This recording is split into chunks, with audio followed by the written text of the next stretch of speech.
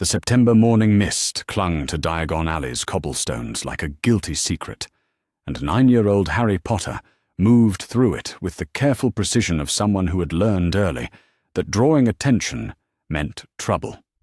His oversized clothes hung loose on his small frame, the sleeves of Dudley's old jacket rolled up so many times they resembled fabric donuts around his wrists. The weight of the forged permission letter in his pocket felt heavier than it should have, but Harry had spent weeks perfecting the careful script that supposedly gave him permission to access his trust vault. 3 months of planning had led to this moment. 3 months of listening to Aunt Petunia's whispered phone conversations about bills and Vernon's increasingly creative explanations for why they deserved compensation for housing the freak. 3 months of wondering why, if his parents had left him money, the Dursleys treated every penny spent on him like a personal affront to their very existence. Harry paused at the entrance to Gringotts, craning his neck to read the poem carved above the doors. Something about greed and payment always being extracted gave him a moment's pause, but he pressed forward. The interior of the bank struck him anew with its impossible vastness, marble floors stretching toward a ceiling that seemed to disappear into shadows. Goblins worked at tall desks with the focused intensity of creatures who understood that numbers never lied, even when the wizards who created them did. Approaching the nearest available teller, Harry cleared his throat with the careful politeness that had kept him out of the worst trouble at Privet Drive. The goblin looked down at him with those sharp, intelligent eyes that seemed to catalogue every detail of Harry's appearance in a single glance. "I would like to make a withdrawal from my trust vault, please," Harry said, producing the letter with hands that barely trembled. He had practiced this moment so many times in the mirror of his cupboard, whispering the words until they sounded natural. The goblin, whose nameplate read Griphook, accepted the letter with long, pale fingers. His eyes moved across the parchment with the speed of someone accustomed to processing vast amounts of paperwork. Harry held his breath, waiting for the inevitable questions about why a 9-year-old was conducting banking business alone. But Griphook simply nodded and turned toward a massive ledger. "Vault 687, Griphook murmured, running one finger down columns of tiny script. His expression shifted almost imperceptibly, the professional neutrality giving way to something that looked distinctly like confusion. He turned several pages, checking and rechecking entries with the methodical patience of someone who rarely encountered discrepancies. "Is there a problem?" Harry asked, proud that his voice remained steady despite the growing knot in his stomach. Griphook's sharp gaze fixed on Harry with new intensity. "When did you last access your vault, Mr. Potter?" "I never have, actually. This is my first time." The goblin's eyebrows rose fractionally, which Harry had already learned was the equivalent of dramatic surprise in goblin terms.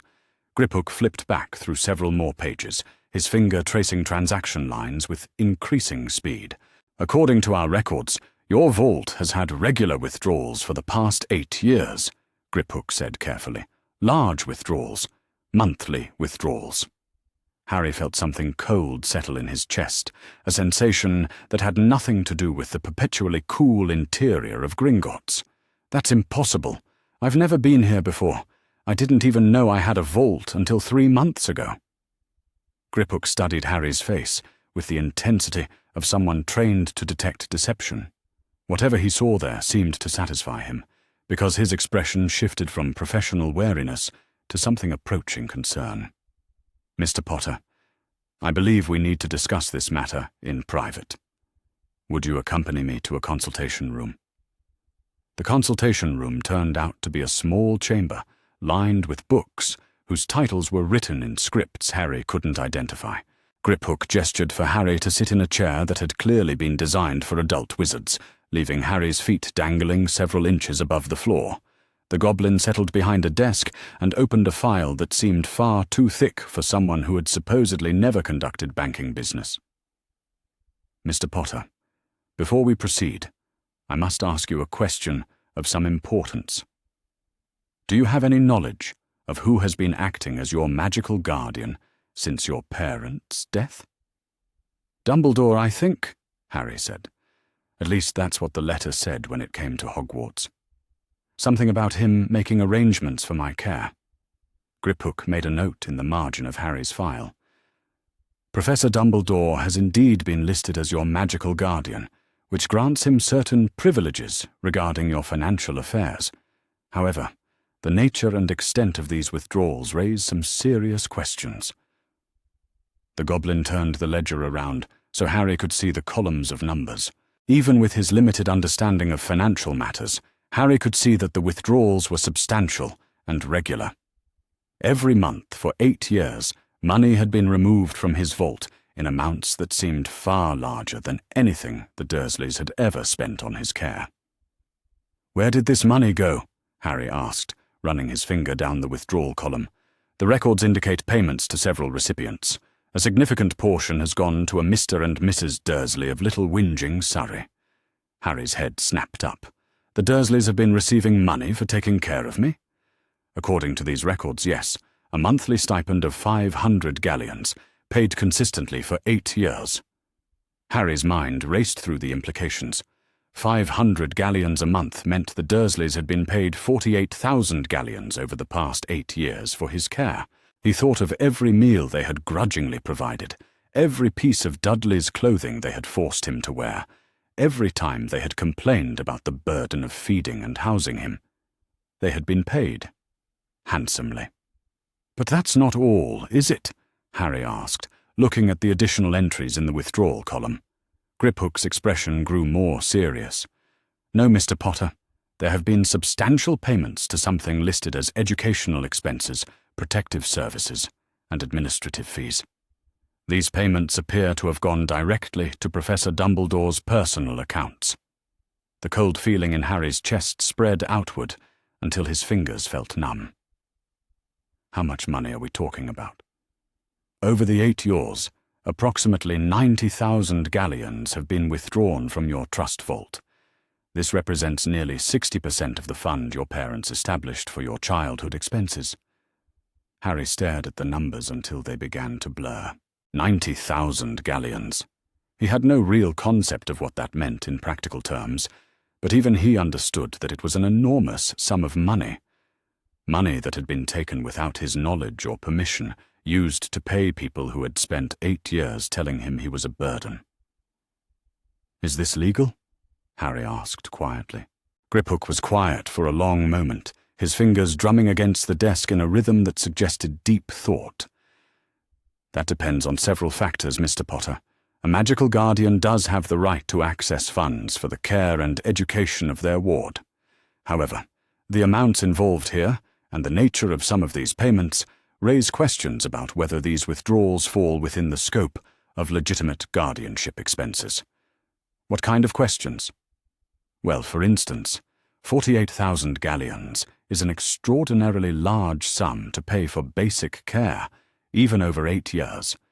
Most wizarding families would consider that amount sufficient to provide luxurious accommodations and the finest of everything. It suggests either remarkable generosity or—" Griphook paused diplomatically. "Or what?" "Or payments intended to secure compliance rather than care." Harry felt something shift inside him, a sensation like pieces of a puzzle suddenly clicking into place. The Dursleys' behavior had never made sense if they truly despised him as much as they claimed. Their complaints about the burden he represented had always seemed performative, as if they were protesting too much. But if they had been receiving 500 galleons a month, their attitude made perfect sense. They were being paid to keep him, and paid well enough that they could afford to treat him poorly while still maintaining their comfortable lifestyle. "What about the other payments?" Harry asked. Griphook consulted another section of the file. "The educational expenses appear to include payments for your Hogwarts tuition, which is appropriate, though the amount is higher than standard fees would warrant. However, there are also substantial payments for protective services that are more difficult to explain." "Protective services?" "Wards, monitoring charms, surveillance expenses. The records indicate that your guardian has been spending considerable sums on magical protection, though the specific nature of these protections is not detailed in the financial records." Harry thought about his life at Privet Drive, trying to identify any signs of magical protection. If Dumbledore had been spending thousands of galleons on his safety, he had been remarkably subtle about it. Harry had never noticed anything that seemed designed to protect him, unless you counted the blood protection that supposedly existed because of his mother's sacrifice. But that was supposed to be free, wasn't it? A consequence of magic, not something that required monthly payments. Griphook, Harry said carefully. What would happen if someone was misusing their authority as a magical guardian? If they were taking money that wasn't really for the ward's benefit? The goblin's smile was sharp and entirely unfriendly. That would constitute theft, Mr. Potter. Theft from a miner's trust fund is considered a serious crime under both wizarding law and goblin law. We take a very dim view of such activities. And if someone wanted to investigate whether such theft had occurred, we would be obligated to conduct a full audit of all transactions and provide complete records to the appropriate authorities. Of course, such an investigation could only be initiated by the account holder or their legal representative. Harry sat in silence for several minutes, processing everything he had learned. The Dursleys had been paid 48,000 galleons to house him, yet they had treated him like an unwanted burden. Dumbledore had taken control of his finances and used them for purposes that might or might not have been legitimate. And all of this had been happening for 8 years without Harry's knowledge. "I want the full audit," Harry said finally. Griphook studied him carefully. "Mr. Potter, I must caution you that such an investigation would have significant consequences. If irregularities are discovered, we would be required to report them to the appropriate authorities. This could result in criminal charges against your current magical guardian." "Good," Harry said, with a firmness that surprised even himself. "You should also be aware that Professor Dumbledore is a highly respected figure in the wizarding world. Accusations against him would be taken very seriously, and you would likely face considerable pressure to withdraw any complaints." Harry thought about the past 8 years of his life. The cupboard under the stairs, the bars on his bedroom window, the constant reminders that he was unwanted, unloved, a burden that the Dursleys bore out of reluctant obligation. All while they were being paid more money than most families saw in a lifetime. "I understand," Harry said, "but I still want the audit." Griphook nodded slowly. "Very well. Such an audit would take approximately 1 week to complete, as we would need to examine not only your trust vault, but also any related accounts and transactions. During this time, I would recommend that you not discuss this matter with your current guardian or anyone else who might alert him to the investigation." "Why not?" "Because if irregularities have occurred, advance warning might provide an opportunity to conceal evidence or prepare defenses. It is always better to have all the facts before confronting someone with serious accusations." Harry understood the wisdom in that advice. He had learned early at the Dursleys that approaching Vernon with accusations rarely ended well for him, and he suspected that approaching Dumbledore with half-formed suspicions would be similarly unwise. "What happens after the audit is complete?" "We will provide you with a complete report detailing all transactions and their justifications. If we find evidence of improper activity, we will also provide recommendations for next steps, which might include restitution, changes in guardianship arrangements, or criminal charges, depending on the severity of any irregularities discovered." Griphook reached into his desk and withdrew several official-looking documents. "These forms authorize us to conduct the comprehensive audit. You will need to sign them in your presence, with your signature witnessed by a Goblin bank official." Harry took the quill that Griphook offered and signed his name carefully at the bottom of each document. His handwriting looked small and uncertain next to the formal language of the contracts, but his signature was clear enough to be binding. "The audit will begin immediately," Griphook said, collecting the signed papers and adding them to Harry's file. "I will personally oversee the investigation to ensure thoroughness and discretion. You should return in 1 week to review our findings." Harry nodded and stood to leave, but Griphook's voice stopped him at the door. Mr. Potter? Yes? I want you to understand that what we have discovered today is highly unusual. In my 40 years of banking, I have rarely seen such extensive financial activity on an account whose supposed beneficiary had no knowledge of the transactions. Whatever we discover in our audit, you should be prepared for the possibility that your entire understanding of your guardianship arrangements may need to be reconsidered. Harry met the goblin's gaze steadily. I think I'm ready for that. As Harry walked back through the marble halls of Gringotts and out into the mist of Diagon Alley, he felt as if he was seeing the world through new eyes. The weight of the forged permission letter in his pocket had been replaced by something much heavier, but infinitely more valuable: knowledge. For the first time in his life, he had asked the right questions and received honest answers. The walk back to Privet Drive passed in a blur of thoughts and possibilities. Harry found himself noticing details he had never paid attention to before: the quality of Vernon's car, the expensive electronics in Dudley's bedroom, the elaborate family vacations that he was never invited to join. If the Dursleys had been receiving 500 galleons a month for his care, where had that money actually gone? By the time Harry reached number 4 Privet Drive, the sun had burned away the morning mist, and he could hear Aunt Petunia moving around in the kitchen, preparing lunch for Dudley's return from his friend's house.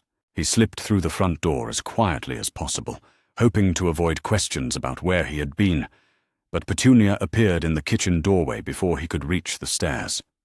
"Where have you been, boy?" she demanded, her sharp eyes taking in his slightly rumpled appearance. "Just walking," Harry said, which was technically true. "Well, you can walk yourself to the kitchen and prepare lunch. Dudley will be hungry when he gets home." Harry nodded and moved toward the kitchen, but something in Petunia's expression stopped him. She was watching him with a wariness that seemed disproportionate to his simple explanation, almost as if she suspected something, but couldn't quite put her finger on what. "Just walking where?" she pressed. "Around the neighborhood. I didn't go far." Petunia's lips pursed in the particular way that meant she was debating whether to pursue the matter further. After a moment, she turned back toward the sitting room, but not before giving Harry one last suspicious glance. As Harry began preparing sandwiches for Dudley's lunch, his mind returned to the conversation with Griphook. 1 week. In 1 week, he would know the full extent of what had been done with his money, and more importantly, he would know whether crimes had been committed. The thought should have been frightening, but instead, Harry felt something he had rarely experienced in his 9 years of life: anticipation. For 8 years, adults had made decisions about his life without consulting him or even informing him of what those decisions entailed. They had told him he was fortunate to have a home, grateful for their grudging care, dependent on their charity. But if Griphook's suspicions were correct, Harry was not the charity case he had been led to believe. He was a paying customer who had been getting remarkably poor service. The sound of Dudley's return interrupted Harry's thoughts, accompanied by Vernon's heavy footsteps and booming voice. Harry quickly finished preparing lunch and carried it to the dining room, where the Dursley family was settling around the table with their usual displays of domestic contentment. "There's the boy," Vernon said, without looking at Harry directly. "About time you made yourself useful." Harry set down the plates and turned to leave, but Vernon's voice stopped him again. "We'll be having visitors next week. The Masons are coming for dinner on Saturday, and I don't want any of your freakishness spoiling the evening. You'll stay in your room and keep quiet." "Yes, Uncle Vernon," Harry said automatically, but his mind was already elsewhere. Next Saturday was 6 days away. His audit results would be ready in 7 days. The timing was almost perfect.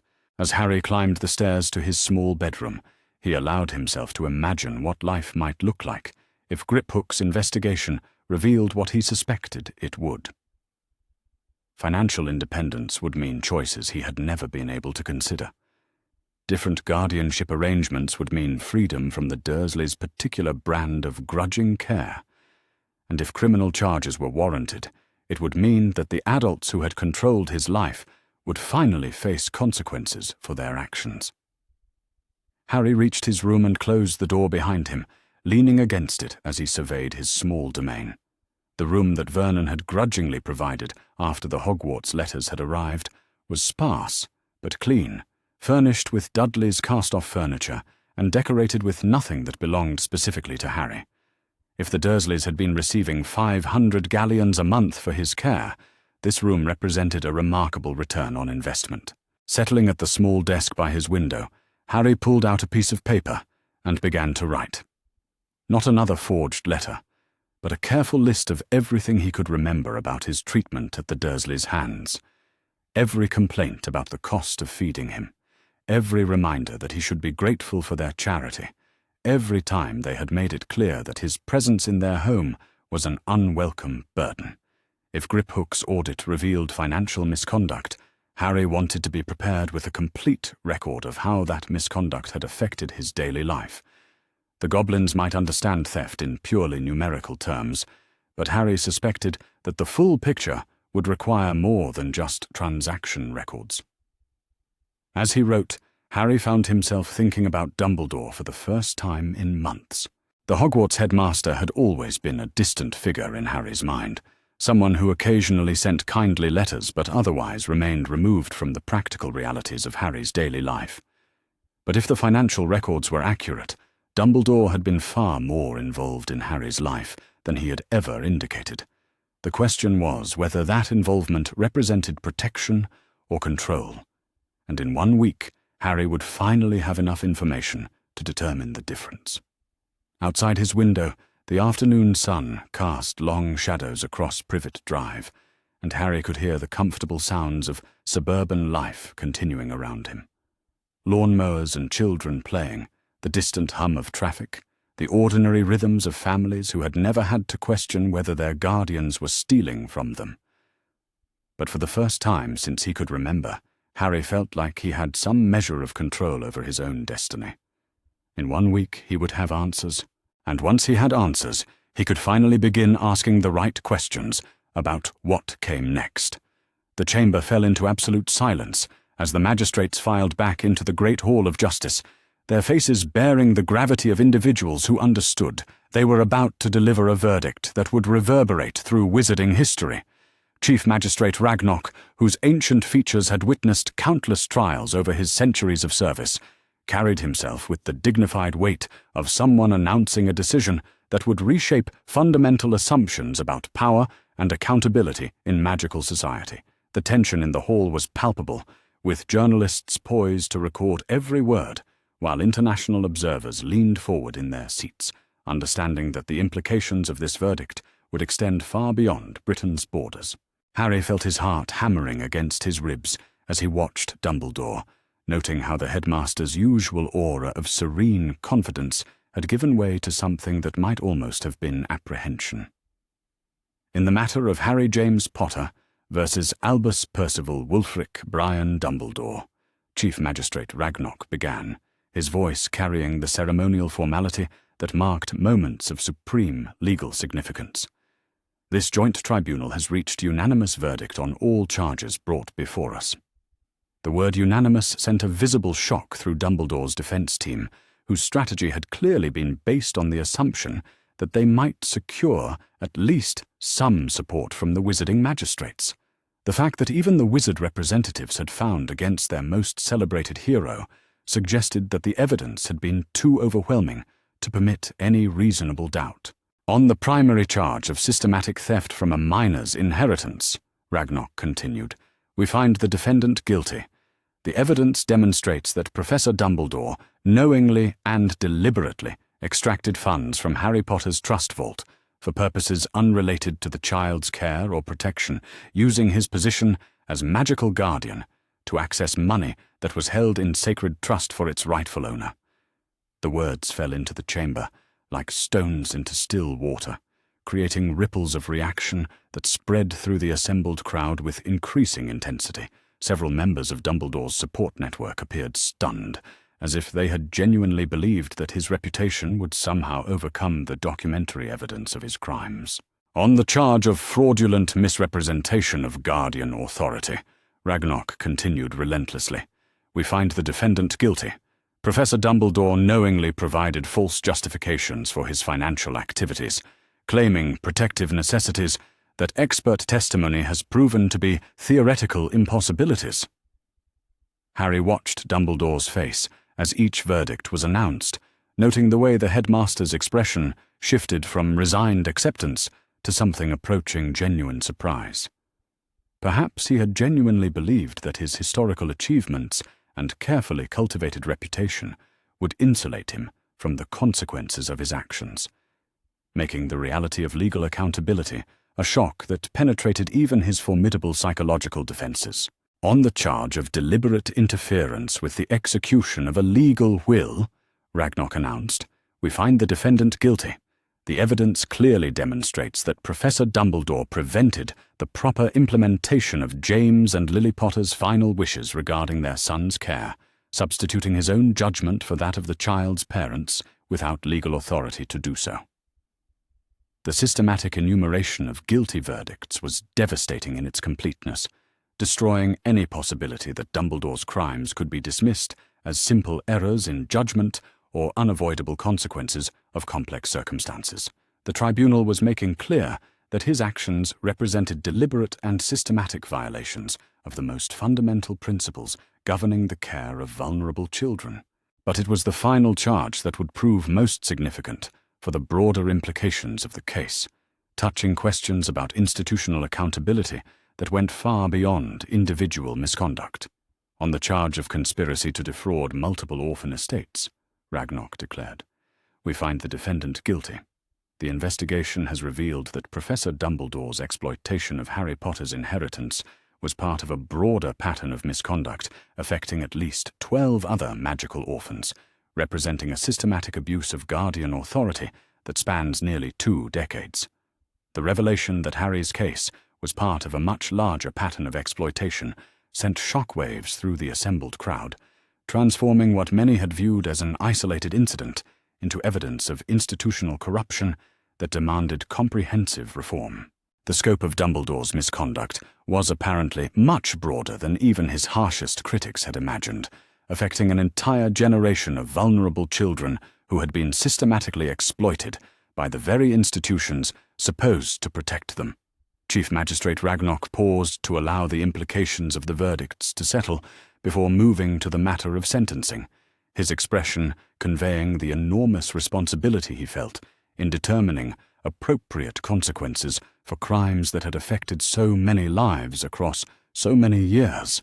"The tribunal has given careful consideration to the appropriate sentence for crimes of this magnitude and scope," he began. "While Professor Dumbledore's historical achievements cannot be ignored, they cannot excuse or diminish the severity of his systematic exploitation of vulnerable children." The chamber held its collective breath as Ragnarok consulted the sentencing document that would determine Dumbledore's fate, understanding that the punishment would send powerful signals about magical society's commitment to protecting its most vulnerable members. "Professor Dumbledore is hereby sentenced to 15 years imprisonment in Azkaban, with the possibility of parole after 10 years contingent upon full restitution to all victims and demonstrated acceptance of responsibility for his crimes." The sentence was severe by wizarding standards, reflecting both the scope of Dumbledore's misconduct and the tribunal's determination to establish meaningful deterrent against similar crimes. The specification that parole would require acceptance of responsibility was particularly significant, as it meant that Dumbledore's characteristic refusal to acknowledge wrongdoing would effectively extend his imprisonment. "Additionally," Ragnarok continued, "Professor Dumbledore is permanently stripped of all official positions, honors, and titles granted by wizarding institutions. He is banned from any future positions involving authority over minors or access to their financial resources." The systematic destruction of Dumbledore's institutional authority was as significant as his imprisonment, ensuring that even if he eventually secured release, he would never again be in a position to exploit vulnerable children. The loss of his positions as Chief Warlock of the Wizengamot and Supreme Mugwump of the International Confederation of Wizards would create power vacuums that would reshape magical politics for decades to come.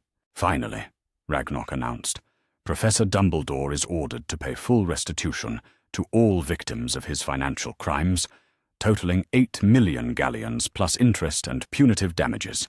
His assets are hereby frozen until this obligation is satisfied.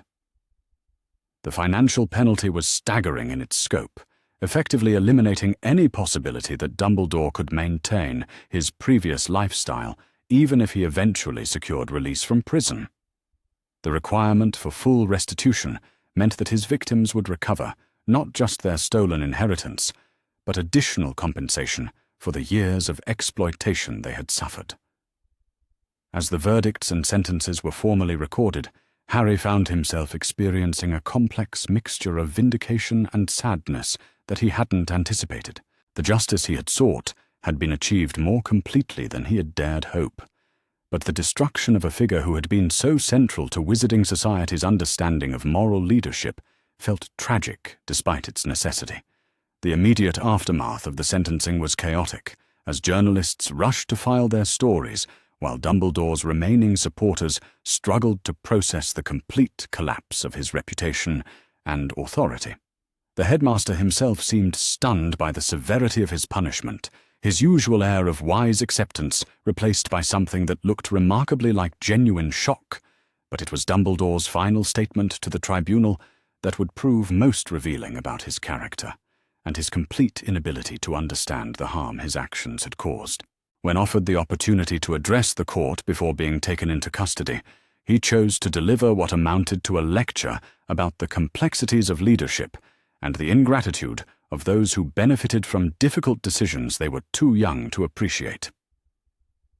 I have spent my life protecting people who lack the wisdom to understand the sacrifices required for their safety, Dumbledore said, his voice carrying traces of the authoritative tone that had once commanded respect throughout the magical world. If my methods have been questioned by those who cannot comprehend the broader context of my decisions, I can only hope that history will vindicate my actions when the full scope of the threats I faced becomes apparent. The statement was remarkable for its complete absence of any acknowledgement of wrongdoing or recognition of the harm his actions had caused. Even facing 15 years in Azkaban, Dumbledore remained convinced that his superior wisdom justified whatever methods he had chosen to employ, treating his victims' desire for accountability as evidence of their failure to appreciate his sacrifices on their behalf. Harry listened to the statement with a mixture of pity and revulsion, recognizing the fundamental arrogance that had made Dumbledore's crimes possible. The headmaster genuinely believed that his good intentions and superior knowledge gave him the right to override other people's autonomy and legal rights, making him incapable of understanding why his actions were viewed as criminal rather than heroic. The statement's impact on public opinion was immediate and devastating, as even Dumbledore's remaining supporters found themselves unable to defend his apparent refusal to acknowledge any responsibility for the systematic exploitation of vulnerable children. His words were broadcast throughout the wizarding world within hours, cementing his transformation from beloved leader to discredited criminal in the minds of all but his most fanatical adherents. But the trial's most significant revelation came during the presentation of additional evidence that had emerged during the investigation, evidence so damaging that it had been held until after the primary verdicts to avoid prejudicing the proceedings. Griphook's announcement that the investigation had uncovered evidence of additional crimes shocked even those who thought they understood the full scope of Dumbledore's misconduct. "Honored magistrates," Griphook said, rising with obvious satisfaction to address the tribunal one final time. "Our investigation has uncovered evidence that Professor Dumbledore's financial crimes extended beyond simple theft to include forgery, bribery, and conspiracy to obstruct justice." The goblin opened a file containing documents that seemed to shimmer with their own malevolent energy, papers whose very appearance suggested the dark nature of the secrets they contained. "We have discovered evidence that Professor Dumbledore forged ministry documents to maintain his guardianship authority over Harry Potter, created fraudulent financial records to conceal his theft, and paid bribes to ministry officials to prevent investigations into his activities. The revelation that ministry officials had been complicit in covering up Dumbledore's crimes transformed the scandal from one about individual misconduct to one about institutional corruption that reached the highest levels of wizarding government. The implications for political stability were staggering, as public trust in magical institutions had already been severely damaged by the primary revelations. Most significantly, Griphook continued, we have evidence that when Professor Dumbledore learned of young Harry's initial inquiry into his trust vault, he attempted to bribe our institution to suppress the audit that revealed his crimes. The attempted bribery of Gringotts represented a level of desperation that revealed how clearly Dumbledore had understood the criminal nature of his actions. His willingness to compound his crimes by attempting to prevent their discovery demonstrated a pattern of escalating misconduct that made his claims about good intentions increasingly implausible.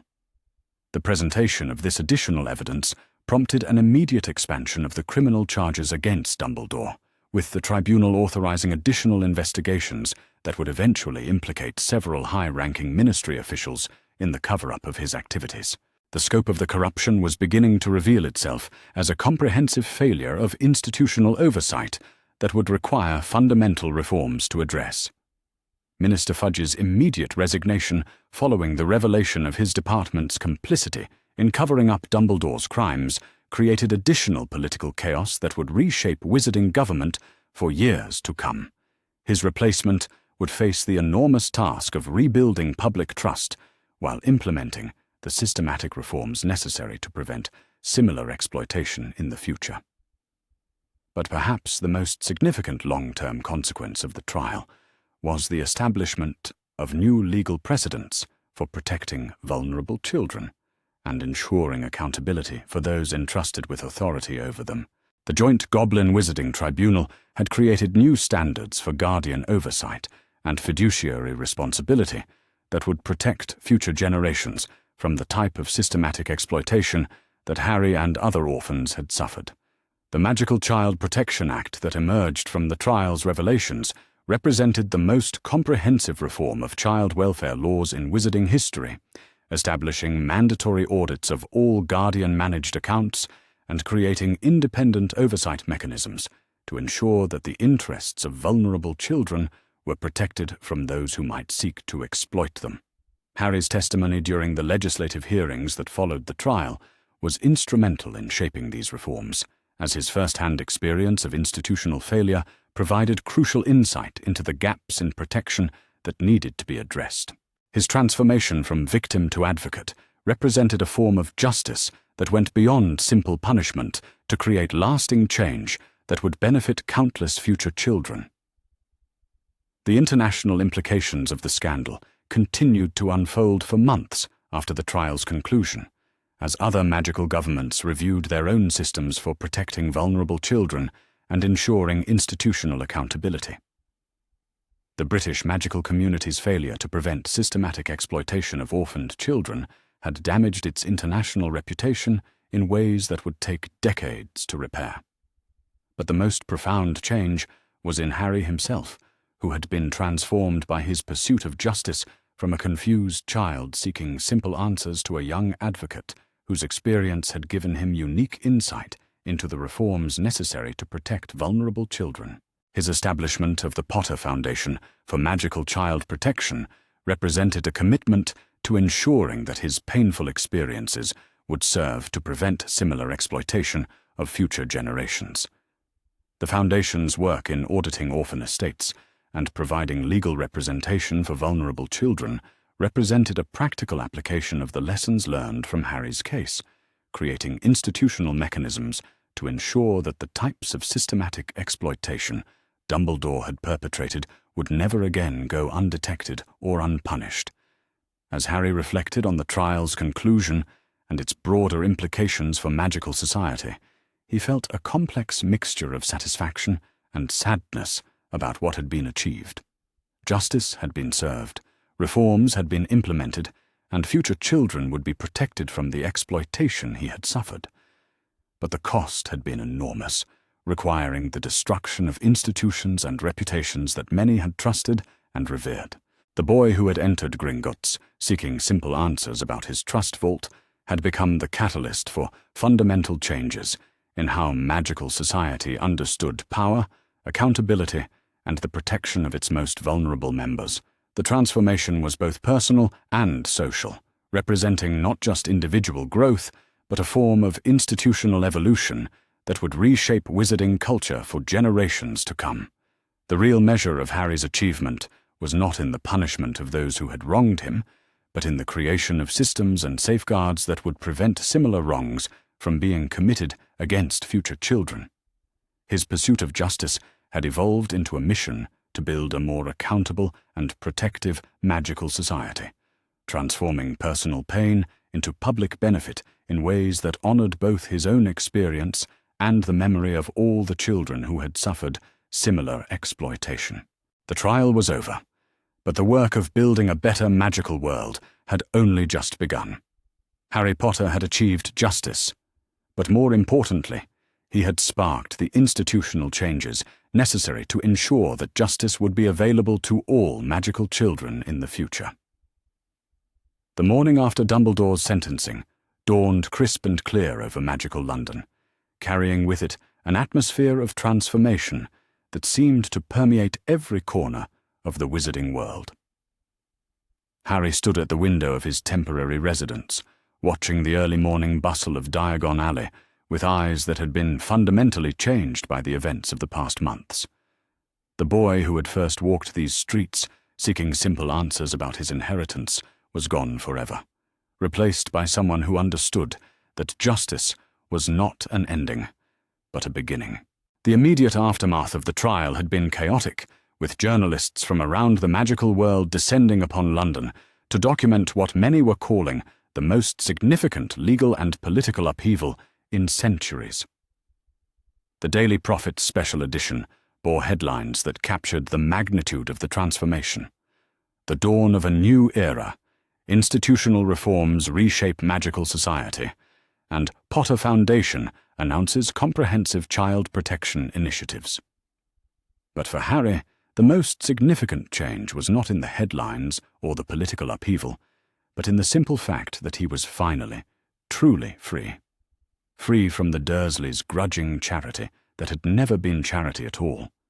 Free from Dumbledore's manipulative guidance that had served everyone's interests but his own. Free to make decisions about his future based on his own understanding of what was right and necessary, rather than the calculations of adults who viewed him as a chess piece in their larger games. The legal victory had been more complete than he had dared hope, but Harry understood that the real work was just beginning. The systems that had enabled his exploitation were being reformed, but reform was a gradual process that would require sustained effort to ensure meaningful change. The Potter Foundation that had emerged from his case represented his commitment to that effort, but it would need careful guidance and significant resources to achieve its ambitious goals. Griphook arrived for their morning meeting, carrying a leather portfolio that seemed to contain the entire future of Harry's financial independence. The goblin's demeanor had evolved over the months of their collaboration from professional courtesy to something approaching genuine respect, recognition of Harry's transformation from confused child to purposeful advocate for institutional reform.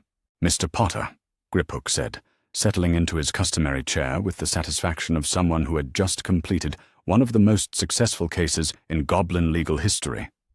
"I have the final accounting of your restored inheritance and the additional awards the tribunal granted in recognition of the systematic nature of your exploitation."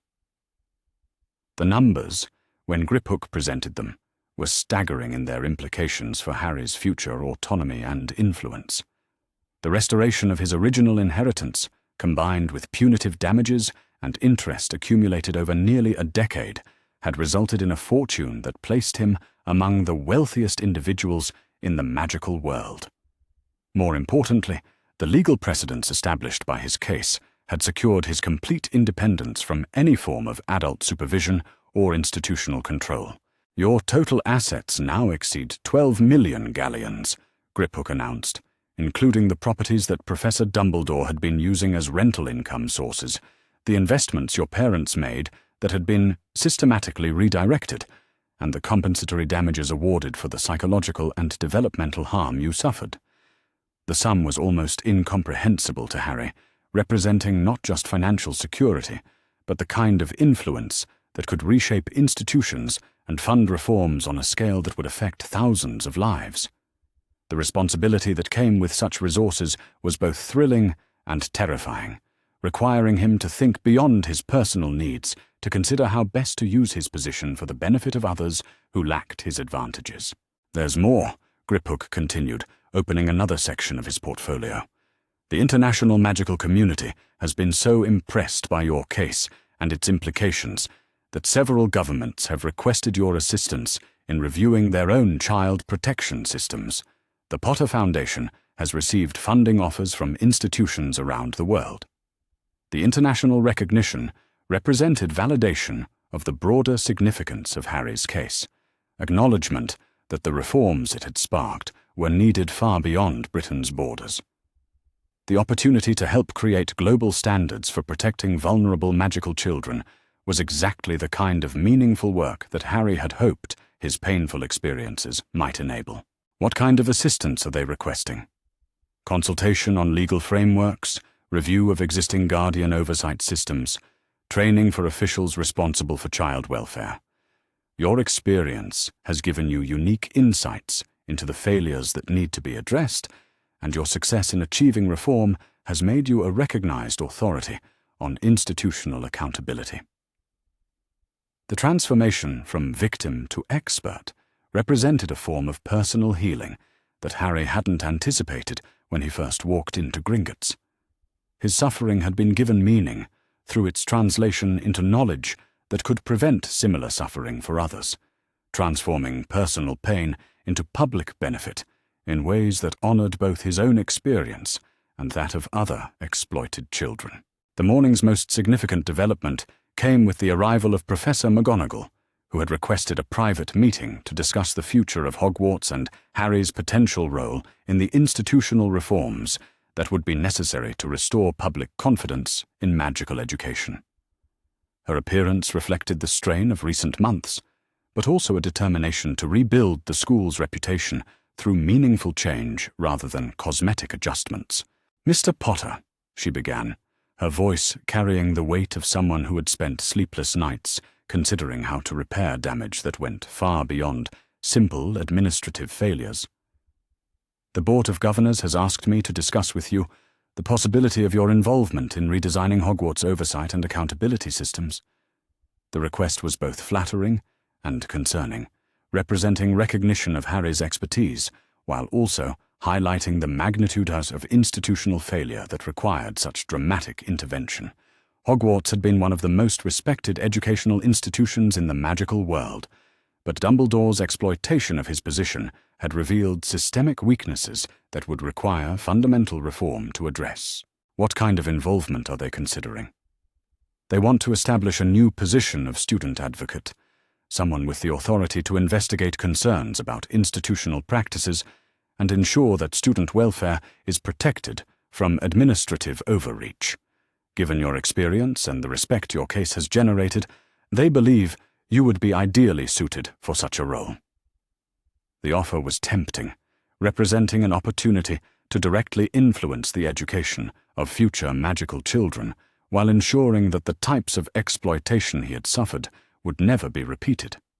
But Harry also understood that accepting such a position would tie him to a single institution when his broader mission required the flexibility to work across multiple systems and organizations. "I'm honored by the offer," Harry said carefully, "but I think my work with the Foundation might have broader impact than focusing on a single school, however important." McGonagall nodded, with understanding that suggested she had anticipated his response. "The board hoped you might consider a consulting arrangement that would allow you to help design the new systems without committing to ongoing administration. Your insights would be invaluable in creating oversight mechanisms that actually protect students, rather than simply creating the appearance of accountability." The compromise appealed to Harry's desire to contribute to meaningful reform while maintaining the independence necessary for his broader work. His experience of institutional failure had given him unique perspective on the safeguards that would be necessary to prevent similar exploitation, knowledge that could benefit not just Hogwarts, but any institution responsible for vulnerable individuals. The afternoon brought a visitor, whose appearance marked another significant milestone in Harry's journey toward complete independence. Remus Lupin arrived looking healthier and more confident than Harry had ever seen him, his transformation apparently sparked by his role as a key witness in Dumbledore's trial, and his subsequent appointment to lead the new Ministry Department for Child Welfare that had been created in response to the scandal. "Harry," Lupin said, his voice carrying warmth that had been absent during their previous interactions when he had been constrained by his loyalty to Dumbledore. "I wanted to thank you personally for what you've accomplished, not just for yourself, but for all the children who will benefit from the reforms your courage has made possible." The gratitude was genuine, but also carried undertones of regret that spoke to Lupin's awareness of his own failure to protect Harry, when such protection might have prevented years of exploitation. His appointment to lead child welfare reform represented both recognition of his expertise and an opportunity for redemption that he was clearly determined to embrace. "I also wanted to discuss a proposal that might interest you," Lupin continued, settling into a chair with the careful movements of someone whose lycanthropy had taught him to conserve energy for when it was most needed. "The new department is establishing a youth advisory council to ensure that reform efforts are guided by the perspectives of those who have actually experienced the systems we're trying to improve."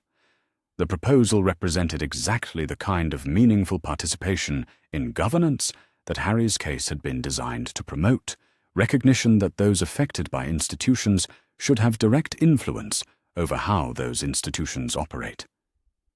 The Youth Advisory Council would give young people real power to shape policies that affected their lives rather than simply being consulted as an afterthought.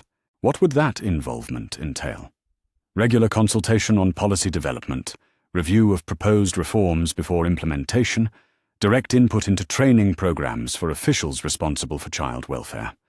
The council would have real authority to influence decisions, not just ceremonial participation.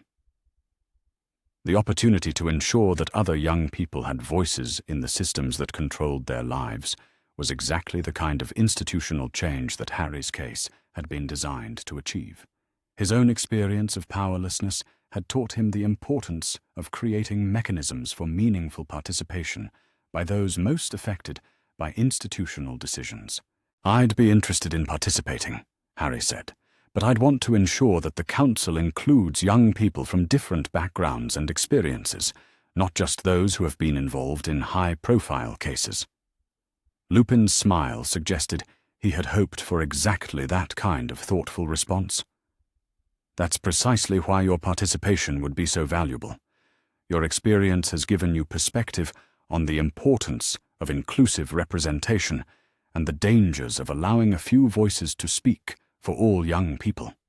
The evening brought news of developments that would reshape magical society in ways that extended far beyond child protection, demonstrating how Harry's case had catalyzed broader discussions about accountability and transparency in magical institutions. The resignation of 3 more ministry officials implicated in the cover-up of Dumbledore's crimes had created opportunities for reform-minded individuals to assume positions of real influence within the government. More significantly, the International Confederation of Wizards had announced the adoption of new standards for member institutions that required transparency, accountability, and meaningful oversight of all activities affecting vulnerable populations. The standards had been directly inspired by Harry's case and would require fundamental changes in how magical governments operated around the world. The ripple effects of the scandal continued to spread through magical society in ways that surprised even those who had been most optimistic about the potential for reform. Wizarding banks in several countries had announced new policies for protecting inherited assets, while magical schools across Europe were implementing student advocacy programs based on the model Harry had helped design for Hogwarts. But perhaps the most significant development was the emerging recognition that Harry's case represented more than an isolated instance of institutional failure, instead serving as a catalyst for examining fundamental assumptions about power and authority that had been taken for granted for centuries. The boy who had asked simple questions about his trust vault had sparked a broader conversation about consent, autonomy, and the rights of individuals within magical society. The personal implications of these changes were still unfolding in Harry's daily life as he adjusted to the reality of complete independence and substantial resources. The psychological impact of no longer being subject to anyone else's authority was profound, requiring him to develop new ways of understanding himself and his place in the world that weren't defined by his relationship to the adults who had controlled his previous existence. His new residence in magical London represented more than just a change of address. It symbolized his transition from dependent child to autonomous individual with the resources and authority to make meaningful choices about his future. The house itself was comfortable but not ostentatious, reflecting Harry's understanding that his wealth was a tool for achieving larger goals rather than an end in itself. The establishment of the Potter Foundation's offices in the same building created a physical manifestation of Harry's commitment to using his experience and resources for the benefit of others facing similar challenges. The Foundation's work was already expanding beyond its original focus on financial exploitation to address broader issues of institutional accountability and child advocacy. The Foundation's first major initiative involved the creation of a comprehensive database documenting cases of institutional failure affecting magical children, designed to identify patterns and develop targeted interventions to prevent future exploitation. The project required collaboration with magical governments around the world, demonstrating the international significance that Harry's case had achieved. Harry's role in leading this work represented a form of personal healing that he hadn't anticipated when he first decided to pursue justice. His transformation from victim to advocate had given his suffering meaning, while providing him with a sense of purpose that went far beyond simple revenge against those who had wronged him. The evening brought a quiet moment of reflection as Harry reviewed the day's developments and considered the trajectory of his life since that first visit to Gringotts. The boy who had wanted simple answers about missing money had become a young man whose influence was reshaping fundamental assumptions about power and accountability in magical society. The changes in his personal circumstances were remarkable, but even more significant were the institutional reforms that would protect future generations of magical children from the exploitation he had suffered. His pursuit of individual justice had evolved into a mission for systemic change that would benefit countless individuals he would never meet. The relationship with his past had been fundamentally transformed as well. The Dursleys, who had once represented the ultimate authority in his life, were now facing their own legal consequences for their participation in his exploitation. Their comfortable lifestyle, built on the foundation of stolen money, was crumbling as they struggled to meet the restitution requirements that had been imposed as part of their settlement agreement. More importantly, Harry's understanding of his parents had been enriched by the recovery of their personal effects and correspondence that Dumbledore had stolen. Reading their letters and examining their possessions had given him insight into their hopes and dreams for his future, knowledge that helped him make decisions about his own path with confidence that he was honoring their memory while pursuing his own authentic interests. The development of meaningful relationships with adults who treated him as an equal rather than a child to be managed or protected represented another significant aspect of his transformation.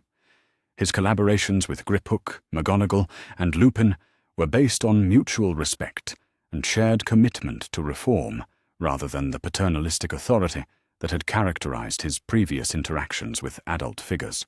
These relationships provided models for the kind of authentic connection that Harry hoped to build throughout his life, partnerships based on common purpose and genuine respect, rather than the manipulation and exploitation that had characterized his childhood experiences with supposed protectors and guardians.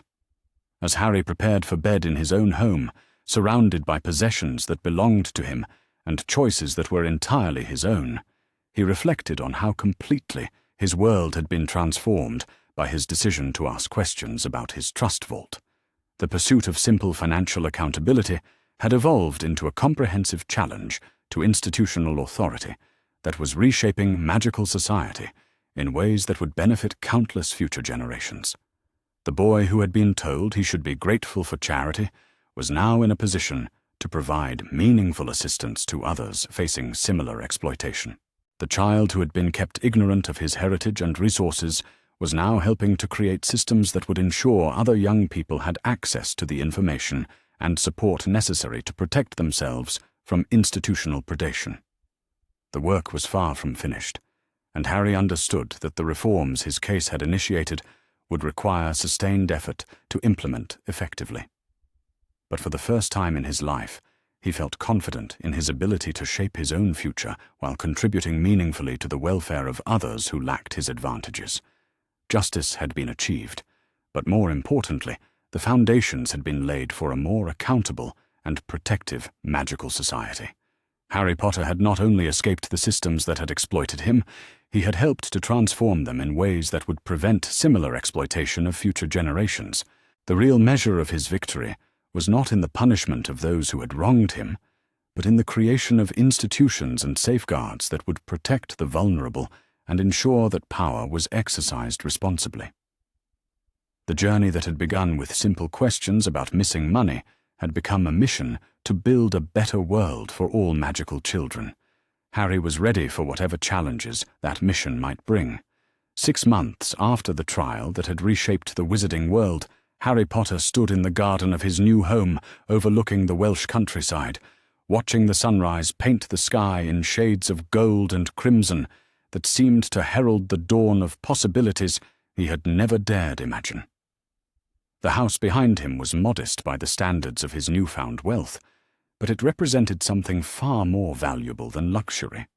It was his, chosen by him, shaped according to his own vision of what home should be rather than imposed by the convenience or prejudices of others. The property had once belonged to his parents, one of several investments that Dumbledore had systematically exploited for rental income while keeping Harry ignorant of his inheritance. Reclaiming it had been both practically and emotionally significant, representing not just the restoration of his financial rights, but a tangible connection to the family legacy that had been stolen from him. The gardens that Lily Potter had planned were beginning to bloom again under Harry's careful attention, their revival serving as a metaphor for his own emergence from the shadows of institutional control. The morning brought news that would mark the beginning of a new chapter in his mission to transform magical society's approach to protecting vulnerable children. The owl that arrived with his breakfast carried confirmation of something he had been planning for months: his acceptance to the prestigious École de Magie Beauxbatons, where he would complete his magical education under circumstances that he had chosen rather than those imposed by adults who claimed to know what was best for him. The decision to leave Britain for his remaining education had not been easy, but it represented the kind of autonomous choice that his entire legal battle had been designed to secure.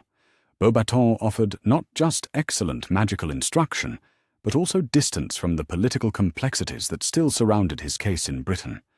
More importantly, it would allow him to experience magical education in an environment untainted by the institutional failures that had shaped his early understanding of adult authority. The French magical school had been remarkably accommodating of his unusual circumstances, recognizing that his experience and advocacy work constituted a form of advanced education in institutional accountability that complemented their traditional curriculum. His professors would include several experts in magical law and governance who were eager to learn from his practical experience of systemic reform.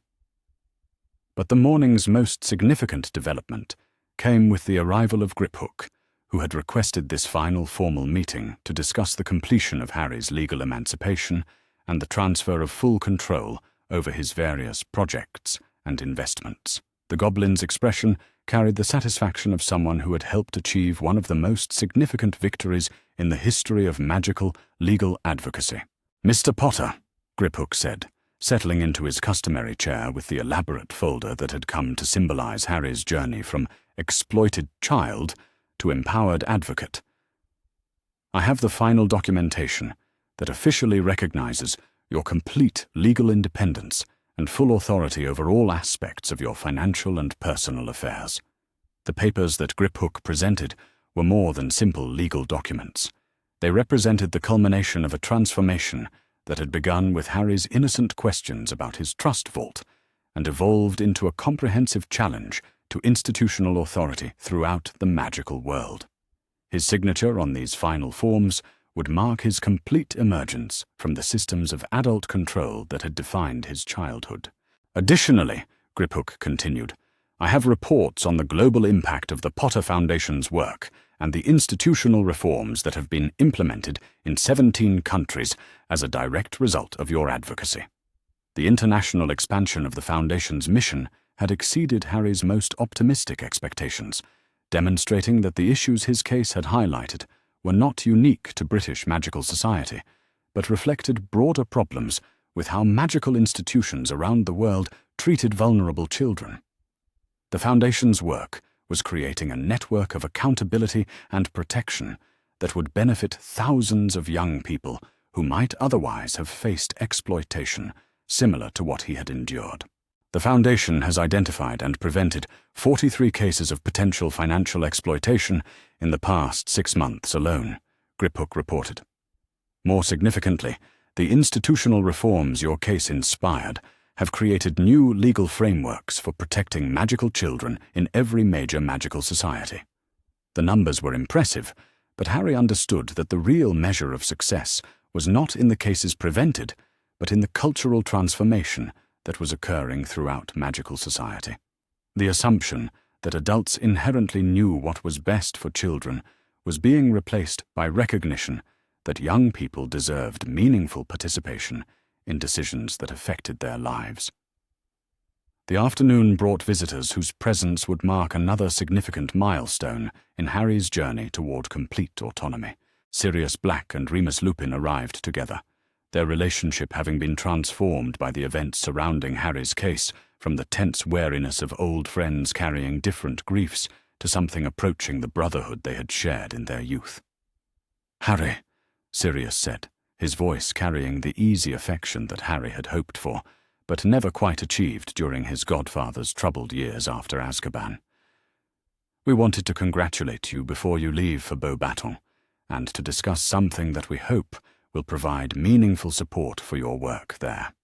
The proposal that followed represented a form of family structure that Harry had never experienced but had always longed for: authentic connection based on mutual respect and shared commitment rather than obligation or the accidents of birth. Sirius and Lupin had established a fund to support Harry's advocacy work and had committed to serving as advisors for the Potter Foundation's expanded international mission. "We know you don't need financial support," Lupin explained, "but we thought you might appreciate having adults in your life who are committed to supporting your choices rather than trying to control them." The offer touched Harry more deeply than he had expected, representing recognition that his need for genuine family connection had not disappeared with his legal independence. Their willingness to participate in his life as equals rather than authorities provided a model for the kind of relationships he hoped to build throughout his adult years. "There's something else," Sirius continued, his expression growing more serious. "We've been working with the Department for International Magical Cooperation to establish exchange programs that will allow young advocates from different countries to share their experiences and learn from each other's approaches to institutional reform." The International Exchange Program represented exactly the kind of collaborative approach that Harry believed was necessary to address the global scope of the issues his case had highlighted. Young people who had experienced institutional failure in different countries would be able to share their insights and develop more effective strategies for preventing similar exploitation. "The first group of exchange students will arrive at Beauxbaton while you're there," Lupin added, They're eager to learn from your experience and to share their own insights about the reforms that are needed in their home countries. The opportunity to work with young advocates from around the world represented a form of education that no traditional curriculum could provide, offering Harry the chance to understand how different magical societies approached the protection of vulnerable children and what lessons could be learned from their various successes and failures. The evening brought news that would demonstrate the lasting impact of Harry's case on the fundamental structures of magical governance. The Daily Prophet reported that the Wizengamot had voted to establish permanent oversight mechanisms for all institutions that served magical children, creating independent monitoring systems that would ensure accountability and transparency in ways that had never existed before. More significantly, the article announced that Dumbledore had been formally stripped of his Order of Merlin, and that his name would be removed from the various institutions and awards that had honored his supposed contributions to magical society. The systematic erasure of his legacy represented acknowledgement that his crimes had fundamentally corrupted the achievements for which he had been celebrated. The article's most surprising revelation concerned the fate of Hogwarts itself, which had undergone such comprehensive reform under McGonagall's leadership that it was being studied by magical educators around the world as a model for institutional accountability and student advocacy. The school that had been the site of so much institutional failure had transformed itself into a beacon of progressive educational practice. Former student Harry Potter's advocacy work has inspired reforms that go far beyond simple policy changes, McGonagall was quoted as saying. His case demonstrated that young people's perspectives are essential for creating institutions that actually serve their needs, rather than simply managing them. The recognition from his former teacher carried special significance for Harry, representing acknowledgement that his painful experiences had been transformed into knowledge that could benefit countless future students. The reforms at Hogwarts would ensure that no other child faced the kind of institutional indifference and exploitation that had characterized his own education there. The following morning brought the arrival of an international delegation whose presence would mark the formal launch of Harry's next phase of advocacy work. Representatives from magical governments around the world had come to witness the signing of the International Accord on Magical Child Protection, a treaty directly inspired by Harry's case that would create global standards for protecting vulnerable young people. The ceremony took place in the garden of Harry's Welsh home, with the natural beauty of the setting providing a stark contrast to the formal legal proceedings that had characterized so much of his journey toward justice. The treaty's provisions were comprehensive, establishing mandatory oversight systems, creating international monitoring mechanisms, and recognizing the fundamental rights of magical children to meaningful participation in decisions that affected their lives. Harry's role in the signing ceremony was both symbolic and practical, representing not just the victim whose suffering had catalyzed reform, but also the advocate whose ongoing work would help implement and monitor the treaty's provisions. His signature, alongside those of magical leaders from around the world, marked his transformation from powerless child to recognized authority on institutional accountability. This accord represents more than legal obligations, Harry said in his brief remarks to the assembled delegates. It represents a commitment to treating magical children as individuals with rights and voices rather than problems to be managed or resources to be controlled. The speech was brief but powerful, summarizing the fundamental principles that had guided his advocacy work and establishing the philosophical foundation for the international cooperation that would be necessary to implement meaningful reform on a global scale. The afternoon following the ceremony brought a private moment that would prove to be one of the most meaningful of Harry's entire journey. Professor McGonagall arrived alone, carrying with her a small package that she explained contained items that had belonged to his parents and had finally been recovered from Dumbledore's personal collection. These were among the personal effects that Professor Dumbledore removed from your family vault, she said, her voice carrying the weight of someone who understood the profound significance of returning stolen pieces of Harry's heritage. They belong with you, as they always should have. The package contained photographs that Harry had never seen, letters that revealed new dimensions of his parents' personalities, and small personal items that connected him to their daily lives in ways that the formal portraits and official records never could. Reading his mother's grocery lists and his father's notes about Quidditch strategies provided intimate glimpses into their ordinary moments that made their love and loss feel immediate rather than historical. But it was the final letter in the collection that would provide the most profound connection to his parents' hopes for his future.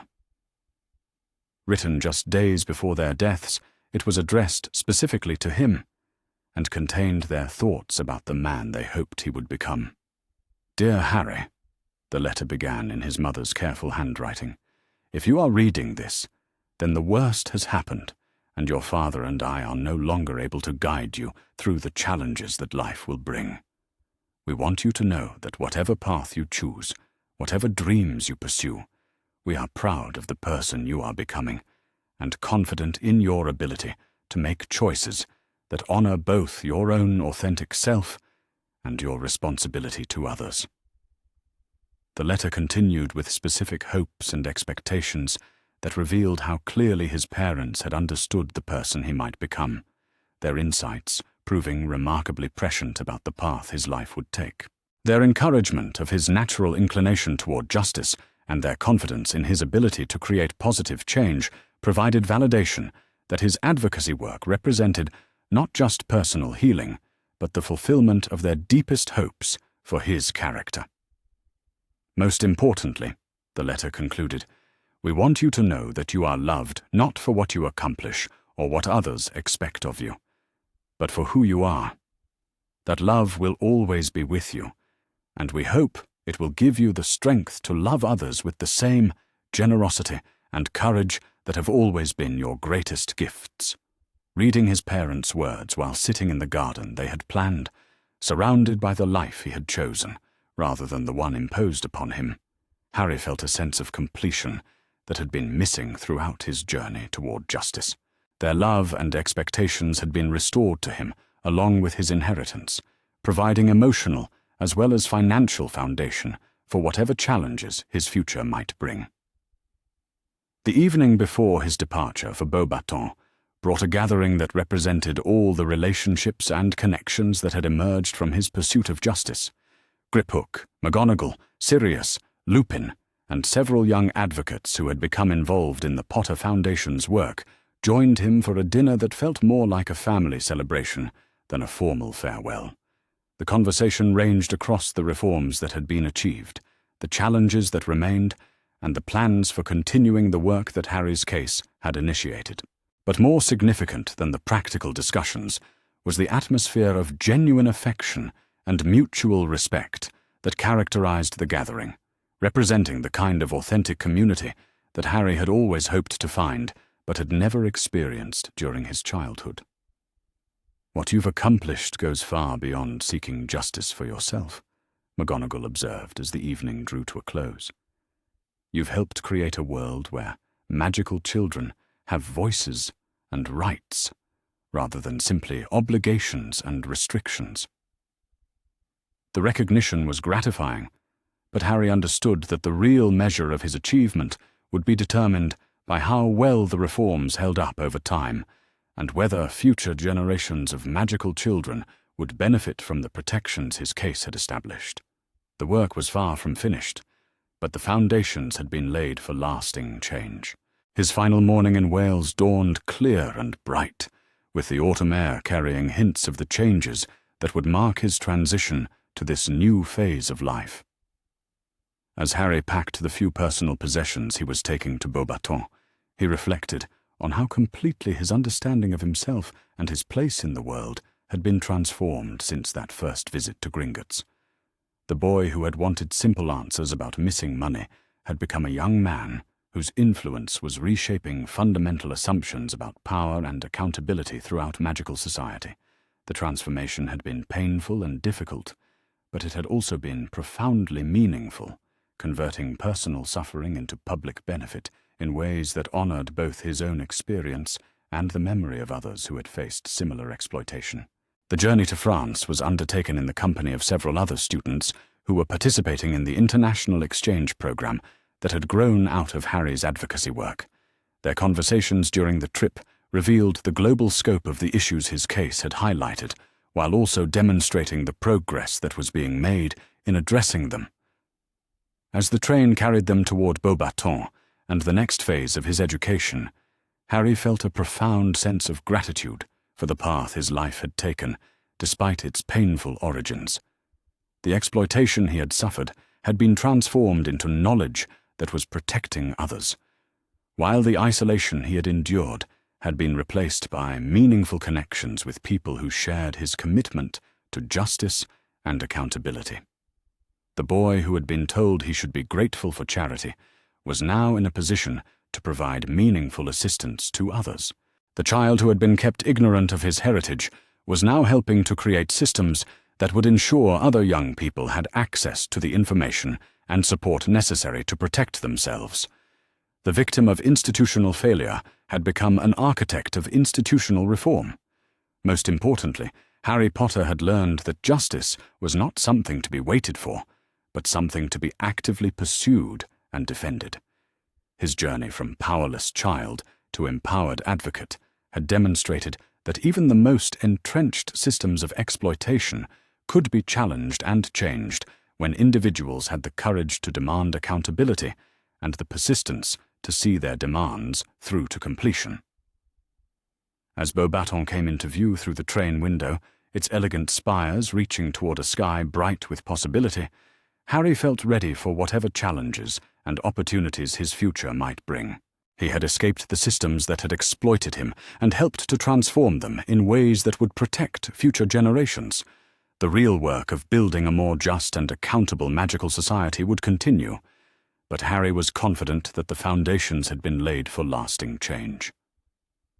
The boy who had asked innocent questions about his trust vault had become the young man who was reshaping the wizarding world's approach to protecting its most vulnerable members. His journey toward justice was complete, but his mission to build a better world for all magical children was just beginning. Harry Potter was ready for whatever that mission might require. The week that followed Harry's visit to Gringotts passed with agonizing slowness, each day stretching like thick treacle as he waited for answers that might reshape everything he thought he knew about his life. He found himself studying the Dursleys with new eyes, cataloguing their behaviors and expenses with the careful attention of someone who had suddenly realized he might have been funding their comfortable lifestyle without knowing it. Vernon's morning routine became a source of particular fascination. The elaborate breakfast that Petunia prepared each day, the expensive aftershave that filled the kitchen with its cloying scent, the daily newspaper that Vernon read with such self-important authority. Harry had always assumed these small luxuries were the natural result of Vernon's job at Grunnings, but now he found himself wondering if his monthly galleons had helped pay for Vernon's imported marmalade and hand-tailored shirts. Dudley's bedroom, which Harry glimpsed when Petunia sent him upstairs to collect laundry, had undergone another transformation since Harry's last proper look. A new gaming system sat prominently on the entertainment centre, surrounded by games that Harry knew cost more than most families spent on groceries in a month. The wardrobe overflowed with designer clothes that Dudley would outgrow within months, and his desk groaned under the weight of electronic gadgets that seemed to serve no purpose beyond displaying the family's purchasing power. But it was the small details that struck Harry most forcefully. The way Petunia's fingers moved across fabric samples when she thought no one was looking, planning redecorating projects that seemed to happen with suspicious frequency. The casual manner in which Vernon discussed his golf club membership fees, as if £500 a month was a trivial expense. The expensive family photographs that documented elaborate holidays to places Harry had only seen in Dudley's geography textbooks. By Thursday afternoon, Harry's careful observations had crystallized into a growing certainty that the Dursleys' lifestyle far exceeded what Vernon's salary could reasonably support. They spent money with the confidence of people who knew more would always be available, treating luxuries as necessities and necessities as entitlements. If Griphook's suspicions proved correct, Harry had been unknowingly subsidizing their comfort while sleeping in a cupboard under the stairs for the first 11 years of his life. The thought should have filled him with rage, but instead Harry found himself experiencing something closer to cold fascination. For 8 years, he had accepted the Dursleys' version of reality, believing their complaints about the burden he represented and their grudging claims of charity. But if those complaints were performed theatre designed to mask a profitable arrangement, then everything about his childhood took on a different meaning. Friday evening brought an unexpected disruption to Harry's careful observations. He was sitting at his bedroom window, watching Mrs. Figg tend her garden across the street, when a tawny owl landed on his windowsill with a letter bearing the Hogwarts crest. Harry's heart leapt momentarily, thinking that perhaps Dumbledore had somehow learned about his Gringotts visit, but the letter turned out to be nothing more sinister than his book list for the upcoming term. As Harry scanned the list of required texts, he found himself calculating their cost for the first time in his life. Advanced Transfiguration, Intermediate Charms, A History of Magic Volume 2. Each book represented a significant expense, and suddenly Harry wondered who had been paying for his school supplies all these years. The Dursleys had never given him money for his education, but someone had been purchasing his books, robes, and equipment. Had that someone been using Harry's own inheritance to fund his education? The irony was almost too bitter to contemplate. If his suspicions were correct, Harry had been paying for his own books, while the Dursleys complained about the cost of his upkeep. Dumbledore collected administrative fees for managing accounts that weren't his to manage, and everyone involved maintained the fiction that Harry should be grateful for their generosity. Saturday morning arrived grey and drizzling, the kind of English weather that seemed designed to match Harry's increasingly dark mood. He helped Petunia prepare for the Mason dinner, with particular attention to the costs involved. The expensive cuts of meat that Vernon had insisted upon, the imported wine that sat cooling in the refrigerator, the fresh flowers that Petunia arranged with such care. If Harry's monthly allowance had been funding these entertainments, he wanted to remember every detail. The afternoon dragged on with painful slowness, until finally, mercifully, Sunday arrived. Harry woke before dawn, his stomach churning with a mixture of anticipation and dread that made breakfast impossible. He spent the early morning hours organizing his thoughts, preparing himself for whatever Griphook's investigation might have revealed. At precisely 9 o'clock, Harry slipped out of number 4 Privet Drive and made his way back to Diagon Alley. The Sunday morning streets were quieter than they had been the previous week, with only a few early shoppers moving between the various establishments. Gringotts loomed before him like a marble monument to financial truth, its bronze doors gleaming in the weak autumn sunlight. Griphook was waiting for him in the same consultation room where their conversation had begun. But this time, the goblin's desk was covered with documents, ledgers, and what appeared to be several official seals. The goblin's expression was grimmer than Harry remembered, his sharp features set in lines that suggested the week's investigation had revealed exactly the irregularities they had both suspected. "Good morning, Mr. Potter," Griphook said without preamble. "Please sit down. We have a great deal to discuss." Harry settled into the oversized chair and waited, while Griphook organized the papers before him with the methodical precision of someone preparing to deliver unwelcome but necessary news. "I'm afraid our investigation has revealed significant irregularities in the management of your financial affairs," Griphook began. "The scope of these irregularities extends beyond simple guardianship expenses and enters the realm of what can only be described as systematic financial manipulation." Harry's stomach clenched, but he kept his voice steady. "What exactly did you find?" Griphook opened the topmost folder and withdrew a document covered in columns of numbers and dates. "Let us begin with the payments to your relatives, the Dursleys. Our records show that they have received precisely 480 payments of 500 galleons each, totaling 240,000 galleons over the past 8 years. The number hit Harry like a physical blow. 240,000 galleons.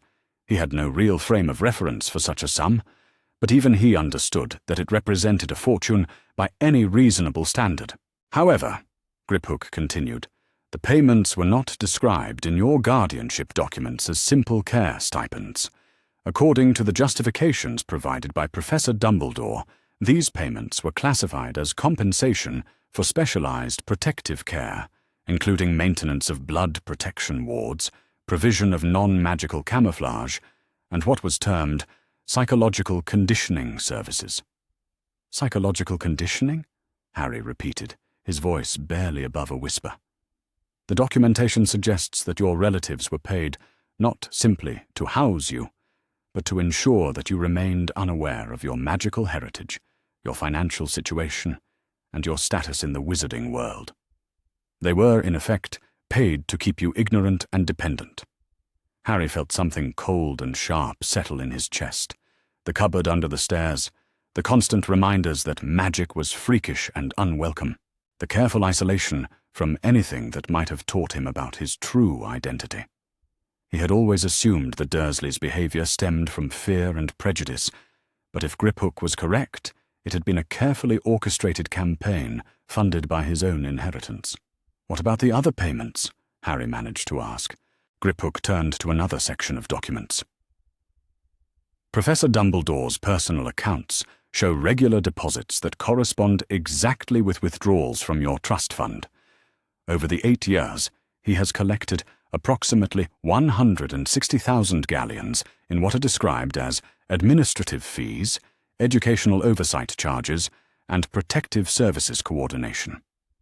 160,000 galleons for administrative fees? The justifications are remarkably creative, Griphook said, with a tone that suggested professional admiration for creative accounting. Monitoring your magical development, coordinating with non-magical authorities to maintain your placement with the Dursleys, research into protective ward maintenance, consultation fees for psychological development planning. Harry stared at the numbers until they began to blur together. 400,000 galleons. In 8 years, Dumbledore and the Dursleys had extracted 400,000 galleons from his trust fund, all while maintaining the fiction that Harry was a charity case who should be grateful for whatever scraps of care they provided. There's more, Griphook said gently. Our investigation revealed that your parents' will contained specific instructions regarding your care and education, instructions that appear to have been systematically ignored. The goblin opened another folder and withdrew what appeared to be an official document bearing the Potter family seal. This is a copy of your parents' actual will, filed with Gringotts on October 30th, 1981, the day before their deaths. It contains provisions that were never implemented. Harry accepted the document with hands that trembled slightly. His parents' handwriting, preserved in legal language that couldn't quite disguise the love and care behind every provision. As he read, Harry felt his understanding of his childhood crumble completely. They wanted me to live with Sirius Black, Harry whispered. Your godfather was their first choice as guardian. If he was unavailable, they specified Professor McGonagall as their second choice, and Remus Lupin as their third. The Dursleys are not mentioned anywhere in the will. But Sirius was in Azkaban. Yes, but Professor McGonagall and Mr. Lupin were both available and willing to serve as guardians. According to our records, both were approached by ministry officials shortly after your parents' deaths, but both were told that other arrangements had already been made at the highest levels of government. Harry felt as though the floor had disappeared beneath his feet. Dumbledore overruled my parents' will? More than that, Griphook said grimly. He appears to have prevented the will from being properly executed, while simultaneously gaining control of your financial affairs through emergency guardianship provisions that were supposed to be temporary. The goblin opened yet another folder. Your parents also established specific educational funds that were supposed to provide you with tutoring in magical culture, politics, and family history starting at age 7. These funds were never accessed. Instead, the money was redirected into the General Protective Services budget that Professor Dumbledore controlled. Harry thought about his complete ignorance of magical culture when he had first arrived at Hogwarts. His embarrassment at not understanding basic concepts that other students took for granted. His confusion about wizard money, magical politics, and social customs. He had assumed his ignorance was a natural consequence of his non-magical upbringing, but it appeared to have been deliberately maintained. "They wanted me to know about magic before I went to Hogwarts," Harry said, still reading through the will's provisions.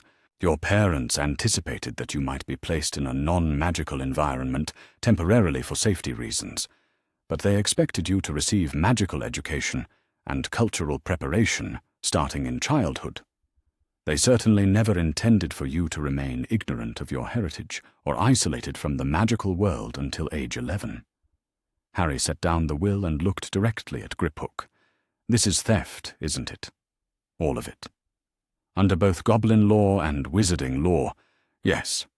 The unauthorized modification of guardianship arrangements, the misappropriation of funds designated for specific purposes, the failure to execute the provisions of a legally binding will.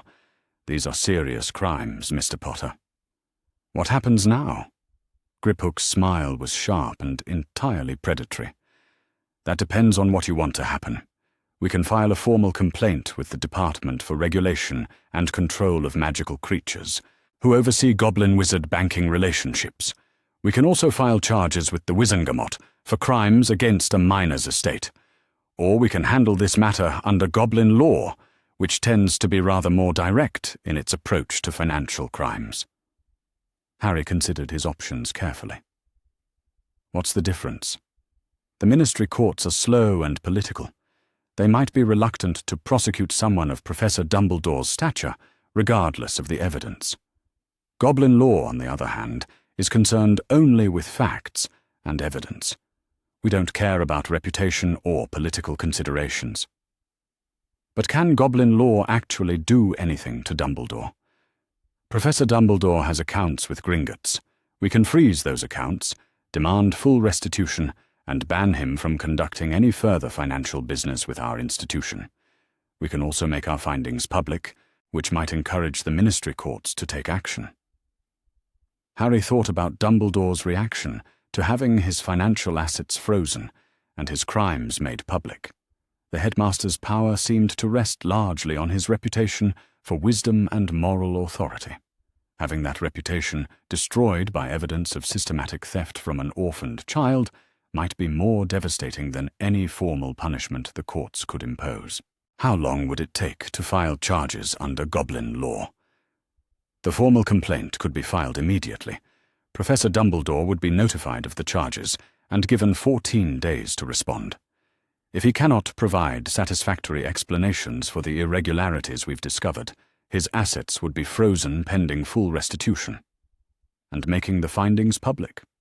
Goblin banking law requires that we notify all account holders when crimes affecting the banking system are discovered. This notification would include a summary of our findings and the evidence we've gathered. Harry imagined hundreds of wizarding families receiving official notifications that Albus Dumbledore had been caught stealing from a child's trust fund. The political ramifications would be immediate and devastating. "There's something else you should know," Griphook continued. "Our investigation revealed evidence that similar irregularities may exist in other orphan accounts managed by the ministry. You may not be the only victim of this type of financial manipulation."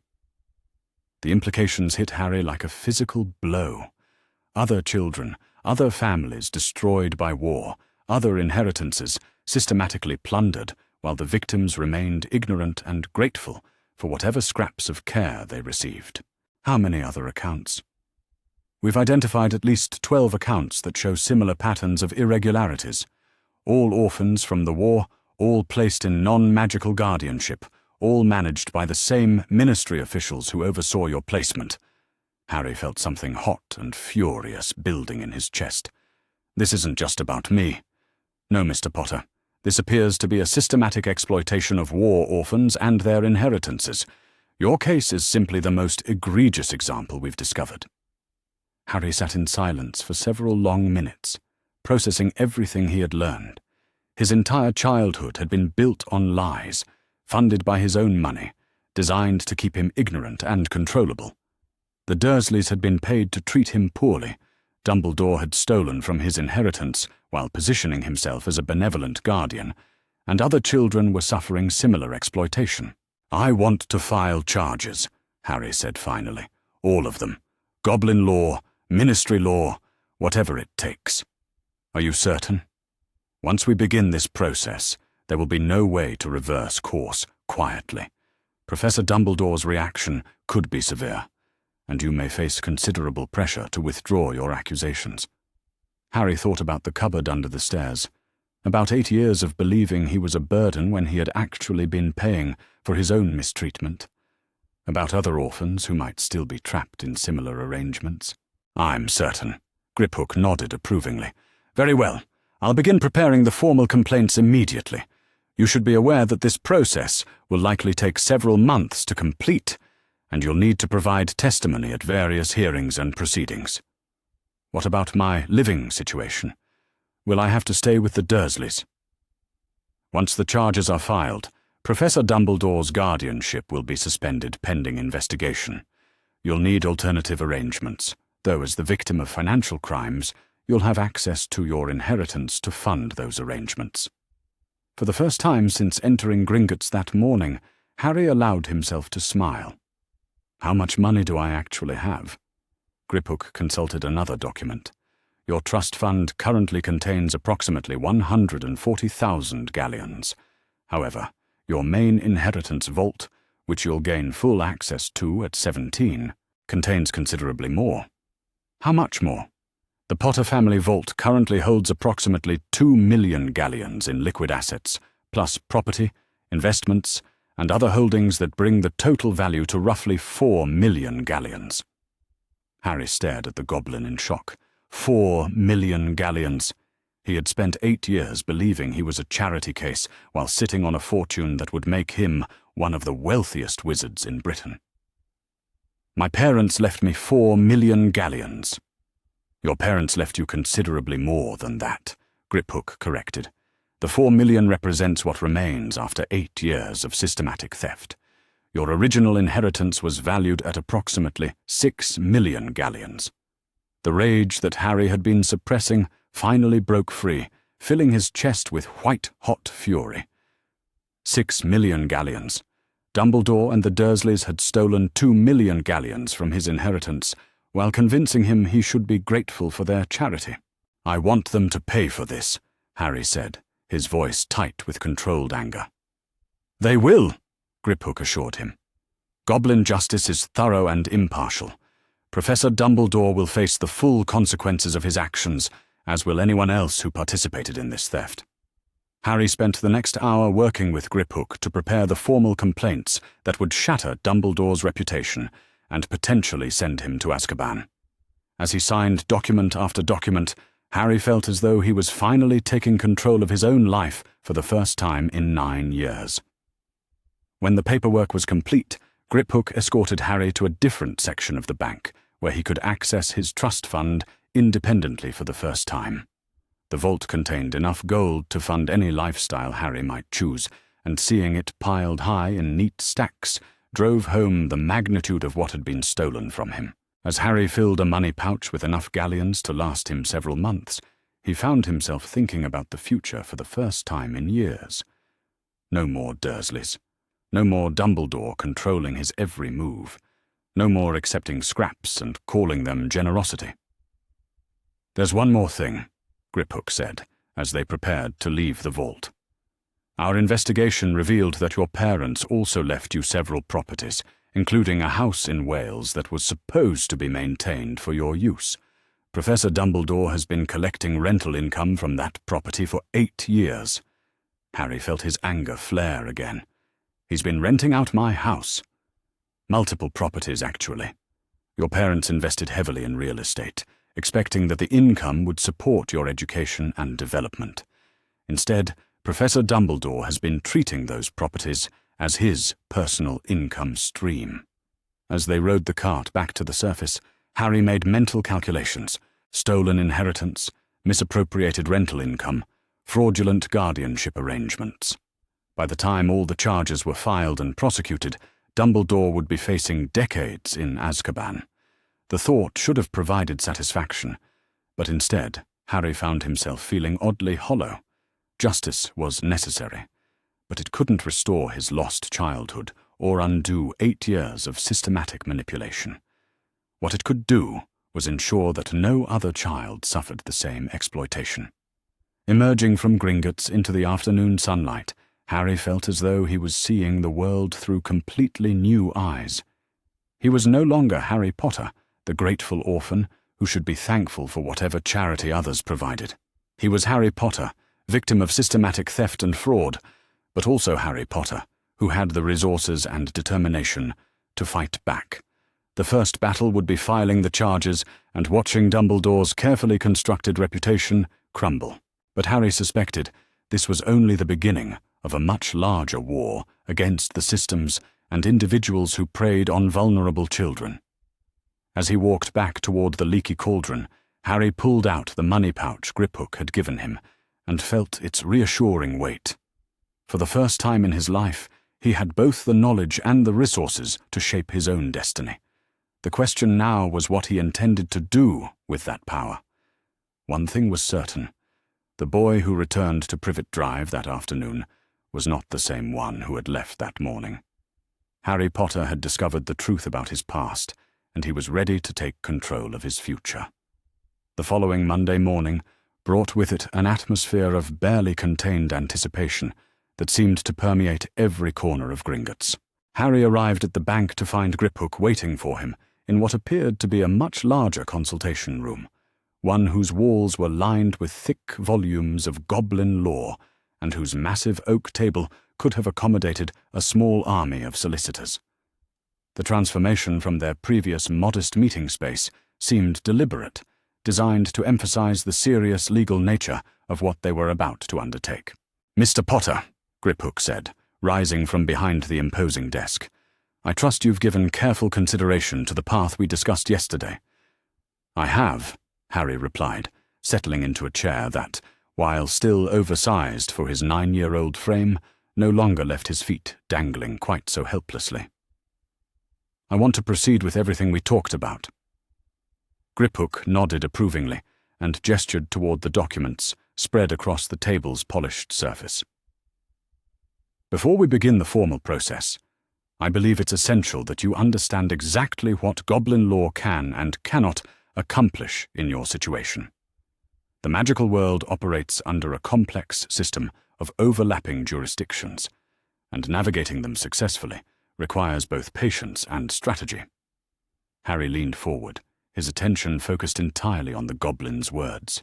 After 8 years of having adults make decisions about his life without explanation or consultation, he was determined to understand every aspect of what they were about to set in motion.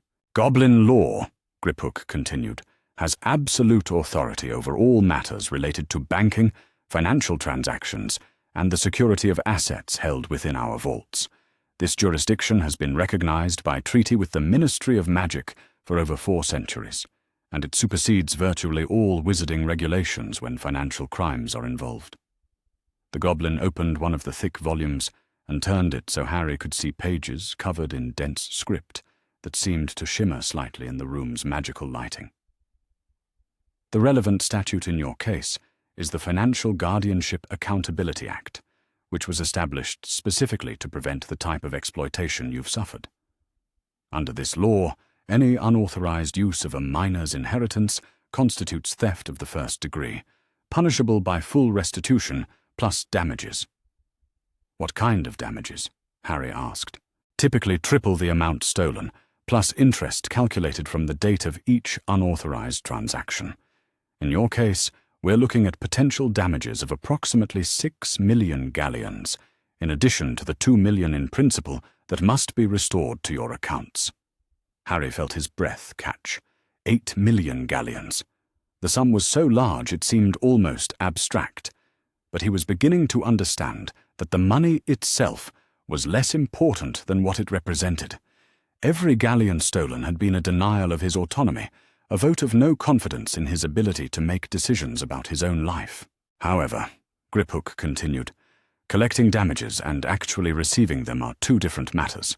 Professor Dumbledore's personal wealth is considerable, but it may not be sufficient to cover the full amount of restitution required. What happens if he can't pay? Under Goblin law, unpaid financial judgments can be satisfied through seizure of assets, garnishment of income, or in extreme cases, magical binding that prevents the debtor from accessing their magic until the debt is satisfied. The implication sent a chill down Harry's spine. Magic binding was essentially a death sentence for a wizard, removing not just their ability to cast spells, but their connection to the magical world itself.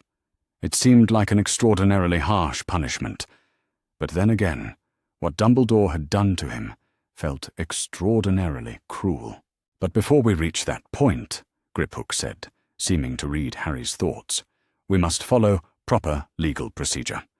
The first step is filing a formal complaint with both the Goblin Banking Authority and the Ministry's Department of Magical Law Enforcement.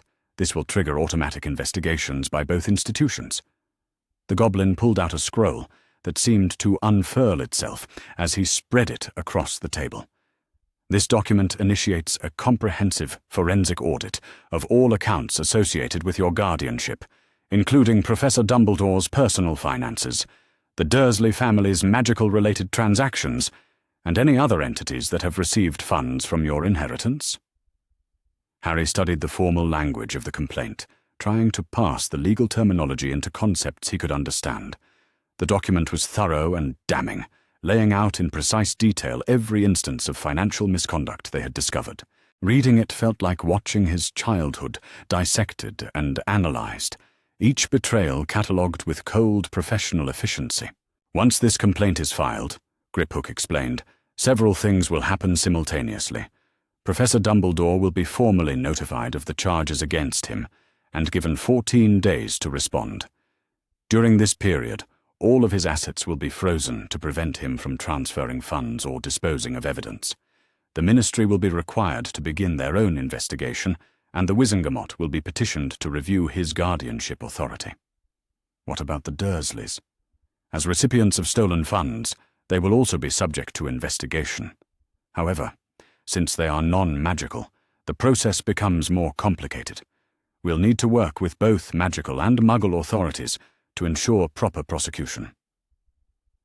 Harry thought about returning to Privet Drive that evening, sitting across from Vernon and Petunia at dinner while knowing they were under investigation for receiving stolen money. The irony of the situation was almost overwhelming. For 8 years, they had made him feel like a burden while living off his inheritance. Soon, they would discover that their comfortable lifestyle had been built on a foundation of criminal activity. There's another aspect of Goblin law that may be relevant to your situation, Griphook said, turning to another section of the legal code. When financial crimes against minors are discovered, the law allows for immediate emancipation proceedings if the victim can demonstrate sufficient maturity and resources to live independently. Harry's heart leapt. I could be legally independent? It's possible. You're certainly wealthy enough to support yourself, and your actions in uncovering this fraud demonstrate remarkable maturity for someone your age. However, emancipation would mean taking full responsibility for all aspects of your life, including your education, housing, and medical care. The prospect was both thrilling and terrifying. Complete freedom from adult control, but also complete responsibility for every decision about his future. No more Dursleys, no more Dumbledore, but also no safety net if he made serious mistakes. What would that process involve? You would need to petition the Goblin Council for recognition of your adult status under Goblin law. If granted, this recognition would then be presented to the Ministry as grounds for emancipation under Wizarding law. The process typically takes several weeks, during which you would need to demonstrate your ability to manage your affairs independently. Griphook paused and studied Harry carefully. I should warn you that emancipation is not a decision to be taken lightly.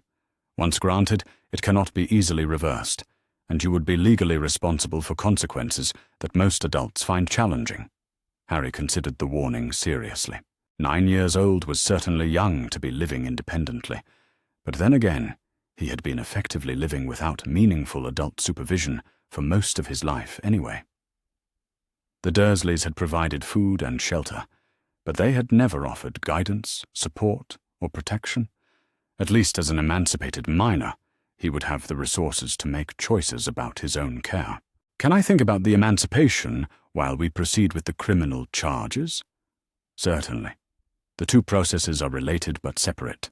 Filing criminal charges doesn't commit you to seeking emancipation, and seeking emancipation doesn't require you to pursue criminal charges, though in your case, I would strongly recommend both. Griphook pulled out another set of documents, these bearing the official seals of various goblin institutions. These are the formal complaints we'll be filing today. I need you to review each one carefully and sign where indicated. Once submitted, they cannot be withdrawn without significant legal consequences. Harry took his time reading through each document, asking questions about terminology he didn't understand, and making sure he grasped the full implications of what he was setting in motion. The paperwork was exhaustive, covering not just the theft itself, but also the broader pattern of misconduct that had enabled it. One document particularly caught his attention. What's this one about monitoring charms? Ah, Griphook said, his expression growing even more serious. That relates to something we discovered during our investigation that goes beyond simple financial theft. It appears that Professor Dumbledore has been using your inheritance to fund magical surveillance of your activities. Harry felt a cold weight settle in his stomach. He's been watching me. The records show regular payments to a company that specializes in long-range monitoring charms. Based on the amounts involved, you've been under nearly constant magical observation since you were placed with the Dursleys. The revelation hit Harry like a physical blow. Every moment of privacy he thought he had enjoyed, every secret thought or private struggle, had potentially been observed and recorded. The sense of violation was almost overwhelming, worse in some ways than the financial theft, because it touched something deeper than money. Is that legal? Under normal circumstances, magical guardians have the right to use reasonable surveillance to ensure their ward's safety. However, the level of monitoring indicated by these payments goes far beyond reasonable precautions. More importantly, using the ward's own inheritance to fund surveillance without their knowledge is explicitly forbidden under Goblin law. Harry signed that document with particular vehemence, his anger lending force to his pen strokes. The idea that Dumbledore had been watching him while simultaneously stealing from him seemed to encapsulate everything wrong with the entire arrangement. There's one more document, Griphook said, producing a scroll that looked more official than all the others combined. This is a request for an immediate asset freeze on all accounts associated with Professor Dumbledore. Once filed, it will prevent him from accessing his money, transferring assets, or conducting any financial business until the investigation is complete. The implications were staggering. Dumbledore would wake up tomorrow morning to discover that his entire financial life had been suspended, that he couldn't so much as buy a cup of tea without Goblin approval. For someone accustomed to wielding enormous power and influence, the experience would be both humiliating and terrifying. How quickly will that take effect? Immediately upon filing, Goblin banking operates on different principles than wizarding institutions. We don't require bureaucratic approval or judicial review to protect our clients' interests. Once these documents are submitted, the asset freeze will be in place within the hour. Harry signed the final document with a sense of finality that felt almost ceremonial. 8 years of financial manipulation were about to be answered with the full force of Goblin law, and there would be no going back. Griphook gathered all the signed documents and fed them into what appeared to be a magical filing system that whisked them away to various destinations throughout the bank. The complaints have been submitted, he announced. Professor Dumbledore will be formally notified of the charges against him by owl post within the next 2 hours. What happens next? Now we wait. Professor Dumbledore has 14 days to respond to the charges, during which time our investigation will continue. I expect he'll attempt to contact you directly, probably with explanations and justifications for his actions.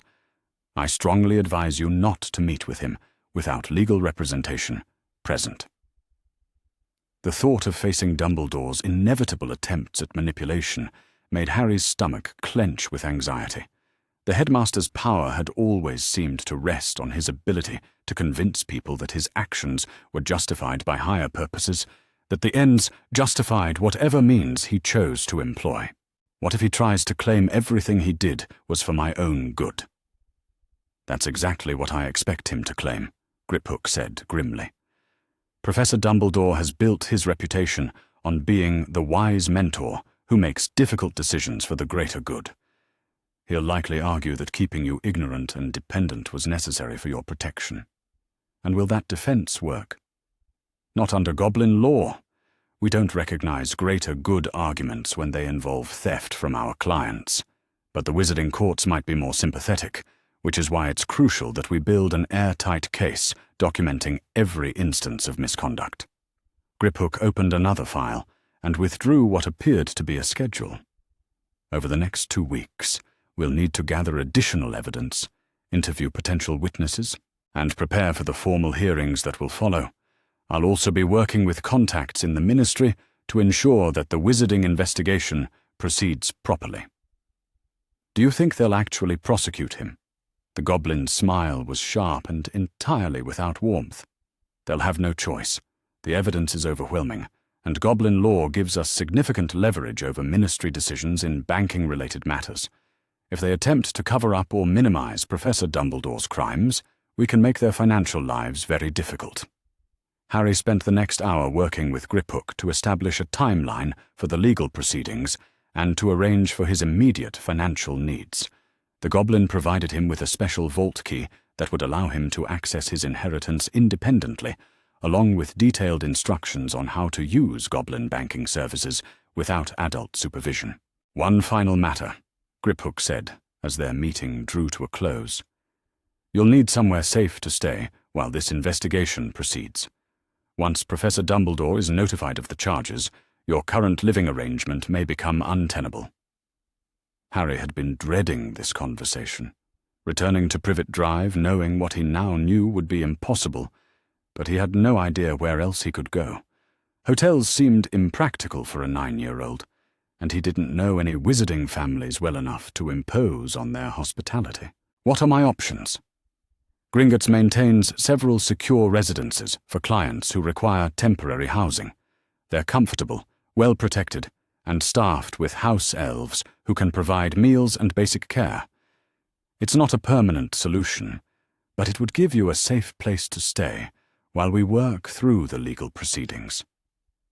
The offer was more generous than Harry had expected, but he sensed there was more to it than simple customer service. Why would Gringotts do that for me? Because your case represents something larger than individual theft, Griphook explained. If we can successfully prosecute Professor Dumbledore, it will establish important precedents for protecting other vulnerable clients. You're helping us strengthen the entire system of financial protection for magical children. Harry understood. He wasn't just seeking justice for himself, he was potentially preventing similar exploitation of other orphans and vulnerable minors. The thought gave him strength, transforming his personal quest for answers into something larger and more meaningful. I'd like to accept the housing offer, Harry said. When can I move in? Today, if you prefer. I can have a house elf escort you to collect your belongings from the Dursleys, after which you'll be free to establish residence wherever you choose. The prospect of never having to sleep in his small bedroom at Privet Drive again was almost too wonderful to contemplate. No more listening to Vernon's complaints about freakishness, no more watching Petunia's careful rationing of affection based on his magical status, no more pretending to be grateful for care that had been purchased with his own money. There's just one thing I need to do first, Harry said. I want to see their faces when they find out what's happening. Griphook's smile suggested he understood the impulse entirely. A perfectly reasonable request. House elf accompaniment would ensure your safety, while allowing you to observe their reactions to the formal notifications. As Harry left Gringotts that afternoon, he carried with him a sense of anticipation unlike anything he had ever experienced. For the first time in his life, he was about to watch adults face consequences for their treatment of him. The boy who walked through the bank's bronze doors was not the same one who had entered that morning, seeking simple answers about his finances. He was Harry Potter, legally empowered and financially independent, about to become the instrument of justice against those who had exploited his vulnerability for their own gain. The game was about to change completely, and for once, Harry would be the one setting the rules.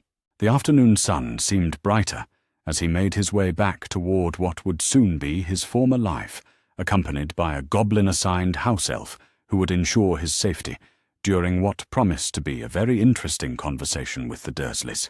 Justice was coming, and Harry intended to watch every moment of its arrival.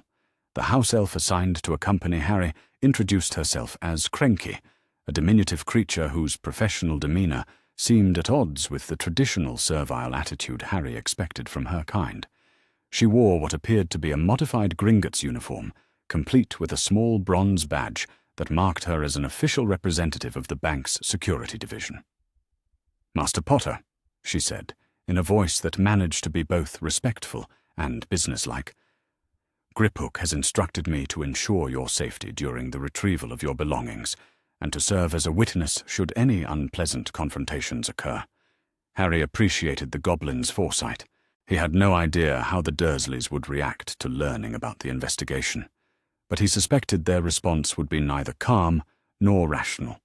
Having a magical witness present might prevent them from doing anything that would make their legal situation even worse. The walk back to Privet Drive felt like a journey between two different worlds.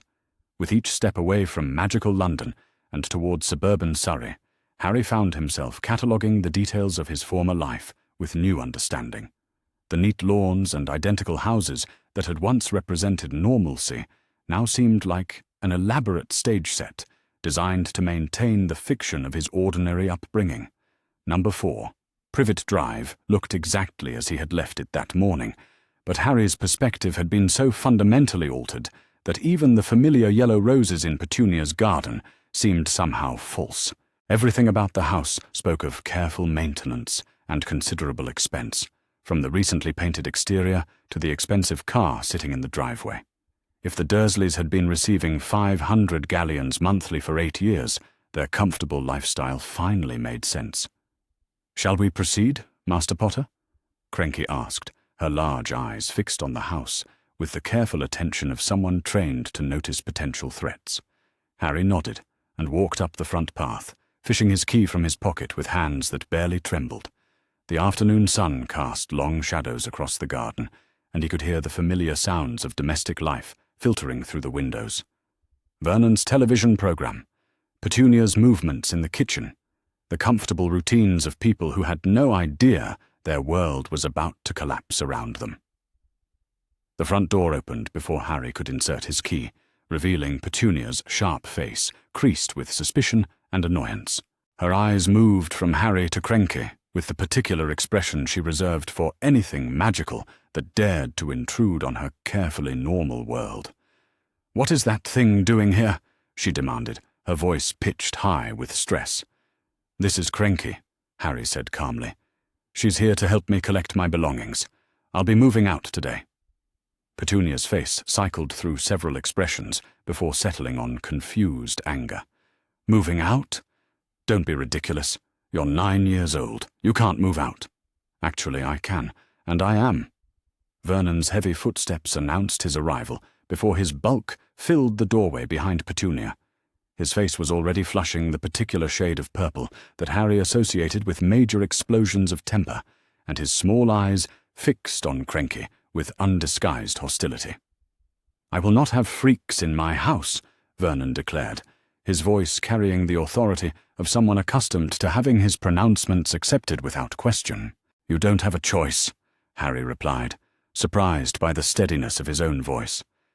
"Cranky is here in an official capacity, and she has every right to accompany me while I collect my property." The words felt strange in his mouth, but he was beginning to understand that his relationship with the Dursleys had changed fundamentally. He was no longer the powerless child dependent on their grudging charity. He was a victim of financial crimes who had just initiated legal proceedings against everyone involved in stealing from him. "Property?" Petunia's voice cracked on the word. "You don't have any property. Everything in this house belongs to us." "That's not exactly true anymore," Harry said, stepping past them into the hallway, with Cranky following close behind. "But we'll let the investigators sort out the details." Vernon's face went from purple to an alarming shade of white. "Investigators? What investigators?" Harry turned to face both Dursleys, studying their expressions with the same careful attention he had been giving their lifestyle all week. Fear was beginning to creep into their anger, the first signs that they understood something serious was happening. "The ones investigating the theft of my inheritance," Harry said simply. "The money you've been receiving for the past 8 years? It turns out that was stolen from my trust fund without my knowledge or consent. Gringotts has filed criminal charges." The silence that followed was so complete that Harry could hear the ticking of the grandfather clock in the sitting room. Petunia's mouth opened and closed several times without producing sound, while Vernon's breathing became increasingly labored.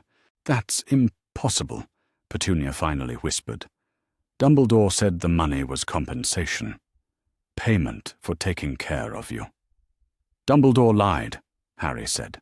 "He stole nearly 2 million galleons from my inheritance and used part of it to pay you to keep me ignorant and dependent. You weren't providing charity. You were participating in organized theft." Vernon seemed to rally at the accusation, his natural aggression overcoming his shock. "Now you listen here, boy. We took you in when no one else wanted you. We fed you, clothed you, put a roof over your head. If we received payment for that, it was no more than we deserved." 240,000 galleons over 8 years, Harry said quietly. "That's what you received for my care. Do you really think your grudging hospitality was worth 30,000 galleons per year?" The specific figure seemed to hit Vernon like a physical blow.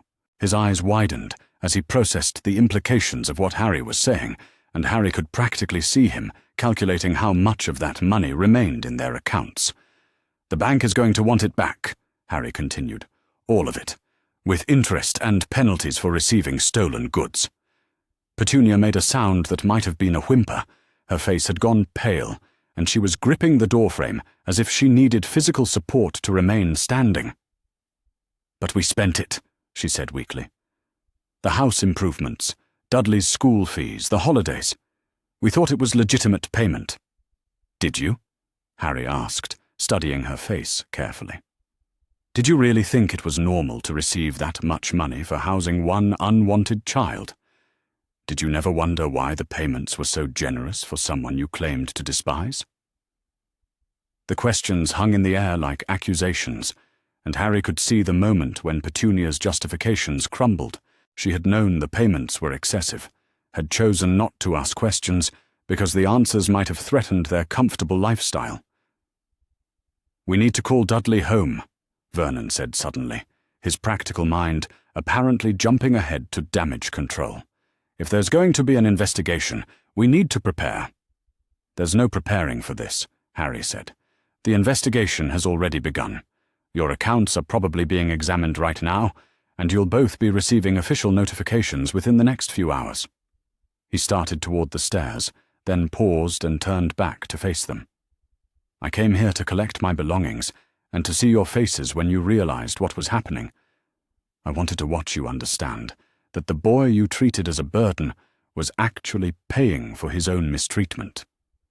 Cranky followed Harry up the stairs, her large ears twitching as she monitored the continued conversation between Vernon and Petunia below. Their voices were rising again, but now the anger was directed at each other rather than at Harry. Accusations and recriminations filled the air as they began to grasp the full extent of their legal jeopardy. Harry's bedroom looked exactly as he had left it that morning, but it felt like a museum exhibit documenting someone else's life. The narrow bed, the small desk, the handful of possessions that represented his entire material existence. It seemed impossible that this sparse collection of belongings was all he had to show for 9 years of life. "Is this all your property, Master Potter?" Cranky asked, surveying the room with professional thoroughness. "Everything I actually own. Yes. Most of the furniture belongs to the house, and the clothes were hand-me-downs from my cousin." Harry pulled out the small trunk he used for his Hogwarts belongings and began packing the few items that were genuinely his. A handful of books, some school supplies, the photo of his parents that Hagrid had given him. The collection was pathetically small, but it represented freedom in a way that no amount of expensive possessions could have matched. As he packed, Harry could hear the Dursleys' argument escalating below. Vernon's voice carried clearly through the floorboards, alternately raging about their financial exposure and demanding that Petunia explain how they had gotten into this situation. Petunia's responses were increasingly shrill, her careful composure cracking under the pressure of impending scandal. "What about our reputation?" Petunia wailed. "What will the neighbours think when they find out we're involved in a criminal investigation?" "The neighbours will be the least of our problems if we end up in prison," Vernon shot back. "Do you have any idea what happens to people who receive stolen goods? They treat it the same as theft." Harry finished packing and stood by his window for a moment, looking out at the street where he had spent most of his childhood. Mrs. Figg's house across the way, the park at the end of the road where he had spent countless hours trying to avoid Dudley's gang. None of it had ever felt like home, but it had been the only world he knew. "Are you ready to depart, Master Potter?" Cranky asked gently. "Almost. There's one more thing I need to do." Harry pulled out a piece of paper and began writing, choosing his words carefully. When he finished, he left the note on his pillow, where the Dursleys would be sure to find it. The note was brief and to the point. "Thank you for teaching me that family is about more than blood, and that kindness cannot be purchased. I hope you find better uses for your talents than exploiting vulnerable children. Harry." As they descended the stairs, Harry could see that the Dursleys' argument had reached the stage of mutual blame and recrimination.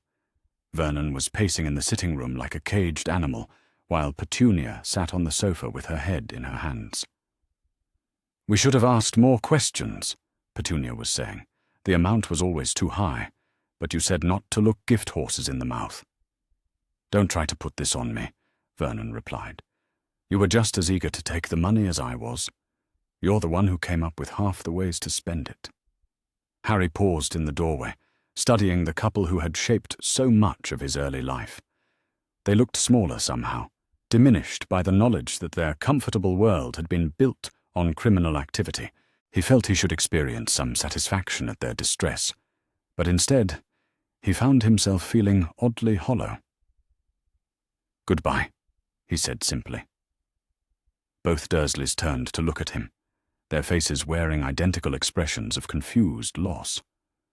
For a moment, Harry thought one of them might say something conciliatory, might acknowledge the years of mistreatment or express some form of regret.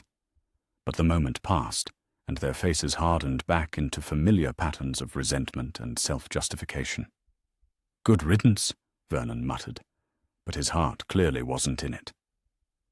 Harry walked out of number 4 Privet Drive for the last time, carrying his small trunk and accompanied by a house elf who represented a future he was only beginning to understand.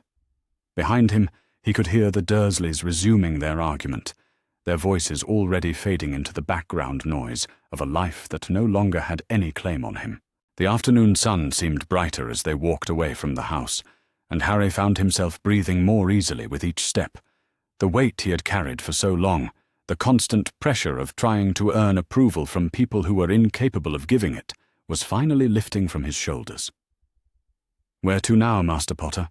Cranky asked as they reached the end of Privet Drive. "Somewhere I can think," Harry said.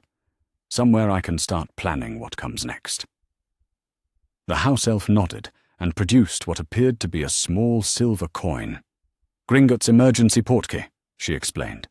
"It will take us directly to your temporary residence." Harry took hold of the portkey and felt the familiar sensation of magical travel, but this time it felt different.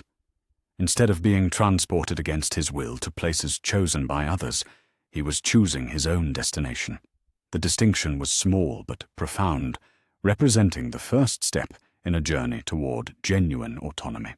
The residence that Gringotts provided turned out to be a comfortable townhouse in magical London, furnished with elegant simplicity and staffed by house elves who treated Harry with the respectful efficiency of professional service providers rather than the servile deference he expected. His room was larger than any he had ever occupied, with windows that looked out on a small garden where magical plants swayed in breezes that seemed to carry whispers of distant places. As Harry unpacked his few belongings in his new temporary home, he reflected on everything that had changed in the past week.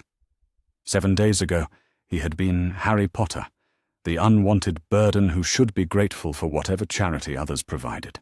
Today he was Harry Potter, victim of systematic financial crimes and heir to one of the largest fortunes in Wizarding Britain. But more importantly, he was Harry Potter, a young man who had chosen to fight back against the forces that had controlled and exploited him. The legal proceedings would be long and complicated, and the consequences would ripple through the wizarding world in ways he couldn't yet predict.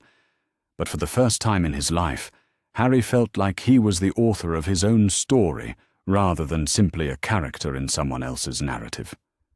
A soft knock on his door interrupted his thoughts, and he opened it to find Griphook standing in the hallway with a thick folder of documents. "Good evening, Mr. Potter.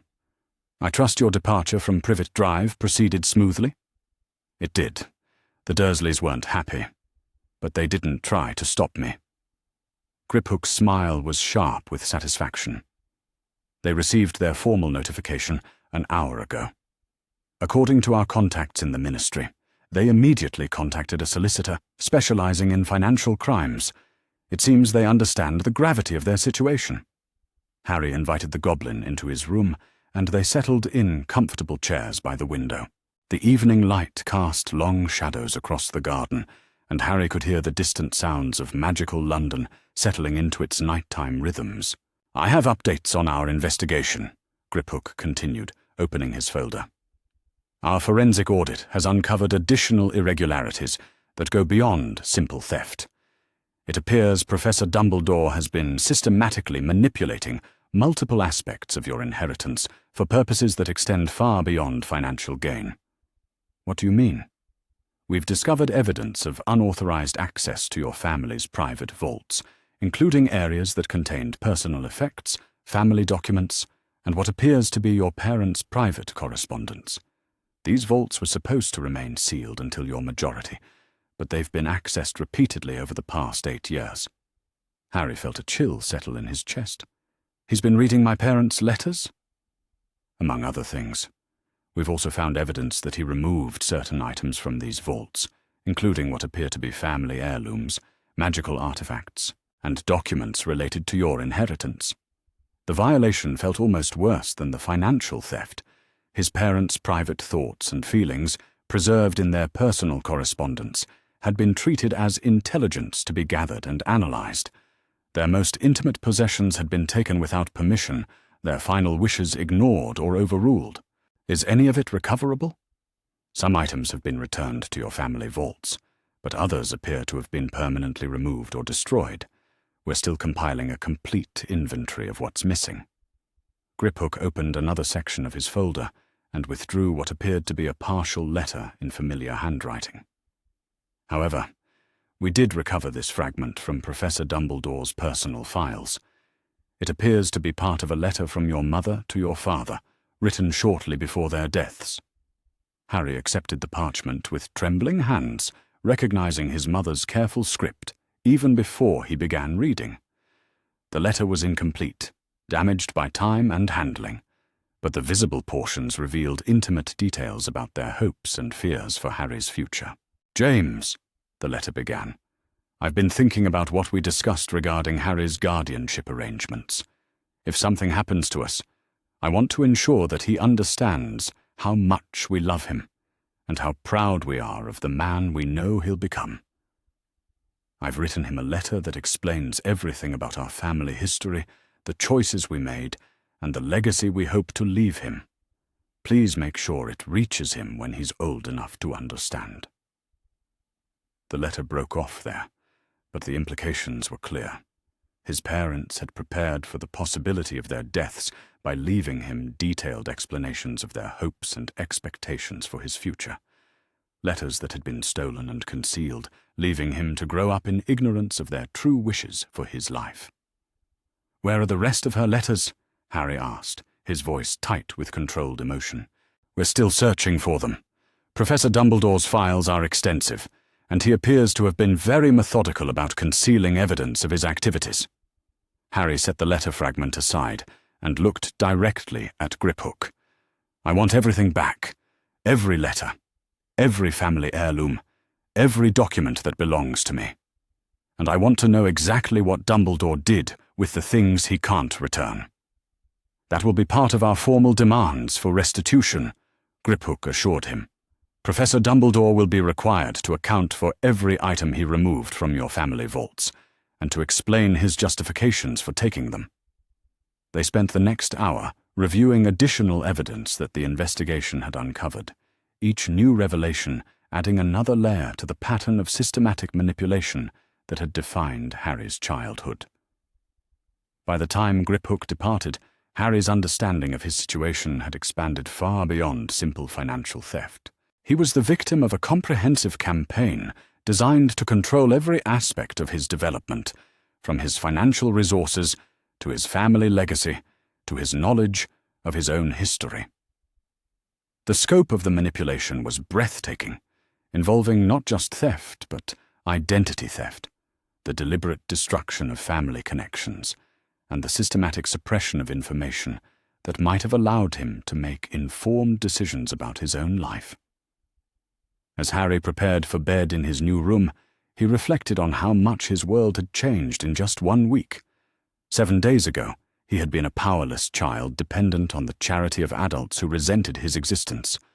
Tonight, he was the plaintiff in what might become the most significant financial crime case in modern wizarding history. Tomorrow would bring new challenges and revelations, but for the first time in his life, Harry felt ready to face whatever came next. He had allies now, resources, and most importantly, the truth about who he really was and what had been done to him.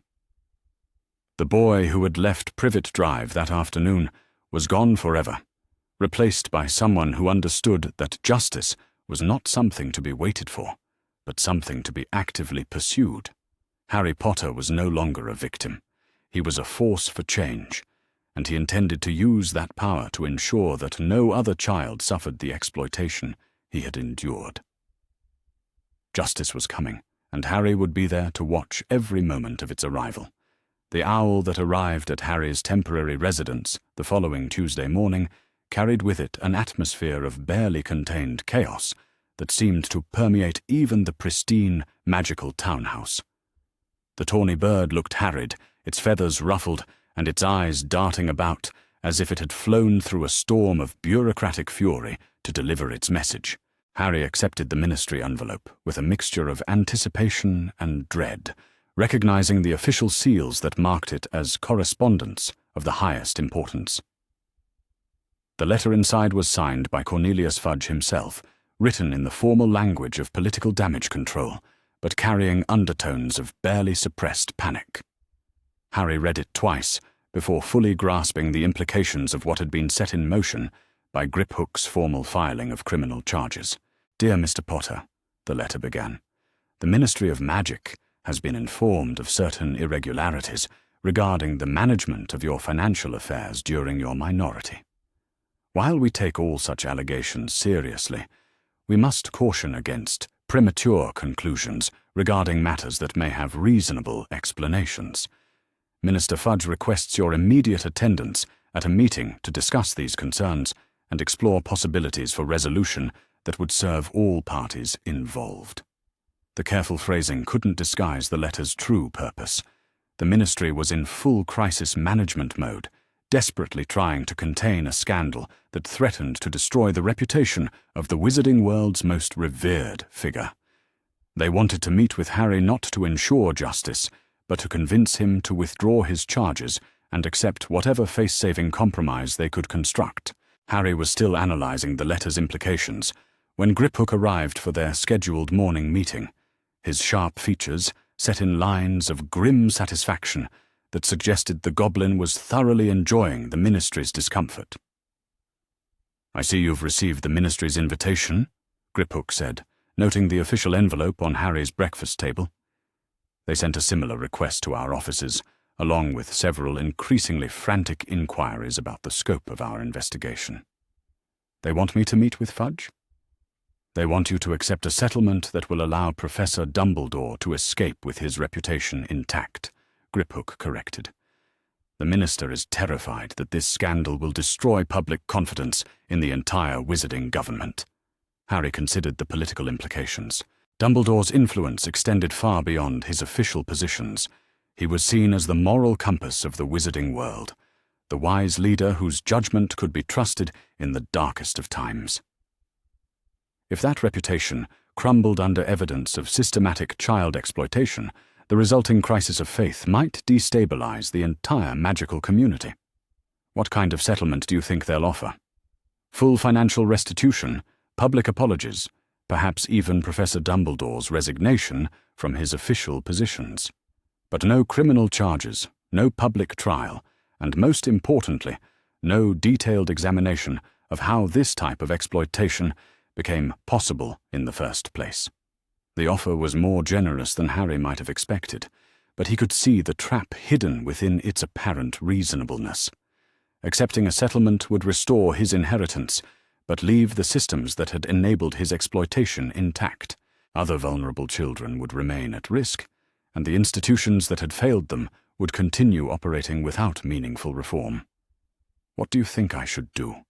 Griphook's smile was sharp with predatory anticipation. "I think you should attend the meeting and listen to their proposals, but I also think you should be prepared for the pressure they're going to apply to secure your cooperation." The meeting was scheduled for that afternoon at the ministry, in what the letter described as an informal discussion between concerned parties. Harry spent the morning preparing for what he suspected would be the most important negotiation of his life, reviewing the evidence against Dumbledore and considering the various ways the ministry might attempt to manipulate his decision. Griphook accompanied him to the ministry, along with a senior goblin attorney whose presence served notice that Harry's interests were being professionally protected. The wizard who greeted them in the atrium looked distinctly nervous, his hands trembling slightly as he guided them toward the lifts that would carry them to the minister's office. The lift ride passed in tense silence, broken only by the mechanical announcements of each floor and the subtle sounds of a government in crisis. Even the normal bustle of ministry activity seemed subdued, as if the entire building was holding its breath while waiting to learn whether their most celebrated hero would emerge from this scandal with his reputation intact. Minister Fudge's office had been transformed for the occasion, its usual cluttered informality replaced by the careful staging of a diplomatic summit. A large conference table dominated the center of the room, surrounded by chairs that had been positioned to create subtle psychological advantages for the ministry's negotiating team. Fudge himself stood at the head of the table, his normally jovial demeanor replaced by the strained smile of a politician facing his worst nightmare. "Harry, my dear boy," Fudge said, his voice carrying forced warmth that couldn't quite disguise his desperation. "Please sit down. We have much to discuss." The minister was not alone. Seated around the table were several senior ministry officials, including the head of the Department of Magical Law Enforcement and two representatives from the Department for Regulation and Control of Magical Creatures. Their presence suggested that this meeting represented far more than simple damage control. It was a coordinated government response to a threat that could destabilize the entire wizarding political structure. "Minister Fudge," Harry said, settling into the chair that Griphook indicated with a subtle gesture. "I understand you wanted to discuss the charges that have been filed against Professor Dumbledore." "Charges is such a harsh word," Fudge replied, his political instincts automatically deflecting toward euphemism. We prefer to think of these as misunderstandings that can be resolved through reasonable discussion between all parties. Harry studied the faces around the table, noting the careful neutrality that marked professional diplomats and the underlying tension that suggested they were all acutely aware of the stakes involved. These were people accustomed to managing crises, but the destruction of Dumbledore's reputation represented a threat unlike anything they had previously faced. I'm not sure misunderstanding is the right term for systematic theft spanning 8 years, Harry said calmly. The evidence is quite clear about what happened. Evidence can be interpreted in many different ways, interjected the head of magical law enforcement, a thin man whose name Harry didn't recognize. What appears to be misconduct might have reasonable explanations when viewed in proper context. Griphook made a sound that might have been laughter. The context is that Professor Dumbledore stole nearly 2 million galleons from a child's inheritance while convincing that child he should be grateful for charity. I'm curious to hear what reasonable explanation you propose for such behavior. The ministry officials exchanged glances that spoke of careful preparation and predetermined talking points. It was clear they had anticipated this challenge and developed responses designed to minimize the appearance of wrongdoing while preserving Dumbledore's essential reputation. Professor Dumbledore's actions, Fudge said carefully, were taken in extraordinary circumstances for the protection of both Harry and the broader wizarding community. The war against you-know-who created security concerns that required unusual measures. What security concerns required paying the Dursleys 40,000 galleons per year to keep me ignorant of my magical heritage? Harry asked. The protection of your location was paramount, another official replied. The payments ensured that your guardians would maintain the secrecy necessary for your safety. Harry felt a surge of anger at the casual way they were dismissing 8 years of systematic abuse as necessary security measures. The protection of my location? Everyone in the wizarding world knew I was living with my relatives. My address was published in books about my life. What exactly was being protected? The question hung in the air like an accusation, and Harry could see several of the ministry officials shifting uncomfortably in their chairs. The logic of their security argument was transparently weak, and they clearly knew it. Perhaps, Fudge said, attempting to regain control of the conversation, we should focus on moving forward rather than relitigating past decisions. The ministry is prepared to offer significant concessions to resolve this matter amicably. What kind of concessions? Griphook asked, his tone suggesting professional interest in the negotiation rather than any inclination toward settlement. Full restitution of all funds, inappropriately withdrawn from Harry's inheritance, plus interest calculated at the standard goblin rate. Additionally, Professor Dumbledore would resign from his position as Chief Warlock of the Wizengamot and issue a public apology for any confusion his actions may have caused. Harry considered the offer carefully. It was substantial, addressing the financial harm he had suffered while acknowledging some degree of wrongdoing. But it carefully avoided the larger questions about how such exploitation had been possible and what safeguards would prevent similar abuse in the future. What about criminal charges? Harry asked. We believe that would be unnecessary, Fudge replied quickly. The restitution and public acknowledgement would provide appropriate accountability without the need for a lengthy and divisive trial. Unnecessary for whom? For me or for the ministry's reputation? The question struck home with uncomfortable accuracy, and Harry could see several officials struggling to maintain their diplomatic composure. They were asking him to prioritize political stability over justice, to accept financial compensation instead of demanding accountability for the systematic abuse he had suffered. Harry, said a new voice from the doorway, I believe I can explain this better than my colleagues. Albus Dumbledore entered the office with the measured dignity that had made him one of the most respected figures in the wizarding world. His blue eyes, usually twinkling with gentle humor, were serious but not apologetic. He moved to an empty chair at the table with the calm assurance of someone who believed his presence would resolve the crisis through sheer moral authority. Harry felt his breath catch as he came face to face with the man who had shaped so much of his life from the shadows. The headmaster looked older than Harry remembered, the lines around his eyes more pronounced, and his long beard showing traces of grey that hadn't been visible during their previous encounters.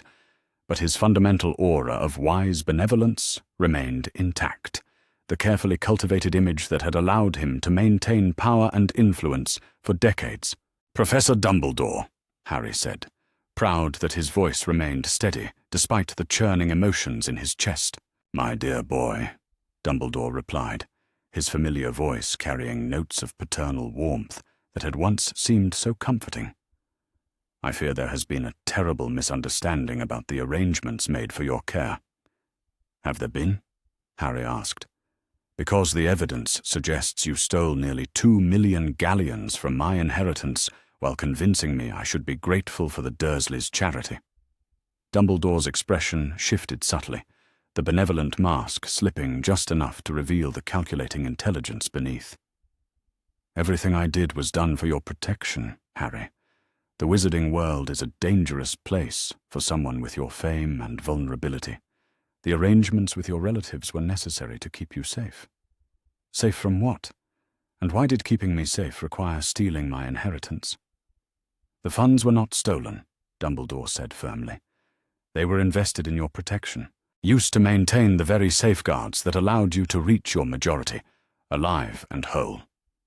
Harry studied Dumbledore's face, noting the subtle shift from paternal warmth to something more authoritarian.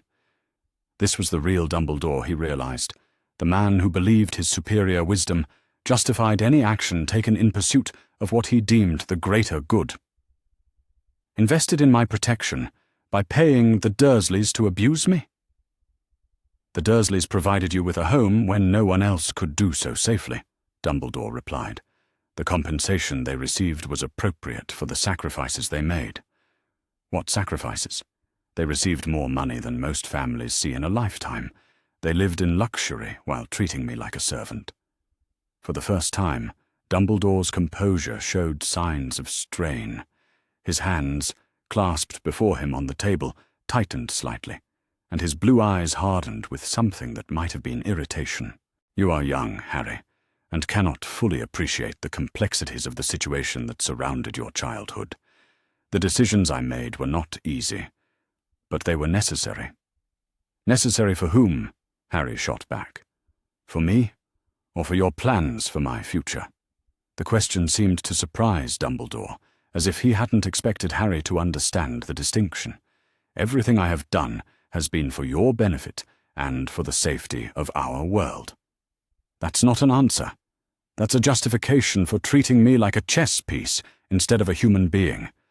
Griphook cleared his throat, a sound that somehow managed to convey both amusement and professional satisfaction. "Professor Dumbledore, we have documented evidence of systematic financial theft, falsification of legal documents, and deliberate manipulation of a minor's inheritance. Your philosophical justifications are irrelevant to the legal facts." Dumbledore turned his attention to the goblin with the sort of condescending patience he might have shown to a particularly slow student. "Goblin law serves goblin interests, Master Griphook. The broader concerns of magical society sometimes require accommodations that banking regulations cannot anticipate." "Goblin law serves justice," Griphook replied coldly, "which appears to be more than can be said for wizarding law." The exchange revealed the fundamental divide that made compromise impossible. Dumbledore genuinely believed that his superior wisdom and noble intentions justified whatever methods he chose to employ. The legal and ethical concerns that motivated Harry's charges were, from his perspective, narrow considerations that missed the larger picture of his grand design. "Harry," Dumbledore said, turning back to him with renewed paternal warmth, "I understand your anger, and I don't blame you for feeling betrayed, but I hope you can find it in your heart to forgive an old man who made difficult choices in impossible circumstances." The appeal was masterfully delivered, combining acknowledgement of Harry's feelings with implicit pressure to demonstrate the forgiveness that would be expected from a mature and understanding young man. It was exactly the sort of emotional manipulation that had shaped Harry's entire relationship with authority figures. "I might consider forgiveness," Harry said carefully, "if I believed you were actually sorry for what you did to me. But you're not sorry, are you? You're sorry you got caught." Dumbledore's expression flickered with something that might have been genuine surprise.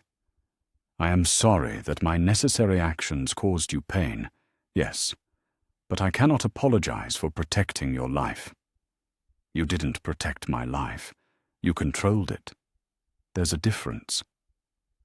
The conversation continued for another hour, with ministry officials proposing various modifications to their settlement offer, and Dumbledore alternately appealing to Harry's better nature and lecturing him about the broader implications of his choices. But Harry could see that no meaningful compromise was possible. The two sides were operating from fundamentally incompatible definitions of justice and accountability. When the meeting finally concluded without agreement, Fudge's forced politeness couldn't entirely mask his frustration and growing panic. "Harry, I urge you to reconsider your position. The consequences of a public trial could be devastating for our entire community." "The consequences of covering up systematic child abuse could be worse," Harry replied. As they left the ministry, Griphook seemed distinctly pleased with the day's results. "Professor Dumbledore's performance was illuminating," he said, as they walked toward the apparition point. "He revealed exactly the sort of arrogance and sense of entitlement that will make him a very unsympathetic defendant." "Do you think the charges will actually proceed to trial after today?" "Absolutely. The ministry has shown that they're more concerned with protecting their own reputation than ensuring justice for victims of financial crimes. That gives us considerable leverage in pursuing this case through goblin courts." Harry felt a mixture of satisfaction and apprehension as they returned to his temporary residence. The meeting had clarified the stakes and the positions of all parties involved.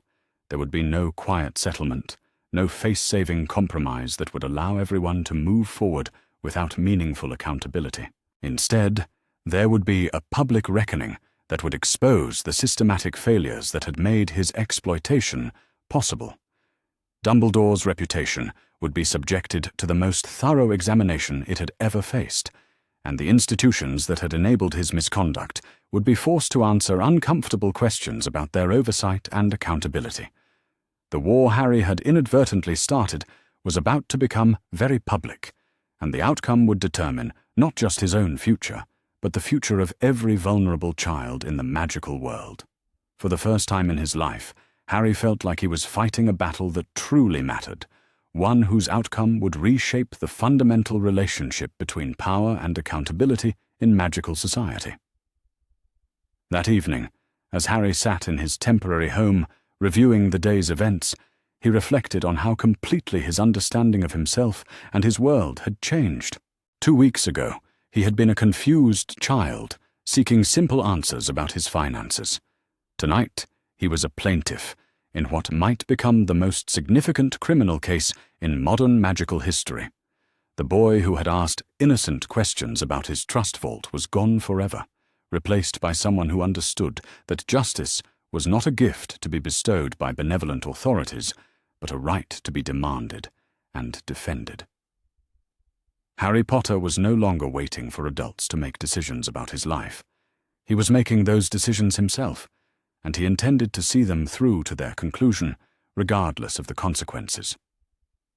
The real battle was just beginning, and Harry was ready to fight. The morning that changed everything began with an owl so large it could barely fit through the window of Harry's temporary residence. The magnificent bird carried with it not just the early edition of the Daily Prophet, but an atmosphere of barely contained excitement that seemed to electrify the very air.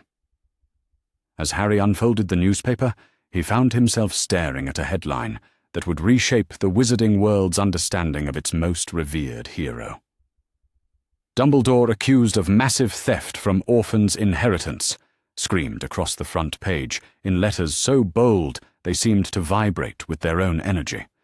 Below the headline, Rita Skeeter's byline promised exclusive details of systematic financial manipulation spanning nearly a decade. Harry's hands trembled slightly as he read the opening paragraphs, which laid out the charges against Dumbledore with a thoroughness that suggested someone with access to confidential information had provided extensive details to the press. Every aspect of the financial manipulation was documented in precise detail, from the payments to the Dursleys to the unauthorized access to family vaults. The article's tone struck Harry as remarkably balanced for Rita Skeeter's usual sensationalistic approach. Rather than relying on speculation and innuendo, she had apparently chosen to let the documented facts speak for themselves. The result was far more damaging than any hyperbolic attack could have been, presenting a methodical catalogue of betrayal that was impossible to dismiss as journalistic excess. According to sources within Gringotts Wizarding Bank, the article continued, the investigation into Mr. Potter's financial affairs has revealed evidence of systematic theft totaling nearly 2 million galleons. Bank officials described the case as one of the most egregious examples of guardian misconduct in their institutional history. Harry set down the newspaper and considered the implications of its publication. The story would reach every magical household in Britain within hours, forcing the entire wizarding community to confront uncomfortable truths about the man they had trusted to guide them through their darkest periods. The carefully constructed image of Dumbledore as the wise and benevolent protector was about to collide with evidence that he had spent years exploiting the very children he claimed to protect. The magnitude of the revelation was staggering, but Harry found himself wondering about the timing and sourcing of Skeeter's article. Someone had provided her with access to highly confidential banking records and legal documents, information that should have been restricted to a very small circle of investigators and legal professionals. His speculation was interrupted by the arrival of Griphook, who appeared at Harry's door with an expression of grim satisfaction that suggested the goblin was thoroughly enjoying the chaos that was about to engulf the wizarding world. "I trust you've seen this morning's Prophet?" Griphook asked, producing his own copy of the newspaper. "How did Rita Skeeter get access to all this information?" Harry asked. "I thought banking records were confidential." "They are," Griphook replied, with a smile that revealed several sharp teeth.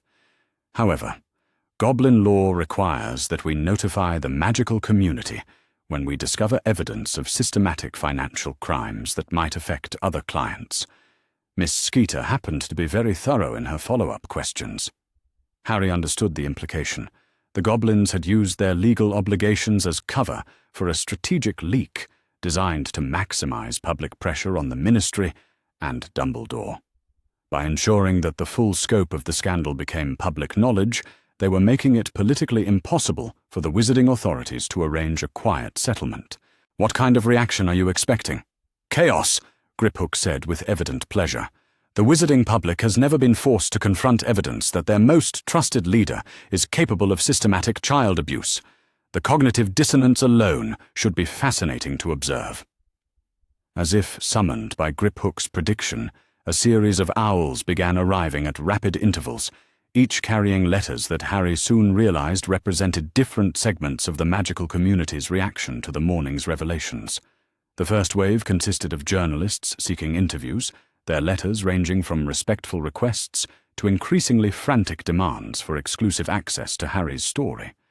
But it was the second wave of correspondence that truly revealed the fault lines the scandal was creating within magical society. Letters from ordinary wizarding families expressed everything from outraged disbelief to profound sympathy for Harry's situation. Many writers seemed genuinely shocked by the evidence against Dumbledore, struggling to reconcile the man they had revered with the systematic manipulator described in Skeeter's article. "Mr. Potter," wrote a witch from Cornwall, "I cannot believe that Professor Dumbledore would deliberately harm a child, but the evidence presented in today's Prophet is deeply troubling. If these allegations are true, then we have all been deceived about the character of the man we trusted to protect us." Other letters revealed the defensive reactions of those for whom Dumbledore's moral authority was too fundamental to question. "The Daily Prophet has clearly been misled by goblin propaganda," declared a wizard from Yorkshire. "Professor Dumbledore's actions were obviously necessary for your protection, and you are being manipulated by creatures who care only about their banking profits." The diversity of reactions fascinated Harry, revealing how completely Dumbledore's reputation had penetrated every aspect of wizarding culture. For many people, accepting the evidence against him would require dismantling their entire understanding of moral leadership and institutional trustworthiness. By mid-morning, the volume of correspondence had grown so overwhelming that Crenky was forced to establish a sorting system to separate legitimate communications from the increasingly hysterical demands of sensation seekers. The house elf worked with efficient professionalism, but even she seemed somewhat overwhelmed by the intensity of public interest in Harry's situation. "Perhaps Master Potter should consider a public statement," Crenky suggested, during a brief respite between owl deliveries. "The magical community appears to be hungry for direct communication from you regarding these revelations." Harry considered the suggestion carefully. A public statement would give him control over the narrative and allow him to address the various misconceptions and defensive reactions that were already emerging. But it would also make him the public face of a scandal that was rapidly becoming the defining political crisis of the current era. "What kind of statement do you think would be most effective?" Harry asked Griphook. "Something that focuses on the institutional failures rather than personal attacks against Professor Dumbledore," the Goblin advised. "The goal should be to demonstrate that this case represents broader problems with how the magical world treats vulnerable children." The wisdom of this approach became even clearer as the afternoon brought news of the scandal's expanding impact. A special edition of the Prophet reported that several other wizarding families had come forward with concerns about their own children's inheritance management, suggesting that Harry's case might be part of a much larger pattern of institutional misconduct. "Additional families demand inheritance audits," declared the afternoon headline, followed by details about at least 6 other cases where ministry-appointed guardians had potentially mismanaged orphan estates. The scope of the problem was beginning to reveal itself as something far more systematic than a single case of individual wrongdoing. More disturbing were the reports from Hogwarts, where the revelation about Dumbledore's financial crimes had created chaos among both students and faculty. Parents were demanding explanations about the headmaster's fitness to oversee their children's education, while teachers struggled to maintain normal operations in an atmosphere of uncertainty and suspicion. The most significant development came in a late afternoon owl from the Hogwarts Board of Governors, who announced that they were calling an emergency meeting to review Dumbledore's position as headmaster. The carefully worded statement avoided taking sides in the criminal investigation, but it made clear that the board considered the allegations serious enough to warrant immediate institutional response. "The Board of Governors takes seriously any allegations that might affect the safety and welfare of Hogwarts students," the statement read. "While we await the outcome of ongoing legal proceedings, we believe it is appropriate to review all aspects of institutional leadership to ensure that Hogwarts continues to meet the highest standards of educational excellence and student protection." Harry recognized the political language designed to create distance between the institution and its embattled leader without explicitly prejudging his guilt. But the very fact that Hogwarts was publicly questioning Dumbledore's fitness represented a seismic shift in the wizarding world's power structure. As evening approached, Harry received what might have been the most significant communication of the day, a formal letter from the International Confederation of Wizards announcing their intention to investigate whether the British magical government's oversight systems were adequate to protect vulnerable children. The letter was diplomatically worded, but its implications were unmistakable. The scandal had attracted international attention, potentially threatening Britain's standing within the global magical community. Other countries were beginning to question whether British magical institutions could be trusted to protect their own citizens, let alone maintain their traditional leadership role in international affairs. "This is remarkable," Griphook observed as he reviewed the international correspondence. "Your case has become a catalyst for examining fundamental questions about magical governance and child protection that have been ignored for decades." Harry felt a mixture of pride and trepidation at the scope of change his decision to seek justice had initiated. What had begun as a personal quest for answers about his inheritance had evolved into a comprehensive challenge to the wizarding world's most basic assumptions about authority, accountability, and institutional trustworthiness. That evening brought an unexpected visitor in the form of Minerva McGonagall, whose usually composed demeanor showed clear signs of strain. The Transfiguration Professor looked older than Harry remembered, her normally perfect hair showing traces of disarray and her typically pristine robes bearing subtle signs of hasty dressing. "Mr. Potter," she said, as Cranky escorted her into Harry's sitting room, "I hope you'll forgive the intrusion, but I felt it necessary to speak with you directly about the current situation." Harry studied his former professor carefully, noting the conflict that played across her features. McGonagall had always represented institutional loyalty and professional dedication, but the revelations about Dumbledore had clearly shaken her fundamental assumptions about the man she had served for decades. "Professor McGonagall," Harry replied carefully, "I'm surprised to see you here. I imagine you are. I've spent the day trying to process the allegations that have been made public, and I find myself struggling to reconcile them with the man I thought I knew." McGonagall settled into the chair that Harry indicated, her movements carrying the careful precision of someone trying to maintain composure despite internal turmoil. "I've known Albus Dumbledore for over 30 years, Mr. Potter. I've watched him make difficult decisions under impossible circumstances, and I've always believed that his actions were guided by wisdom and genuine concern for the welfare of others. And now?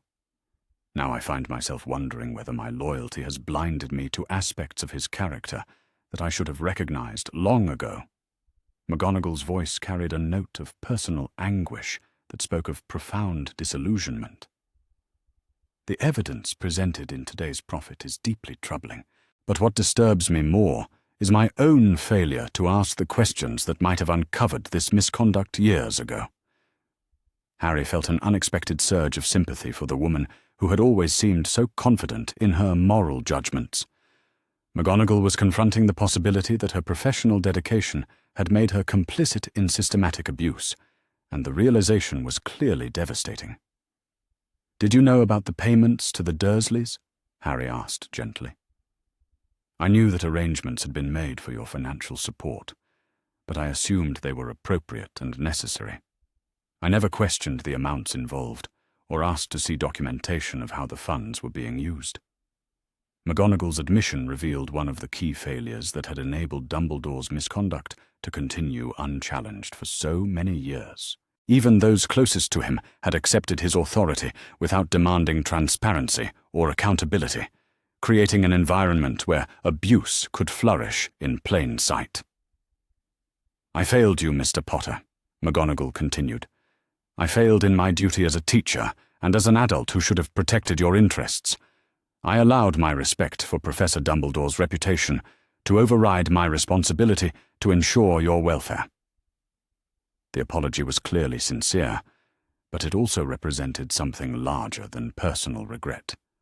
McGonagall was acknowledging the institutional failures that had made Harry's exploitation possible, accepting responsibility for the culture of unquestioning deference that had enabled systematic abuse. "What happens now?" Harry asked. "That depends partly on you," McGonagall replied. "The Board of Governors will meet tomorrow to discuss Professor Dumbledore's future at Hogwarts. Your testimony could be crucial in helping us understand the full scope of what occurred and what changes are needed to prevent similar incidents." Harry considered the request carefully. Testifying before the Board of Governors would make his role in the scandal even more public and potentially expose him to additional pressure from those seeking to minimize Dumbledore's culpability. But it would also give him an opportunity to ensure that the institutional changes necessary to protect other children were actually implemented. "Will my testimony be made public?" The board's proceedings are typically confidential, but given the level of public interest, I suspect that significant portions will become public knowledge, regardless of our formal policies. Harry understood the implication. His testimony would inevitably become part of the public record, making him the primary witness in what was becoming the most significant institutional crisis in modern wizarding history. "I'll testify," Harry decided, "but I want to make sure that the focus remains on preventing future abuse, rather than simply assigning blame for past failures." McGonagall nodded approvingly. "That's a wise approach, Mr. Potter. The goal should be institutional reform, rather than personal vindication." As McGonagall prepared to leave, she turned back to Harry with an expression of genuine regret. "I want you to know that whatever mistakes were made in your childhood, they were not a reflection of your worth or the love that your parents had for you. The failures were ours, not yours." After McGonagall's departure, Harry spent the evening reflecting on the day's events and their implications for his future. The scandal that had begun with his simple questions about his trust vault had evolved into a comprehensive examination of power and accountability in magical society. The wizarding world was being forced to confront uncomfortable truths about the institutions they had trusted to protect the vulnerable, and Harry found himself at the center of a transformation that would reshape the fundamental relationship between authority and responsibility in magical government. The boy who had wanted simple answers about his inheritance was gone forever, replaced by someone who understood that justice required not just personal vindication, but systemic change. The real work was just beginning, and Harry was determined to see it through to its conclusion, regardless of the personal cost. As he prepared for bed that night, Harry felt the weight of responsibility that came with being the catalyst for social transformation. The choices he made in the coming days would determine not just his own future, but the future of every vulnerable child in the magical world. The battle for accountability had begun in earnest, and Harry Potter intended to win it. The counterattack began at dawn the morning after the Board of Governors emergency session, delivered with the precision and calculated timing that had made Albus Dumbledore one of the most formidable political operators in the wizarding world. Harry's first indication of what was coming arrived with the early owl delivery, which brought not only the regular Morning Post, but also a special edition of the Daily Prophet, bearing a headline that seemed designed to reshape the entire narrative of the scandal. The truth about Harry Potter's protection proclaimed the front page, beneath which Rita Skeeter's byline had been replaced by that of Barnabas Cuff, the Prophet's editor-in-chief. The article that followed represented a masterpiece of strategic communication, carefully crafted to transform Dumbledore from accused criminal into misunderstood hero, whose only crime had been loving too well. The piece opened with a detailed explanation of the blood protection magic that had kept Harry safe during his childhood, describing the complex ritual work required to maintain the protective barriers around Privet Drive.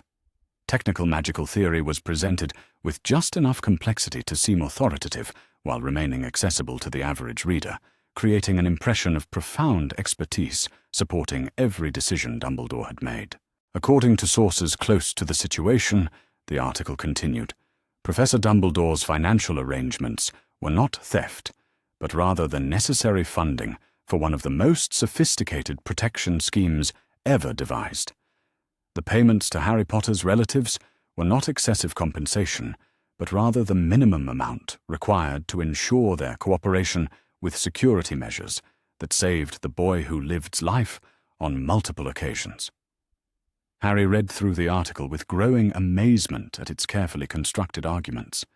Every aspect of the financial manipulation was reframed as a necessary component of an elaborate protective strategy, while Harry's accusations were portrayed as the unfortunate misunderstandings of a child too young to appreciate the complexities of adult decision-making. The article's most damaging section focused on the prophecy that had shaped so much of Harry's early life, revealing details that Dumbledore had clearly chosen to make public as part of his defense strategy. The full text of Trelawney's prediction was quoted, along with analysis of its implications for Harry's security and the broader wizarding world's safety. The prophecy foretold that either Harry Potter or the Dark Lord must die, the article explained. Professor Dumbledore's actions were guided by his determination to ensure that when that final confrontation arrived, Harry would be protected by every advantage that magical knowledge and careful planning could provide. The financial arrangements that critics now call theft were actually investments in the very survival of our world. The strategic brilliance of this approach was immediately apparent. By invoking the prophecy and the threat of Voldemort's return, Dumbledore had transformed the discussion from one about financial crimes to one about global security and the greater good. The article effectively argued that anyone questioning Dumbledore's methods was implicitly supporting the Dark Lord's eventual victory, but it was the article's final section that revealed the full scope of Dumbledore's counterattack. Rather than simply defending his past actions, he was using the scandal as an opportunity to position himself as a misunderstood visionary whose critics were either naive or actively dangerous to wizarding society. Professor Dumbledore's supporters note that his young critic has been notably influenced by goblin advisors whose interests may not align with those of the wizarding community, the article concluded. While no one questions Harry Potter's sincerity, serious observers must ask whether a child's hurt feelings should override the considered judgment of the wizard who defeated Grindelwald and who remains our best defense against the forces of darkness. The implications of this final paragraph were unmistakable. Dumbledore was suggesting that Harry was being manipulated by goblins with anti-wizard agendas, while simultaneously positioning opposition to his methods as support for dark magic. It was political maneuvering of the highest order, designed to isolate Harry's supporters and make criticism of Dumbledore seem equivalent to treason against the wizarding world. Harry set down the newspaper and considered the magnitude of the challenge he now faced. Dumbledore had successfully shifted the debate from questions of financial accountability to issues of global security and prophetic destiny. The headmaster was no longer defending himself against accusations of theft. He was presenting himself as a misunderstood savior whose only crime had been protecting an ungrateful child from forces beyond his comprehension. The strategy was working. By mid-morning, Harry's correspondence had shifted dramatically in tone and content.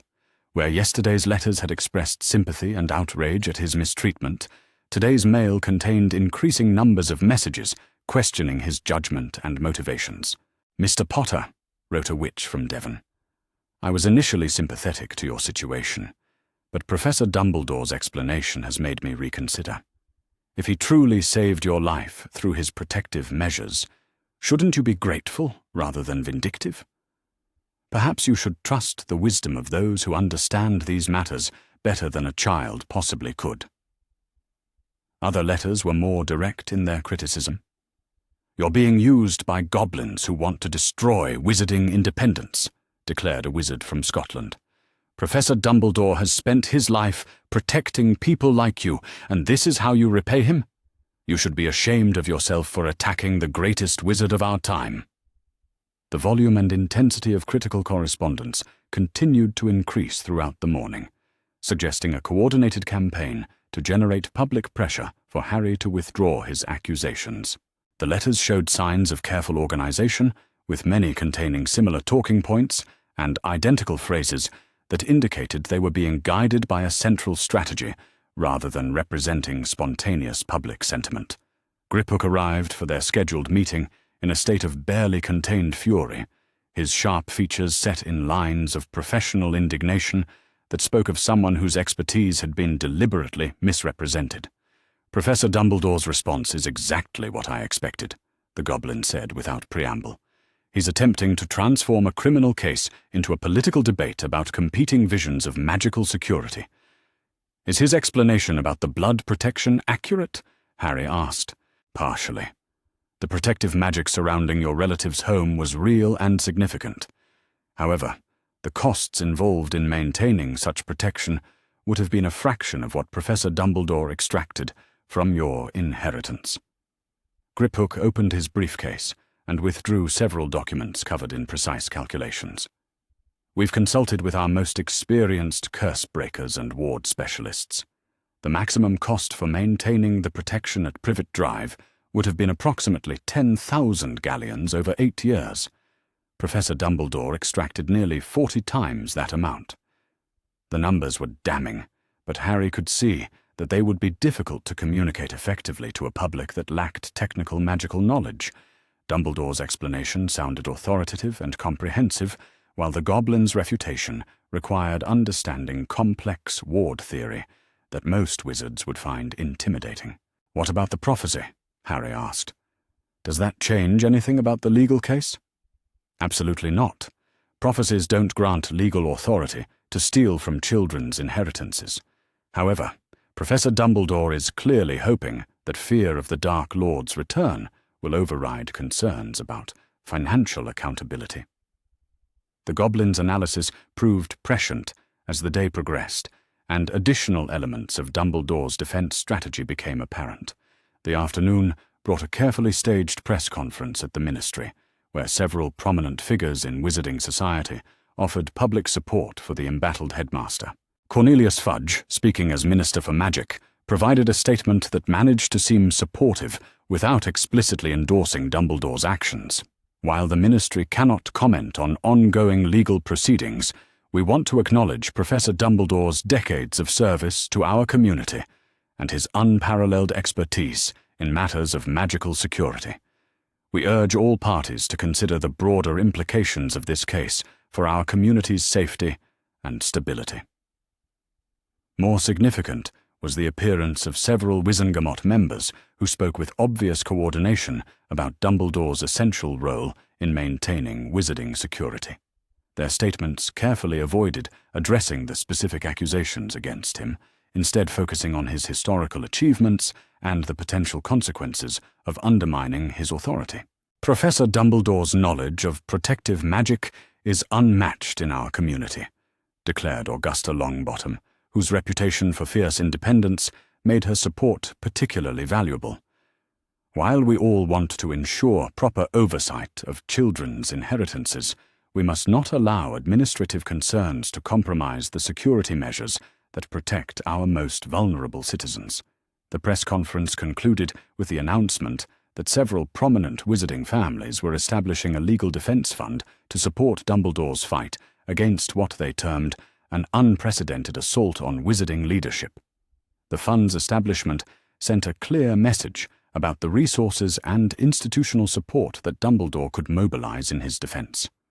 But it was the evening's development that represented the most sophisticated aspect of Dumbledore's counterattack. Harry learned about it through an urgent message from McGonagall, who requested an immediate meeting to discuss developments that could significantly affect the ongoing legal proceedings. The Transfiguration Professor arrived at Harry's residence looking more troubled than he had ever seen her, her usually composed demeanor replaced by the agitated energy of someone grappling with information that challenged her fundamental assumptions about right and wrong. "Mr. Potter," she said without preamble, "I've just come from a meeting with Professor Dumbledore, where he shared information that I believe you need to hear directly." Harry gestured for her to sit down, noting the way her hands trembled slightly as she arranged her robes. Whatever Dumbledore had told her had clearly shaken her profoundly. "What kind of information?" "Details about the prophecy and its implications for your safety that go beyond what was published in today's prophet. Professor Dumbledore claims that your current actions are not only legally questionable, but potentially catastrophic for your own survival."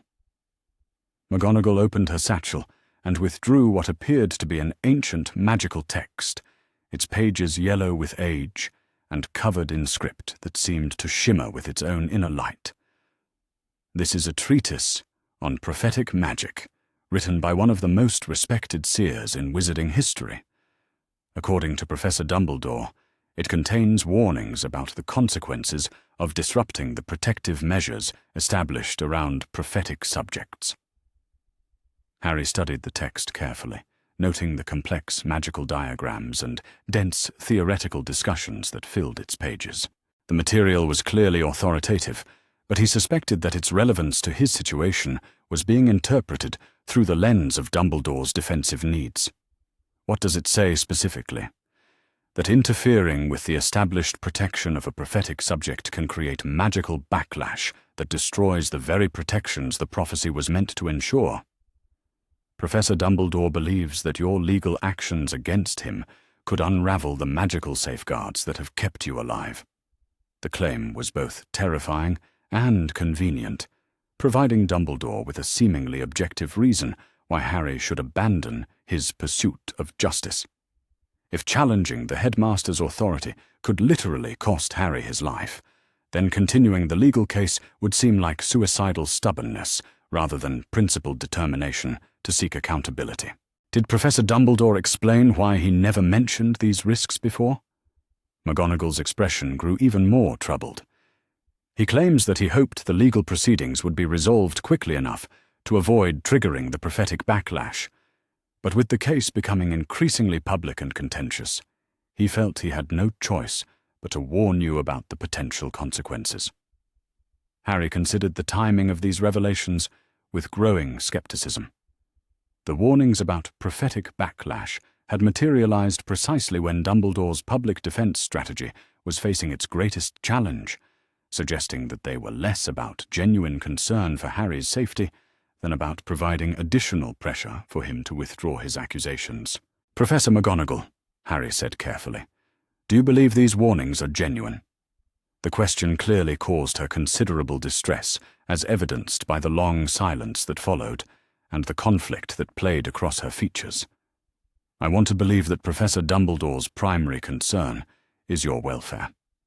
But I also can't ignore the convenient timing of these revelations or the way they serve his defensive interests." Her honesty was both surprising and revealing. McGonagall was acknowledging that her trust in Dumbledore had been fundamentally shaken by the recent revelations, leaving her uncertain about his motives and the reliability of his claims. "What would you do in my situation?" Harry asked. "I would demand independent verification of these prophetic claims before making any decisions about the legal proceedings. If the risks are real, that will become apparent through objective analysis. If they're not, then you'll know that Professor Dumbledore is using fear tactics to avoid accountability." The suggestion was eminently reasonable, but Harry suspected that independent verification might be difficult to obtain. Prophetic magic was among the most specialized and controversial branches of magical study, with relatively few experts qualified to provide authoritative analysis. As if reading his thoughts, McGonagall continued, "I've taken the liberty of contacting several internationally recognized experts in prophetic magic who have no connection to Professor Dumbledore or the British magical establishment. They've agreed to review the relevant materials and provide independent assessments." Harry felt a surge of gratitude for McGonagall's initiative. Her willingness to seek objective verification, rather than accepting Dumbledore's claims at face value, demonstrated the kind of intellectual integrity that the current crisis had revealed to be disturbingly rare among wizarding institutions. "How long will that analysis take?" "Approximately 1 week. The experts want to conduct thorough research to ensure their conclusions are reliable." Harry nodded, understanding that the timeline would create additional pressure on his decision-making. Dumbledore's warnings about prophetic backlash would continue to generate public concern and political pressure while the independent analysis was being conducted, potentially undermining support for the legal proceedings. "There's one more thing," McGonagall added. "Professor Dumbledore has requested a private meeting with you to discuss these matters directly. He believes that face-to-face communication might resolve the current crisis more effectively than continued legal proceedings." The request was predictable but concerning. Dumbledore's personal magnetism and persuasive abilities were legendary, and a private meeting would give him the opportunity to apply emotional and psychological pressure that might be more effective than his public relations campaign. "What do you think about that idea?" "I think it's dangerous," McGonagall replied bluntly. "Professor Dumbledore is a master manipulator whose ability to convince people of his position is unmatched in my experience. A private meeting would give him every advantage while placing you in a position of considerable vulnerability." Her warning carried the weight of someone who had observed Dumbledore's methods for decades and had finally begun to recognize their darker implications. McGonagall was acknowledging that the man she had served loyally for most of her career was capable of psychological manipulation that could override Harry's rational decision-making. "I'll need to think about it," Harry said. "Please be careful, Mr. Potter. Whatever Professor Dumbledore's ultimate intentions, his immediate goal is to convince you to abandon your pursuit of justice. He has considerable resources and expertise to draw upon in achieving that goal." After McGonagall's departure, Harry spent the evening reviewing the events of the day and considering the strategic implications of Dumbledore's counterattack. The headmaster had successfully shifted the debate from questions of financial accountability to issues of prophetic destiny and global security, while positioning himself as a misunderstood protector whose critics were either naive or actively dangerous. The effectiveness of this approach was already apparent in the changing tone of public discourse and the increasing pressure on Harry to demonstrate gratitude rather than pursuing justice.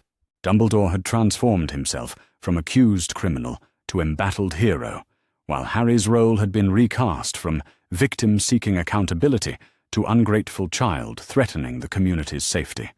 The battle for public opinion was clearly shifting in Dumbledore's favor, but Harry remained convinced that the underlying legal and moral issues were too important to be resolved through political maneuvering.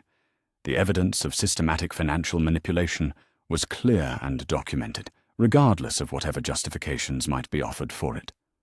More importantly, the broader questions about institutional accountability and child protection that his case had raised were too significant to be dismissed because of concerns about prophetic magic or global security.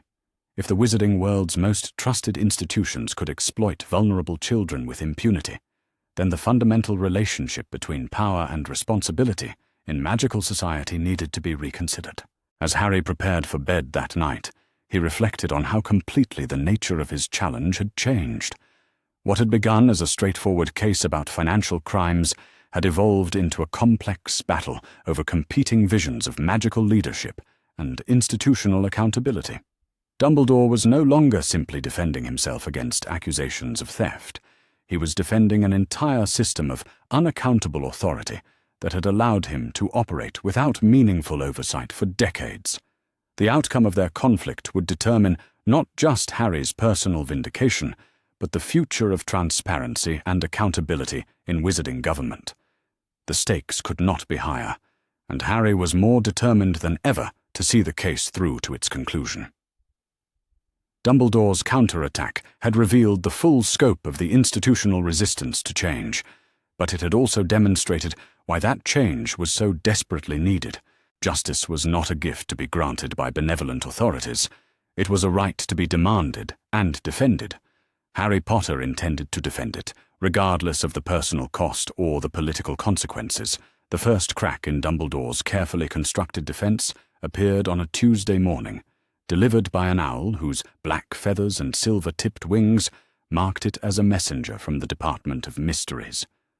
The letter it carried was addressed to Harry in script so formal it seemed to have been written with a quill dipped in liquid starlight, and its contents would reshape the entire trajectory of the legal proceedings in ways that no one could have anticipated.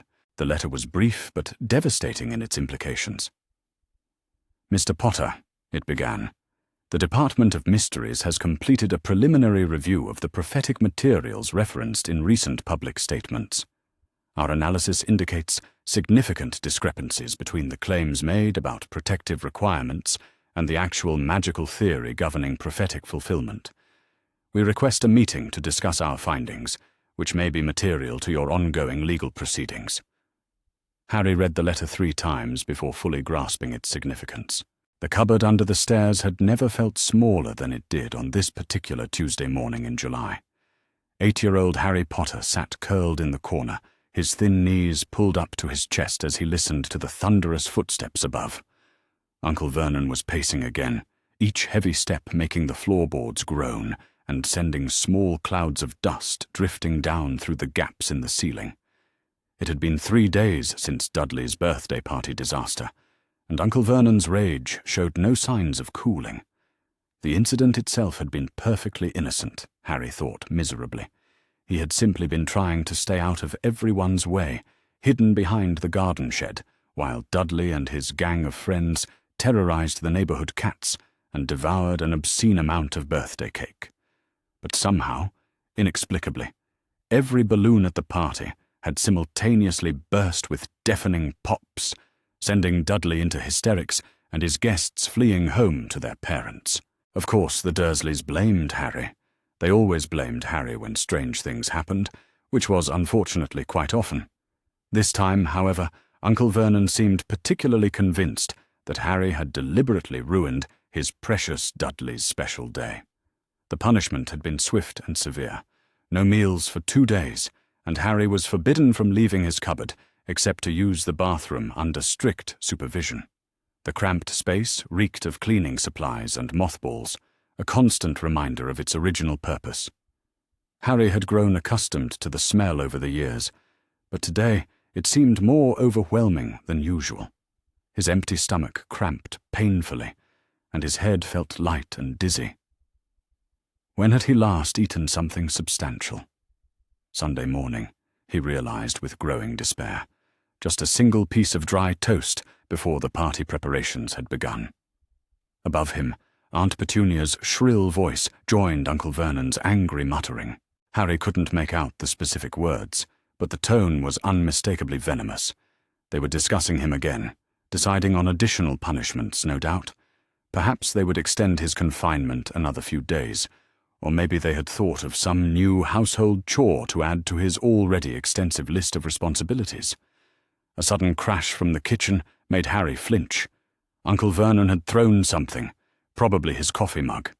It wouldn't be the first piece of crockery to meet its end during one of his legendary temper tantrums. Harry pulled his knees closer to his chest and tried to make himself even smaller. Sometimes, if he stayed very still and very quiet, they forgot about him for a while. But not today. The heavy footsteps were getting closer, accompanied by Uncle Vernon's labored breathing. Harry's heart began to race as he recognized the particular cadence of his uncle's approach when he was in one of his truly dangerous moods, the kind of mood that usually ended with Harry sporting new bruises and a renewed understanding of his place in the Dursley household hierarchy. The cupboard door flew open with such force that it bounced off the wall behind it. Uncle Vernon's massive form filled the doorway, his face purple with rage and small eyes glittering with malice. His thick neck was blotchy and swollen, straining against the collar of his business shirt. Sweat beaded on his forehead, despite the relatively cool morning air. "Boy," Uncle Vernon growled, his voice dangerously low. Harry had learned to fear that particular tone more than his uncle's shouting. It meant Uncle Vernon was past the point of mere anger and had moved into something darker and more calculated. "Get out here. Now." Harry scrambled to his feet as quickly as his weakened legs would allow. 3 days of confinement had left him stiff and unsteady, and he had to grip the doorframe to keep from falling. Uncle Vernon's massive hand shot out and grabbed Harry's upper arm, his thick fingers digging into the boy's thin flesh with enough force to leave fingerprint bruises. "You think you're clever, don't you, freak?" Uncle Vernon hissed, dragging Harry toward the kitchen. His grip was like a vice, and Harry had to stumble along to keep up with his uncle's longer strides. Aunt Petunia stood near the sink, her arms crossed, and her horse-like face twisted into an expression of disgusted satisfaction. Dudley lurked in the doorway leading to the living room, his piggy eyes bright with anticipation. "Think you can ruin my son's birthday and get away with it?" Uncle Vernon continued, giving Harry's arm a vicious shake. "Think you can embarrass this family in front of the entire neighborhood with your freakish tricks?" "I didn't do anything," Harry managed to whisper, though he knew protesting would only make things worse. His voice came out hoarse and raspy from thirst and fear. "I was behind the shed. I wasn't even near the balloons." "Don't you dare lie to me!" Uncle Vernon roared, his face transitioning from purple to an alarming shade of red. His free hand rose threateningly, and Harry instinctively cringed away.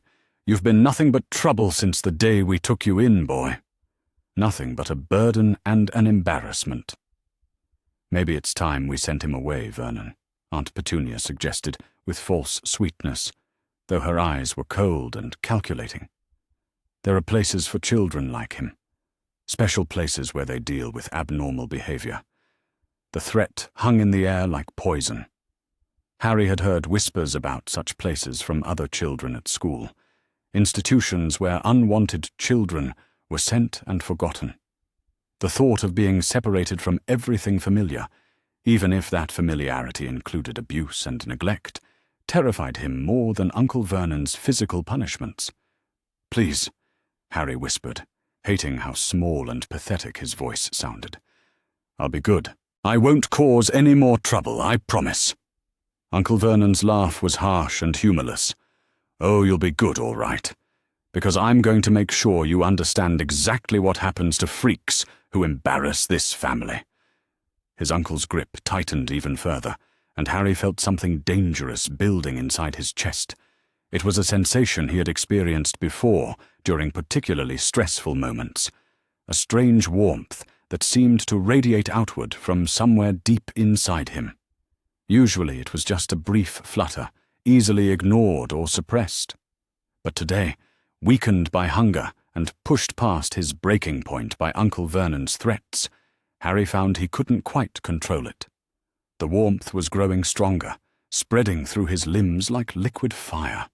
His vision began to shimmer around the edges, and he could swear he heard a distant sound, like singing, though no one else seemed to notice it. Uncle Vernon continued his tirade, oblivious to the change coming over his nephew. "You're going to learn your place once and for all, boy.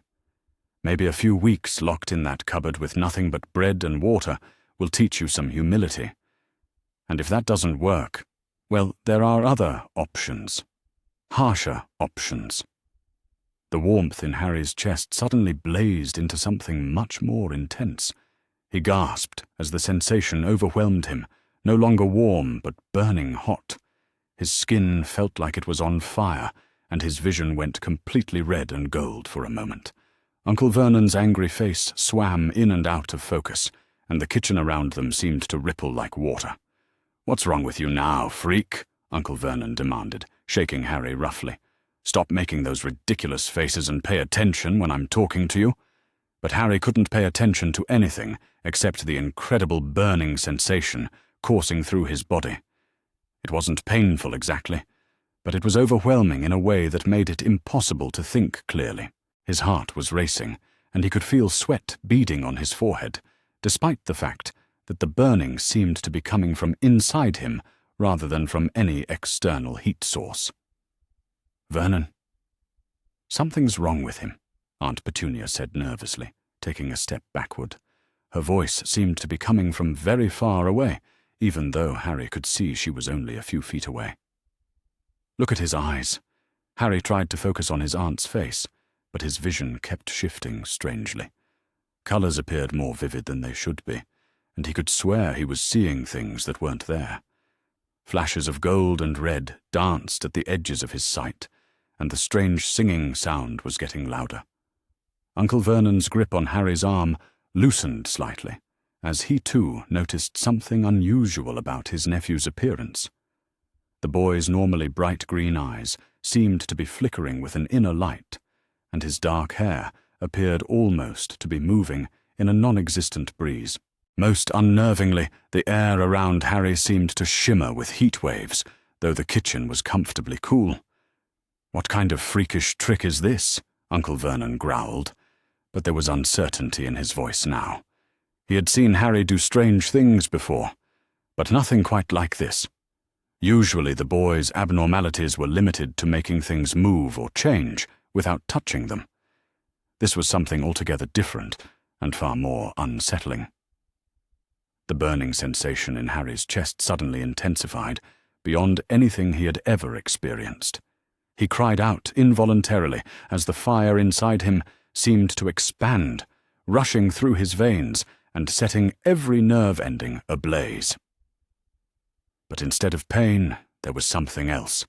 Something that felt like freedom and power and wild, uncontrollable joy.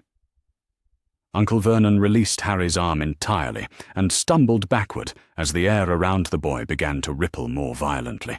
The temperature in the kitchen was rising noticeably now, and Aunt Petunia let out a small shriek as she noticed the wooden cabinet nearest to Harry beginning to smoke. "Get away from him!" she screamed, grabbing Dudley and pulling him back toward the living room. "Vernon, get away from him right now!"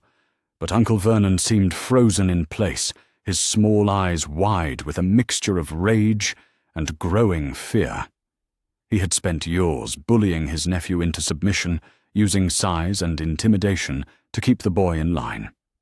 The idea that Harry might possess something beyond his control was both infuriating and terrifying. "Stop it!" Uncle Vernon commanded, though his voice lacked its usual conviction. "Stop whatever you're doing right now, boy, or I'll give you a beating you'll never forget." Harry wanted to stop it, whatever it was that was happening to him. The burning sensation was becoming almost unbearable, and he could feel his control slipping away entirely. But he didn't know how to make it stop.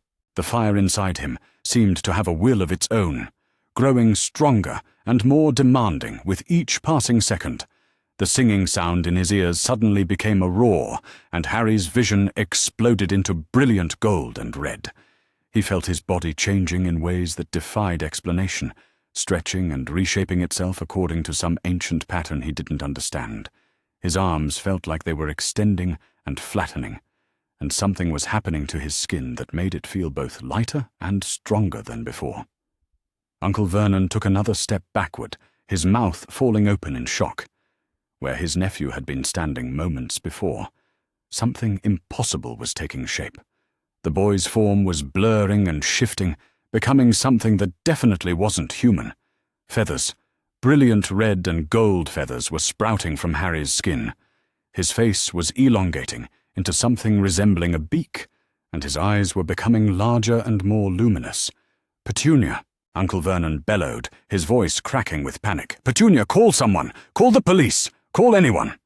But Aunt Petunia was too busy screaming and trying to shepherd a terrified Dudley toward the front door to respond coherently. She had seen enough of her sister's world to recognize magic when she saw it, and this was magic on a scale that dwarfed anything she had ever witnessed. This wasn't a few sparks or objects moving on their own. This was a complete transformation into something that shouldn't exist. Harry's consciousness was fragmenting as the change overtook him completely. He could still think, but his thoughts felt different somehow, clearer in some ways but alien in others. His perspective on the room was shifting as his body continued to change, and he realized with a distant sort of amazement that he was actually growing larger rather than smaller. The transformation reached its climax with a sound like rushing wind and crackling flames. Where Harry Potter had stood just moments before, a magnificent phoenix now perched on the kitchen floor. The bird was enormous, easily the size of a large eagle, with brilliant scarlet and gold plumage that seemed to glow with inner fire. Its eyes were the same bright green as Harry's, but they held an ancient wisdom and power that was both beautiful and terrifying.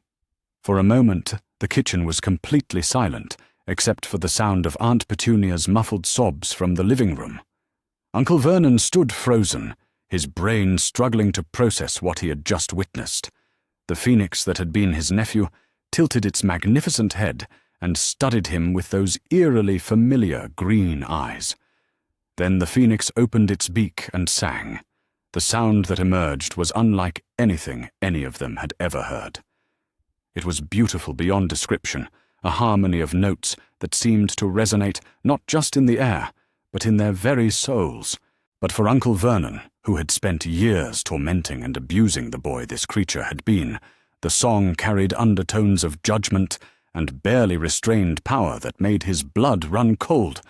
The phoenix's song grew louder and more complex, and with it came heat, real physical heat that made the air in the kitchen shimmer and dance. The wooden cabinets began to smoke more heavily, and Uncle Vernon could smell paint beginning to bubble and blister on the walls. The linoleum floor beneath the phoenix's feet was actually beginning to char. Uncle Vernon finally found his voice and his mobility at the same time. He turned and fled toward the living room, shouting incoherently about freaks and unnatural things and calling for his wife to pack their bags immediately. But his panicked retreat only seemed to agitate the phoenix further. Harry, somewhere deep inside the magnificent bird's consciousness, was struggling to understand what was happening. He could feel the power flowing through him, raw and untamed and desperate to be released. The years of suppressed emotion, the pain and fear and helpless anger were all feeding into the flames that surrounded him. He wanted to stop, wanted to change back, but he didn't know how. The phoenix spread its wings, and the span was truly impressive. Each feather seemed to be made of living fire, glowing with heat that was rapidly becoming dangerous. Where the wing-tips brushed against the kitchen cabinets, the wood immediately began to smolder. The wallpaper was peeling and curling, and the metal handles on the drawers were becoming too hot to touch. Aunt Petunia's terrified voice drifted in from the living room, high-pitched and hysterical.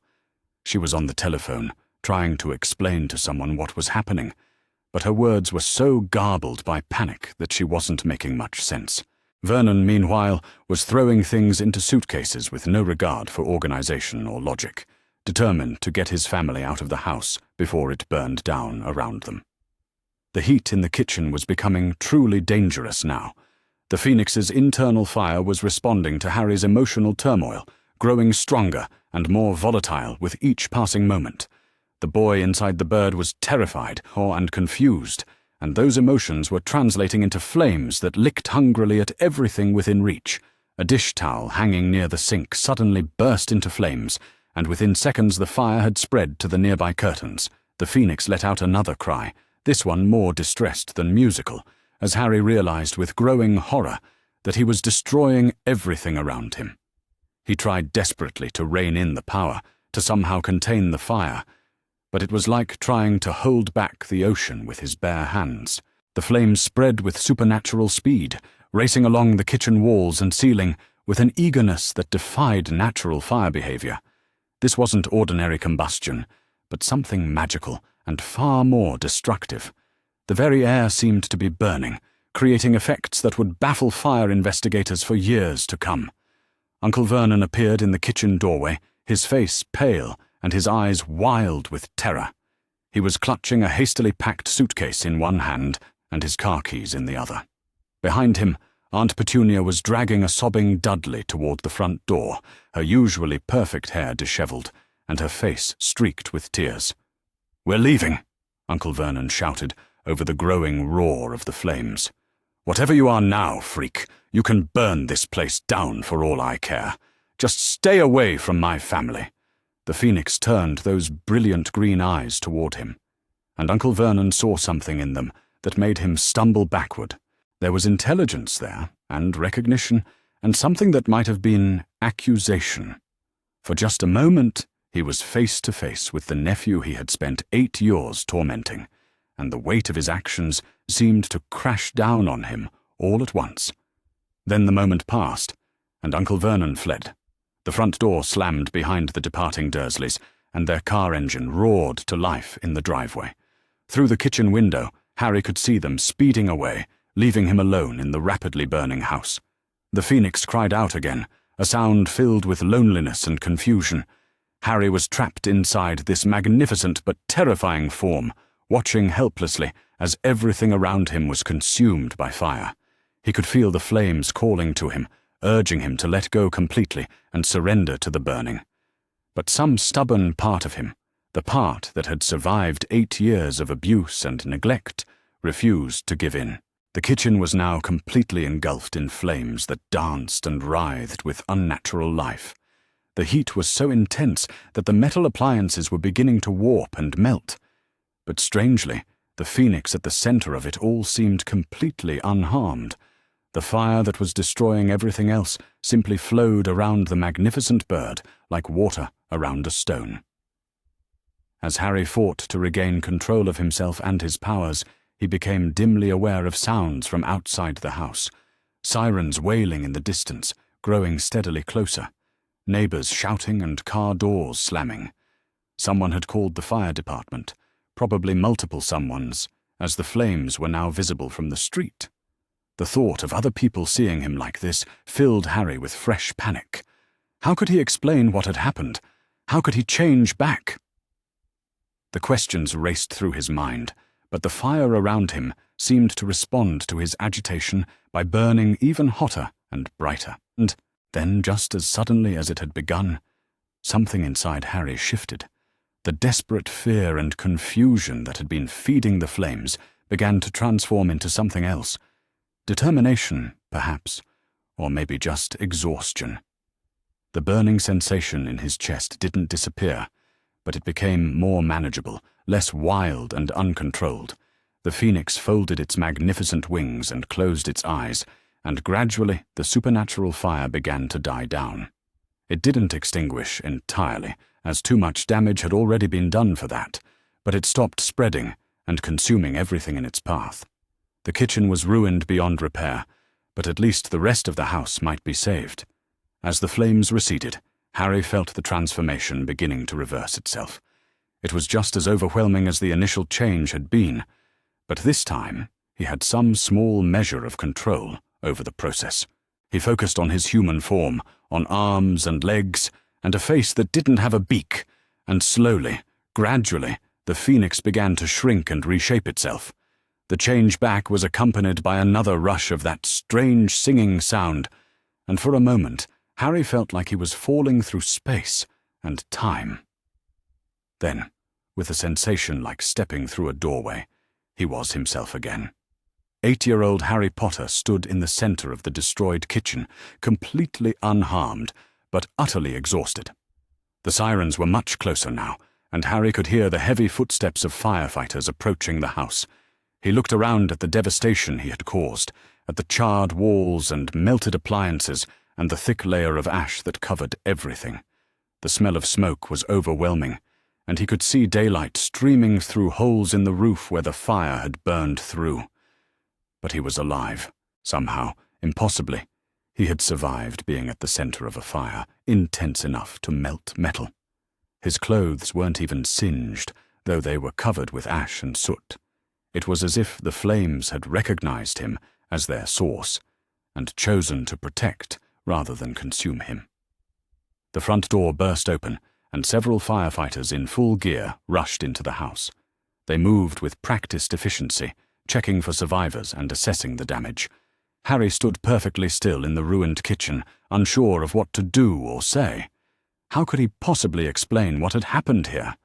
The lead firefighter spotted him and immediately rushed over, his face full of concern and amazement. "Son!" he called out. "Are you hurt? How did you get trapped in here?" Harry opened his mouth to answer, but no words came out. How could he tell them that he hadn't been trapped at all? That he had been the fire itself, in some impossible way that defied everything he thought he knew about the world? The truth was too strange and too dangerous to share with anyone. So instead, he simply shook his head and allowed himself to be wrapped in a blanket and led outside to safety. As the firefighters continued their work and paramedics checked him for injuries he didn't have, Harry sat in the back of an ambulance and tried to make sense of what had just happened to him. He had turned into something else, something beautiful and terrifying and powerful beyond his understanding. And somehow, in that transformed state, he had been more himself than he had ever been while trapped in human form. The realization was both thrilling and absolutely terrifying. Whatever he was, whatever had just happened, Harry knew his life would never be the same again. The abandoned fortress of Durmstrang Institute rose from the frozen Norwegian landscape like a monument to magical power, corrupted by dark ambition. Intelligence gathered by the Phoenix Alliance had confirmed that Death Eaters had seized control of the ancient school and were using its extensive dungeons to hold captured members of the magical resistance. Among the prisoners were Professor Beaumont and 12 students from various international magical schools who had been taken during coordinated raids across Europe.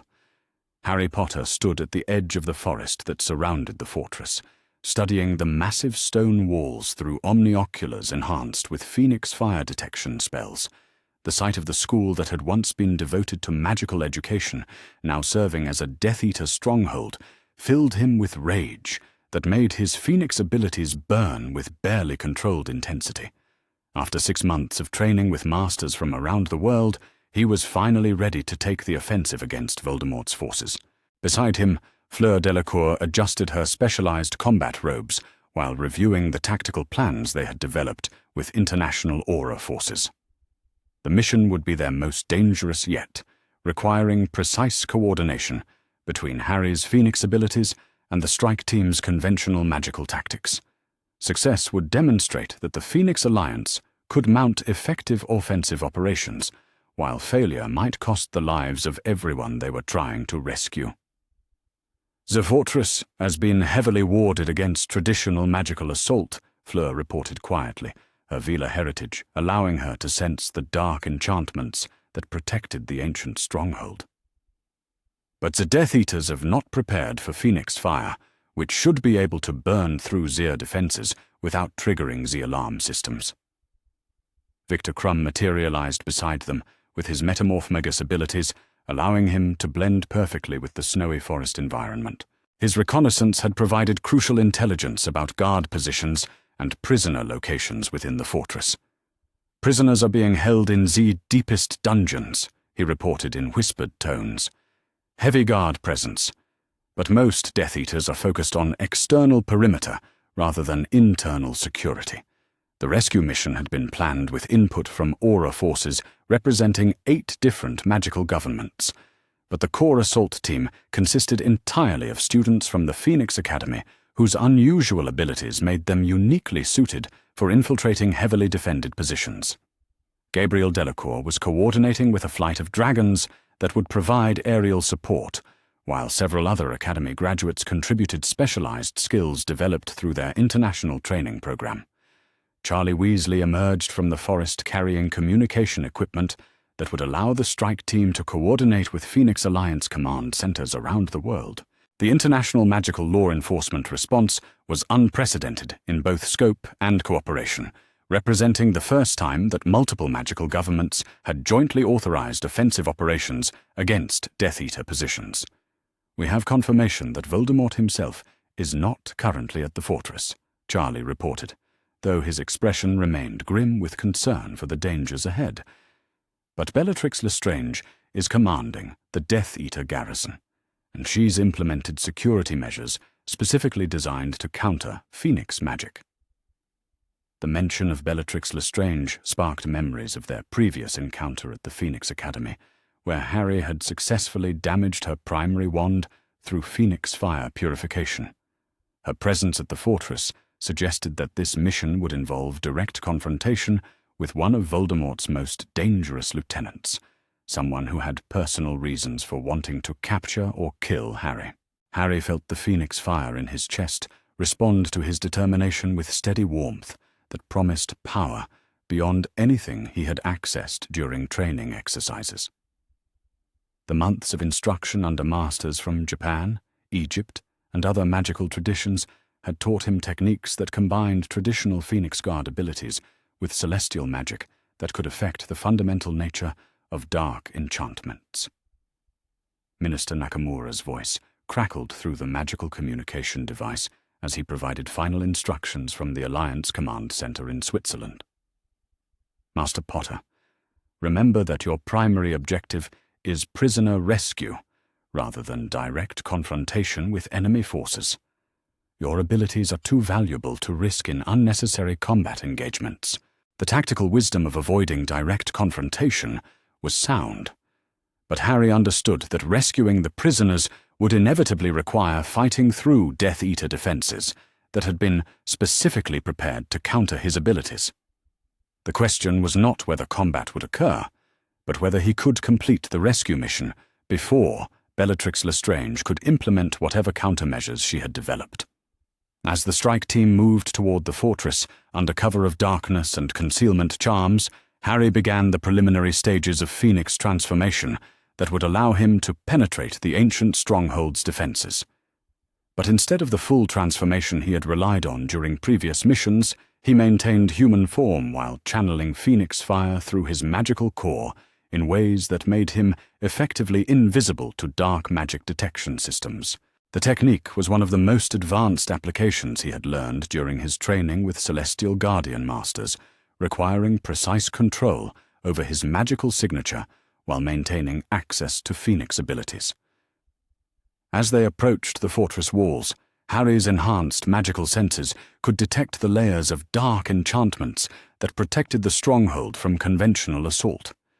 Most of the defensive wards were designed to repel or destroy attacking magic, rather than simply detecting intrusion, making them vulnerable to phoenix fire that existed in harmony with natural magical forces rather than opposition to them. When Harry placed his hands on the ancient stone walls, his phoenix magic began to interact with the defensive enchantments in ways that neutralized them without triggering alarm responses. Magnifique, Fleur whispered, as she watched sections of the fortress walls become permeable to their passage. The Death Eaters expected conventional siege tactics, not magical integration that bypasses their defenses entirely. The infiltration proceeded smoothly through the fortress's outer defenses, but as they moved deeper into the stronghold, Harry's phoenix senses began to detect something that made his magical abilities react with protective fury. The prisoners were not simply being held captive, but were being subjected to experimental dark magic procedures that were systematically corrupting their magical cores. "They are trying to turn the prisoners into dark magic vessels," Victor reported after using his Metamorph Magus abilities to scout ahead through the fortress corridors. "The procedures appear designed to corrupt magical cores so completely that the prisoners become weapons against their own allies. The revelation that Death Eaters were attempting to corrupt captured resistance members into dark magical weapons filled Harry with rage that made his phoenix fire blaze with purifying intensity. Such corruption of unwilling magical cores represented one of the most heinous violations of magical law and natural order that he could imagine. As they approached the dungeon levels where the prisoners were being held, the strike team encountered their first direct opposition from Death Eater guards who had been stationed to prevent exactly this type of rescue operation. The ensuing battle would test everything Harry had learned about using Phoenix abilities in offensive combat while protecting his allies and innocent prisoners simultaneously. The Death Eaters had indeed prepared countermeasures specifically designed to neutralize Phoenix magic, including enchanted weapons that could disrupt magical transformations and protective barriers that absorbed and redirected Phoenix fire. But their preparations had been based on theoretical knowledge rather than direct experience with fully developed Phoenix Guardian abilities. When Harry unleashed his Phoenix fire against the Death Eater defenses, the purifying flames burned through their dark magic protections with devastating effectiveness.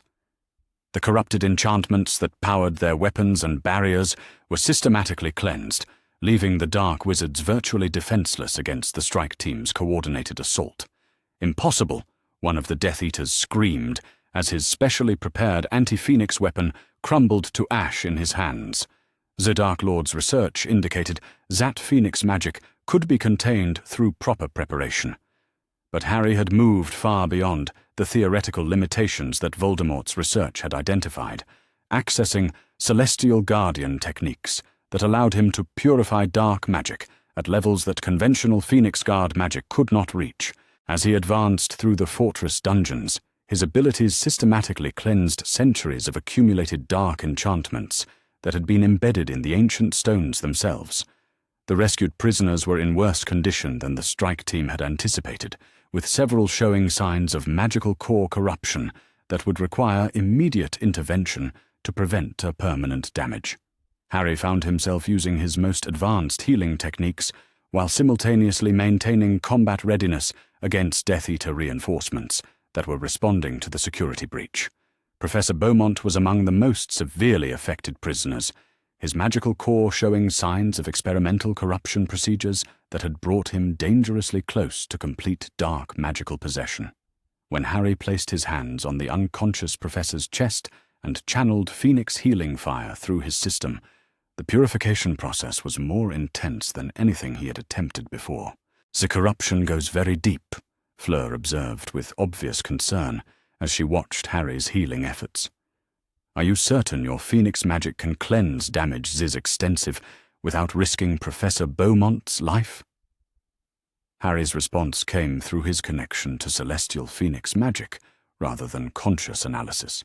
The healing fire flowing through him carried knowledge and power that transcended his personal understanding, guiding him through purification techniques that his training had only touched upon theoretically. As the dark corruption burned away from Professor Beaumont's magical core, Harry felt his own abilities expanding to accommodate the complexity of the healing process. The rescue operation was proceeding successfully when Bellatrix Lestrange finally appeared with a force of Death Eaters who had been specially equipped with weapons and tactics designed to exploit what she believed were weaknesses in phoenix magic.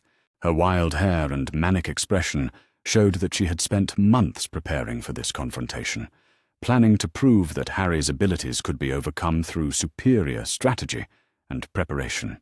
"Well, well, little phoenix boy," she called out with the sort of theatrical malice that had made her one of Voldemort's most feared enforcers. "Ready to see what happens when phoenix fire meets properly prepared dark magic? I've spent months developing techniques specifically designed to corrupt your precious purification abilities." The weapons her Death Eaters carried were unlike anything Harry had encountered before, radiating corruption that seemed designed to infect phoenix magic and turn it against itself.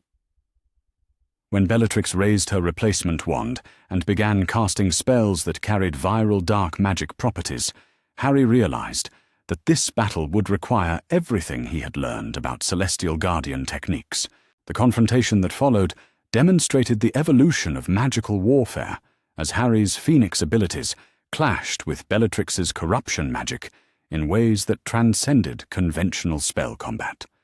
Rather than simply exchanging destructive magic, they were engaging in a fundamental conflict between purification and corruption that would determine which force proved stronger at the most basic level of magical reality.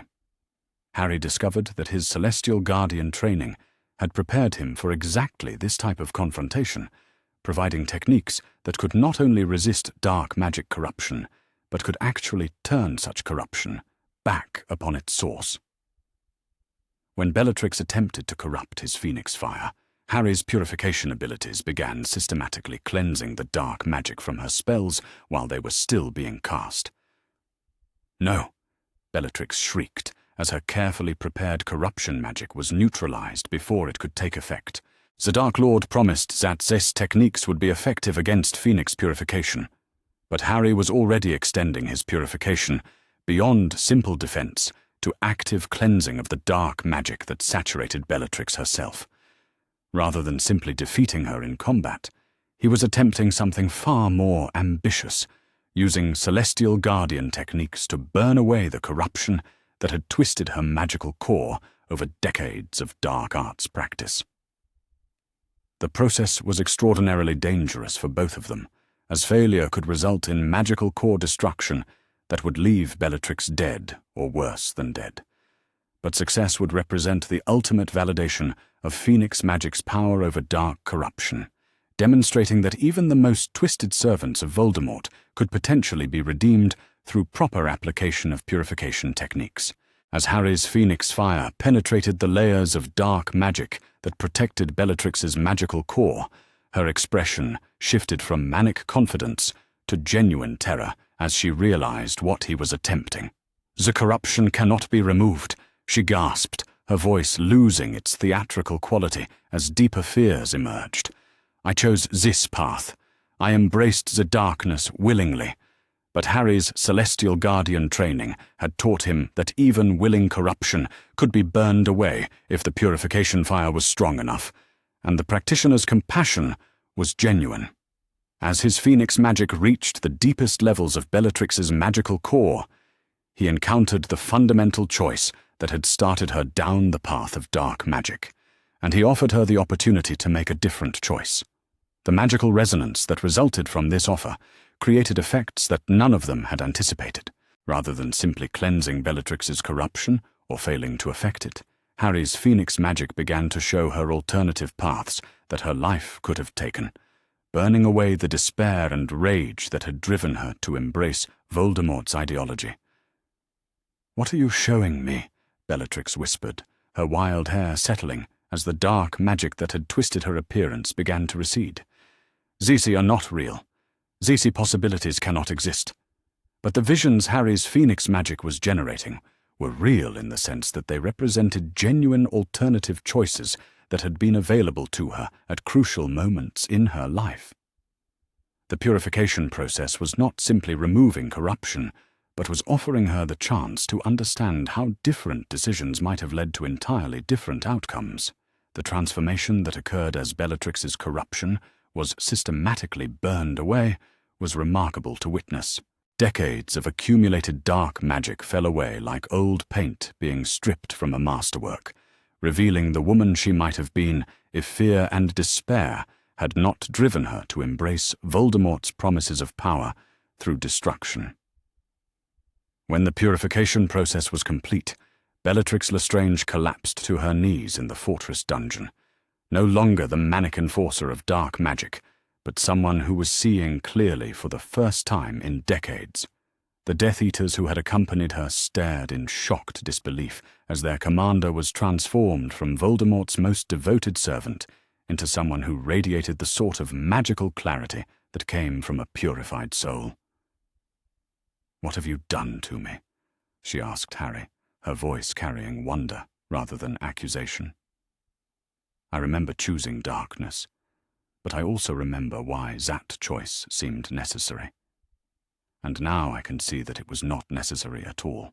The successful purification of Bellatrix Lestrange represented a breakthrough that would fundamentally alter the strategic balance of the war against Voldemort. If Harry's phoenix abilities could cleanse corruption from even the Dark Lord's most devoted followers, then the conflict was no longer simply about defeating dark magic, but about offering redemption to those who had been twisted by it.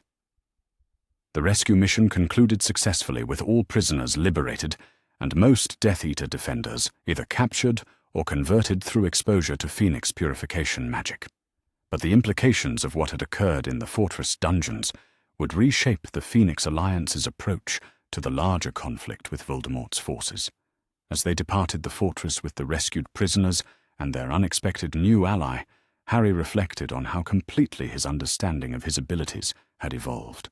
The boy who had accidentally burned down the Dursley kitchen had become someone capable of purifying the deepest corruption and offering genuine redemption to those who had seemed irredeemably lost.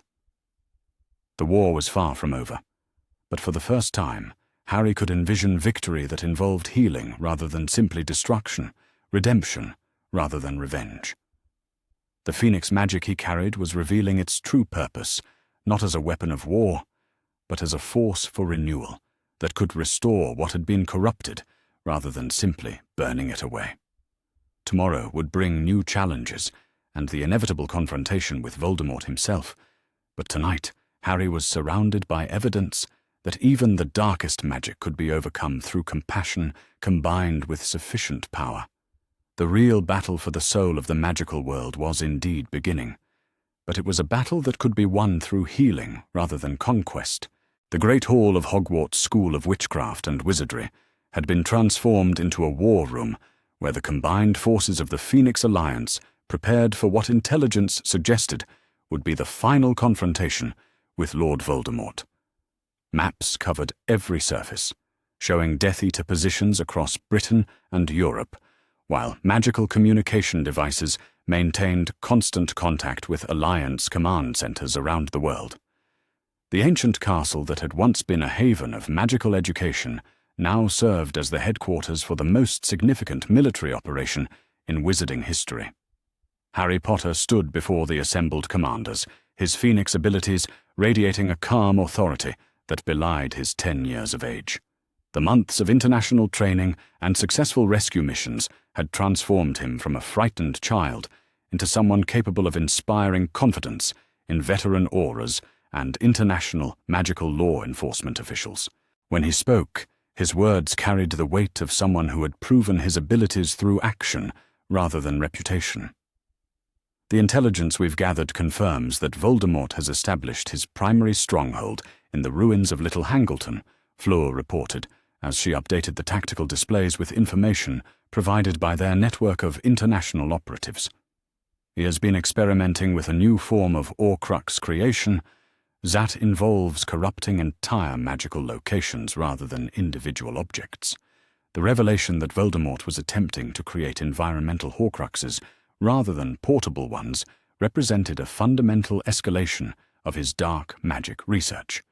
If successful, such techniques could corrupt magical sites across Britain and make his soul fragments virtually impossible to locate and destroy through conventional means.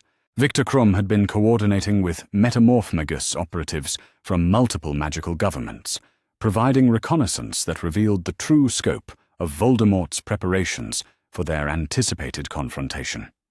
The Dark Lord expects our attack and has prepared defenses specifically designed to counter Phoenix magic, he reported grimly. But more concerning, he appears to have captured several of our allies to use as bait for drawing Harry into a direct confrontation.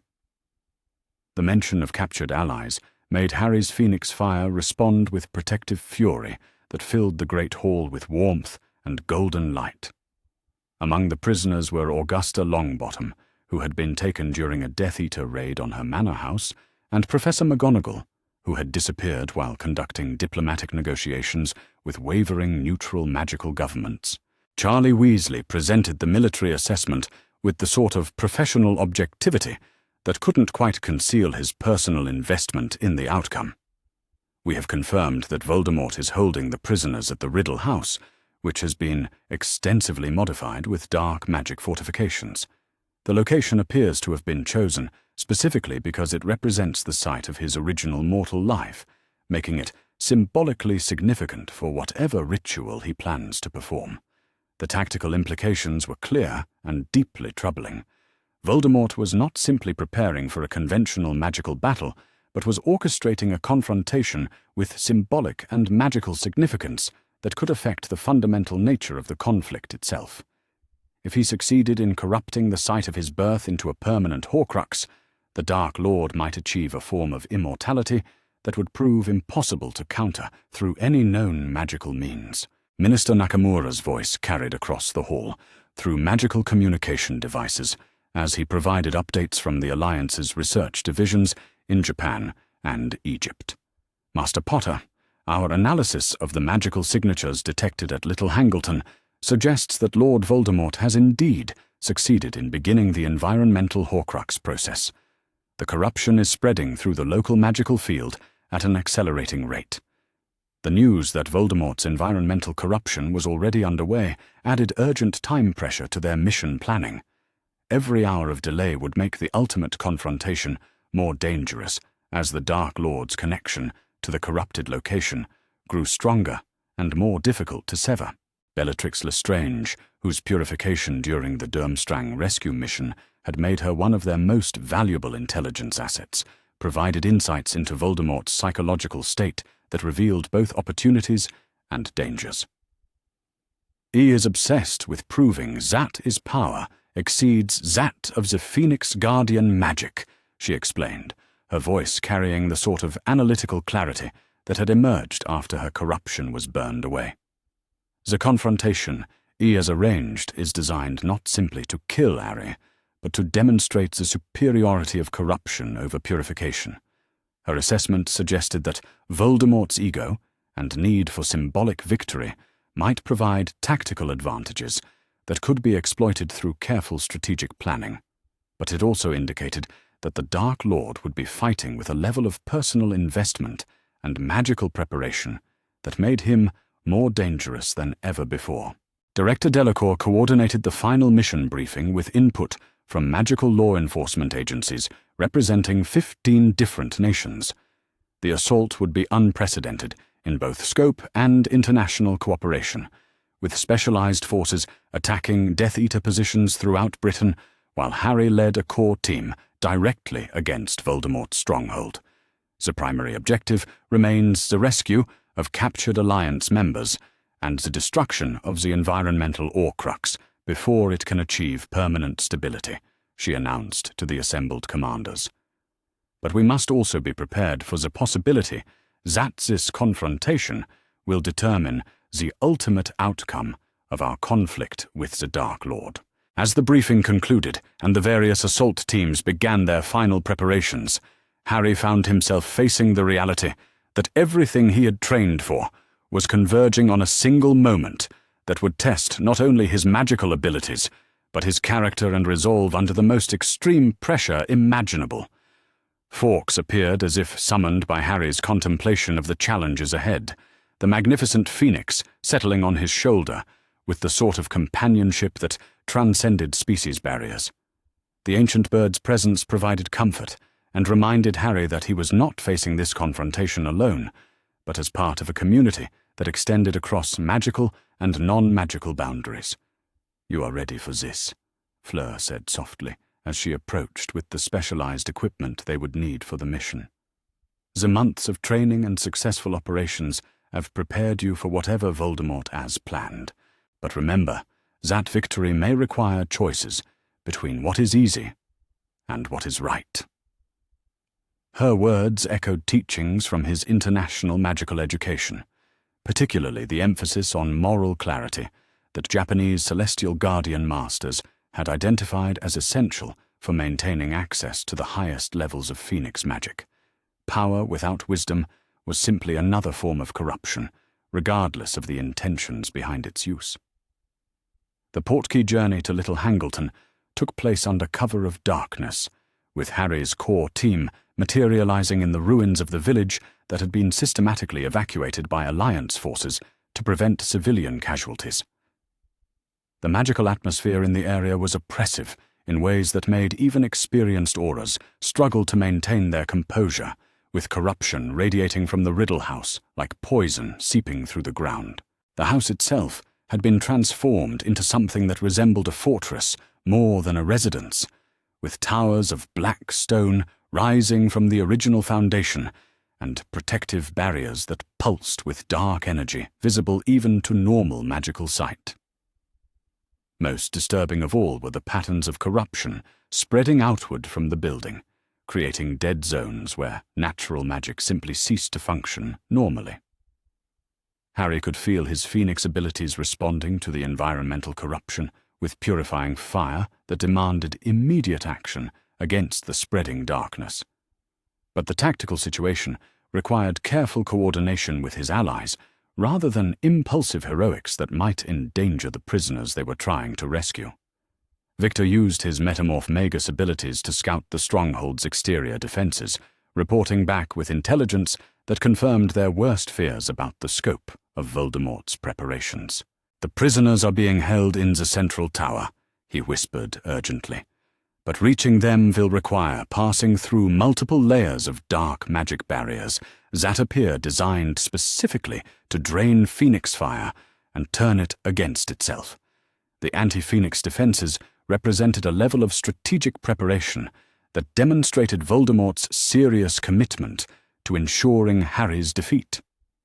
Rather than relying on overwhelming force or surprise attacks, the Dark Lord had created a battlefield where Phoenix Guardian magic would be systematically weakened while dark corruption grew stronger. Gabriel Delacour coordinated the aerial assault component of their mission, with dragons from international preserves providing both distraction and direct combat support against Death Eater forces positioned around the stronghold's perimeter. The sight of Welsh Greens and Hungarian Horntails working in coordination with human magical forces was both inspiring and tactically effective, as Death Eater anti-dragon measures proved inadequate against creatures that had been trained specifically for this type of operation. As the external battle began, Harry led his core team toward the stronghold's main entrance, using advanced Phoenix techniques to create passages through Voldemort's defensive barriers. But with each layer of protection they penetrated, the corruption around them grew stronger and more oppressive, making it increasingly difficult to maintain access to purifying magic.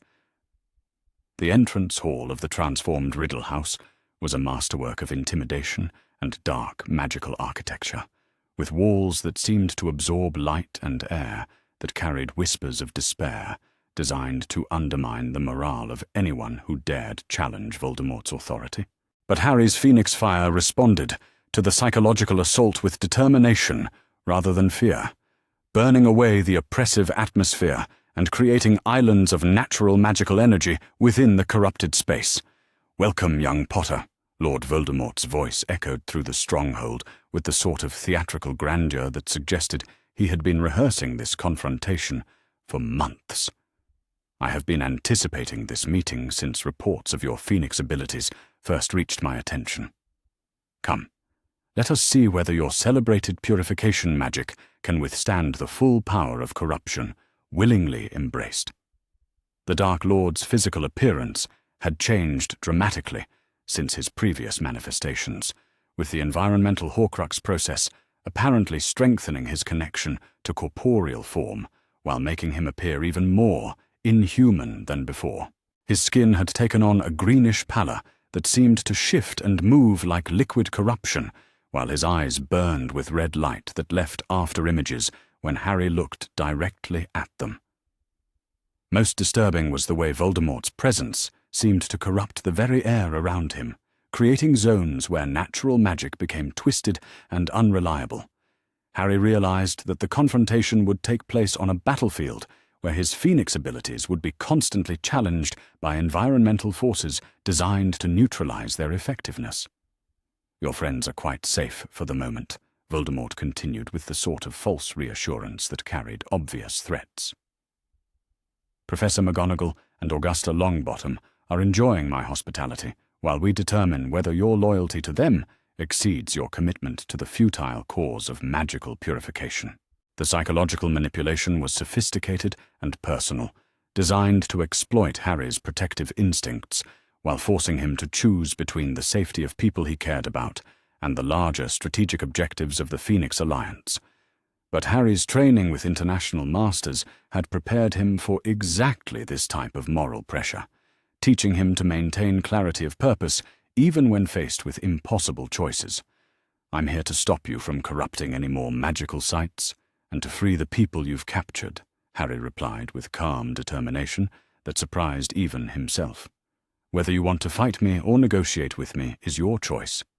But either way, this ends today."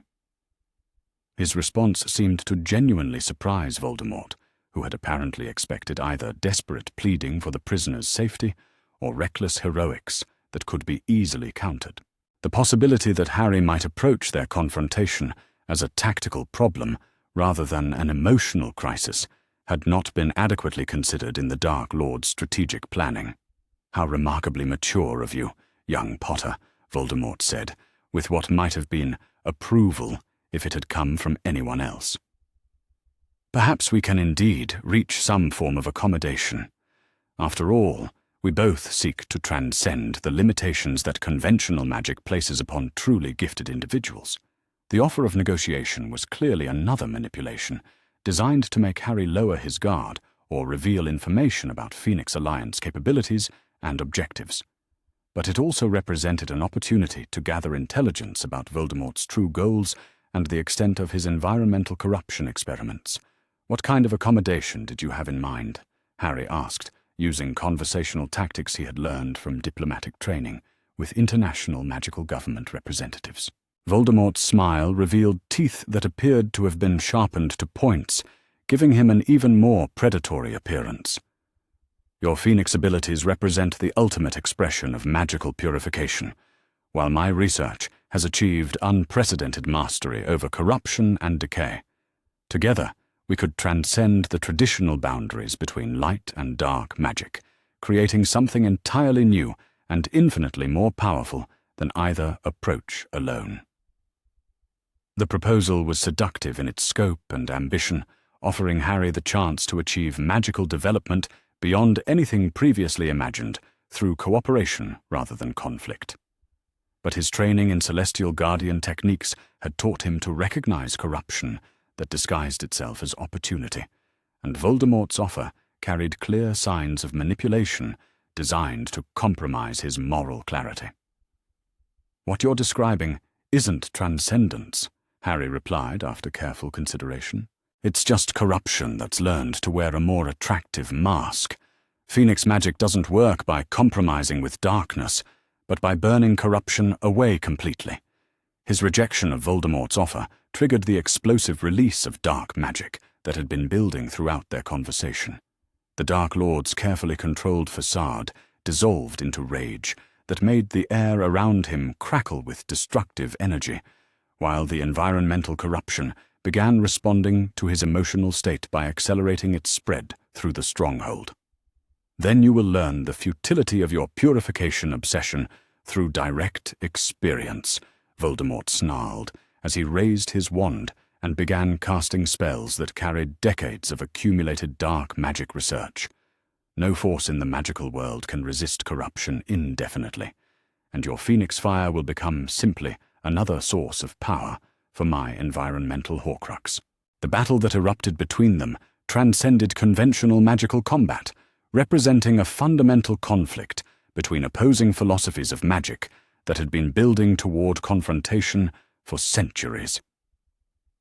Harry's Phoenix Fire clashed with Voldemort's corruption magic in ways that affected the basic structure of magical reality within the stronghold, creating effects that neither of them had anticipated or prepared for.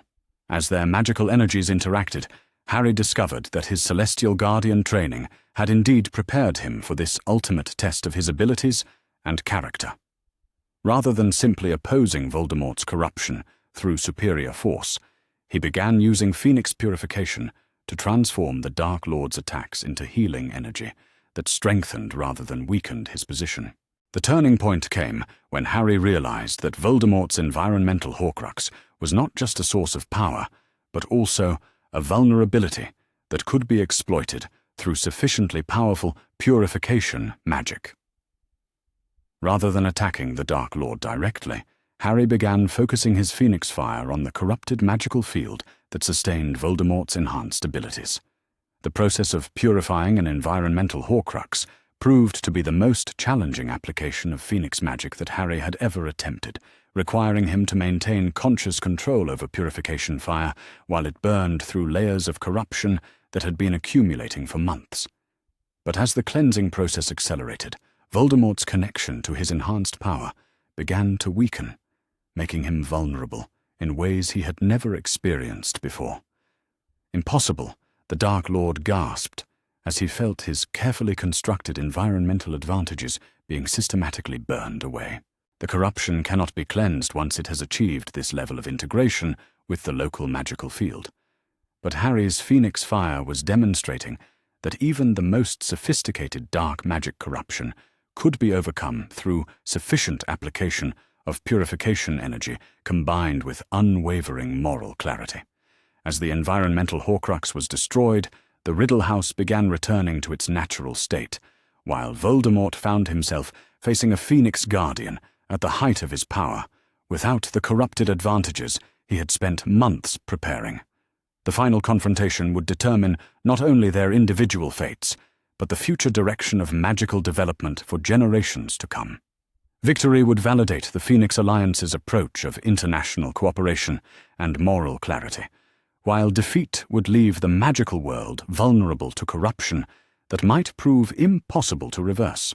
As Phoenix Fire and dark magic clashed in their ultimate test of strength and will, Harry felt the support of everyone who had helped him reach this moment, from Augusta Longbottom's protective guidance to Fleur's unwavering friendship, to the international masters who had taught him techniques preserved across cultures and centuries.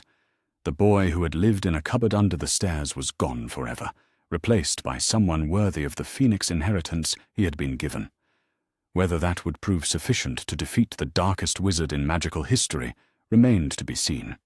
But Harry faced the challenge with confidence born of preparation, training, and the knowledge that he was fighting, not just for himself, but for everyone who believed in the possibility of a magical world based on healing rather than harm. The dawn sky above Little Hangleton burned with colors that seemed to echo the magical forces converging on the ruined village as the Phoenix Alliance assembled for what would become known as the Battle of Purification. Harry Potter stood at the center of the international magical forces. his phoenix abilities radiating power that made the air shimmer with golden light. The frightened child who had accidentally set the Dursley kitchen ablaze had become the focal point of magical resistance against the darkest corruption the wizarding world had ever known. Surrounding Harry were representatives from magical communities across 6 continents, their diverse traditions united by shared recognition that the outcome of this confrontation would determine the future of magic itself. Japanese celestial guardians worked alongside Egyptian phoenix masters, while European dragon handlers coordinated with African magical creature conservationists in a display of international cooperation unprecedented in wizarding history. The Riddle House had transformed overnight into something that resembled a fortress built from crystallized darkness, with towers of corrupted stone reaching toward clouds that moved in patterns defying natural weather. Voldemort's environmental Horcrux had achieved a level of integration with the local magical field that made the entire area pulse with malevolent energy, designed to corrupt any magic that encountered it. Fleur Delacour appeared at Harry's side, her Veela heritage enhanced by months of international magical training until she radiated power that complemented, rather than competed with his phoenix abilities. "The corruption has spread faster than our intelligence predicted," she reported with obvious concern. "Voldemort has transformed the entire village into a dark magic amplification device. Victor Crumb materialized from his reconnaissance mission with intelligence that confirmed their worst fears about the scope of Voldemort's preparations." "The Dark Lord is no longer fully human," he reported grimly. "The environmental Horcrux process has integrated his consciousness with the corrupted magical field itself. Defeating him may require purifying the entire area rather than simply winning a conventional magical duel." The tactical implications were staggering. Harry was being asked to attempt magical purification on a scale that exceeded anything documented in Phoenix Guardian history, cleansing corruption from an entire magical location, while simultaneously confronting the most powerful dark wizard of the age in direct combat. Minister Nakamura's voice carried across the assembled forces through magical communication devices linking the battlefield with Alliance command centers around the world. "Master Potter, our analysis confirms that success will require accessing the deepest levels of Celestial Guardian magic. You must be prepared to undergo complete Phoenix transformation while maintaining conscious control over purification processes that could affect magical reality itself." The warning carried implications that made Harry's Phoenix fire respond with both eagerness and trepidation. Complete transformation into Celestial Guardian form would provide access to purification abilities beyond anything he had previously experienced, but such power came with risks that could prove fatal if his control wavered even momentarily. Augusta Longbottom and Professor McGonagall appeared among the Alliance forces, having been successfully rescued during preliminary operations against Voldemort's outer defenses. Their presence provided emotional strength that Harry needed for the confrontation ahead, reminding him that he was fighting not just against dark magic, but for the people and values that made such a fight worthwhile. "You have become everything we hoped, and more than we ever imagined possible," Augusta said, as she embraced Harry with the sort of fierce pride that had sustained him through his darkest moments of training and doubt. "Whatever happens in the hours ahead, know that you have already achieved victories that will inspire magical communities for generations to come." Professor McGonagall studied Harry with the assessing gaze that had helped shape his development from frightened abuse victim into confident magical leader. "Your abilities have progressed beyond anything our theoretical knowledge suggested was possible," she observed with obvious amazement. "But more importantly, you have retained the compassion and moral clarity that make such power a force for healing rather than domination." As the Alliance forces completed their final preparations, Harry found himself facing the reality that everything he had learned and experienced was converging on a moment that would test not only his magical abilities, but his fundamental understanding of what it meant to be a Phoenix Guardian. Fawkes settled on Harry's shoulder, with the companionship of an ancient being who had witnessed similar confrontations across centuries of magical history. The magnificent Phoenix's presence provided comfort and reminded Harry that he was part of a tradition extending far beyond his individual circumstances or abilities. The approach to the Riddle House revealed the full extent of Voldemort's transformation of the village into a dark, magic stronghold. Streets that had once connected homes and shops now formed geometric patterns that channeled corruption toward the central fortress, while buildings had been reshaped into towers and walls that served both defensive and symbolic purposes in the Dark Lord's grand design. Most disturbing was the way the corruption seemed to be alive, responding to the Alliance approach with defensive movements that suggested Voldemort's consciousness had indeed become integrated with the environmental Horcrux itself.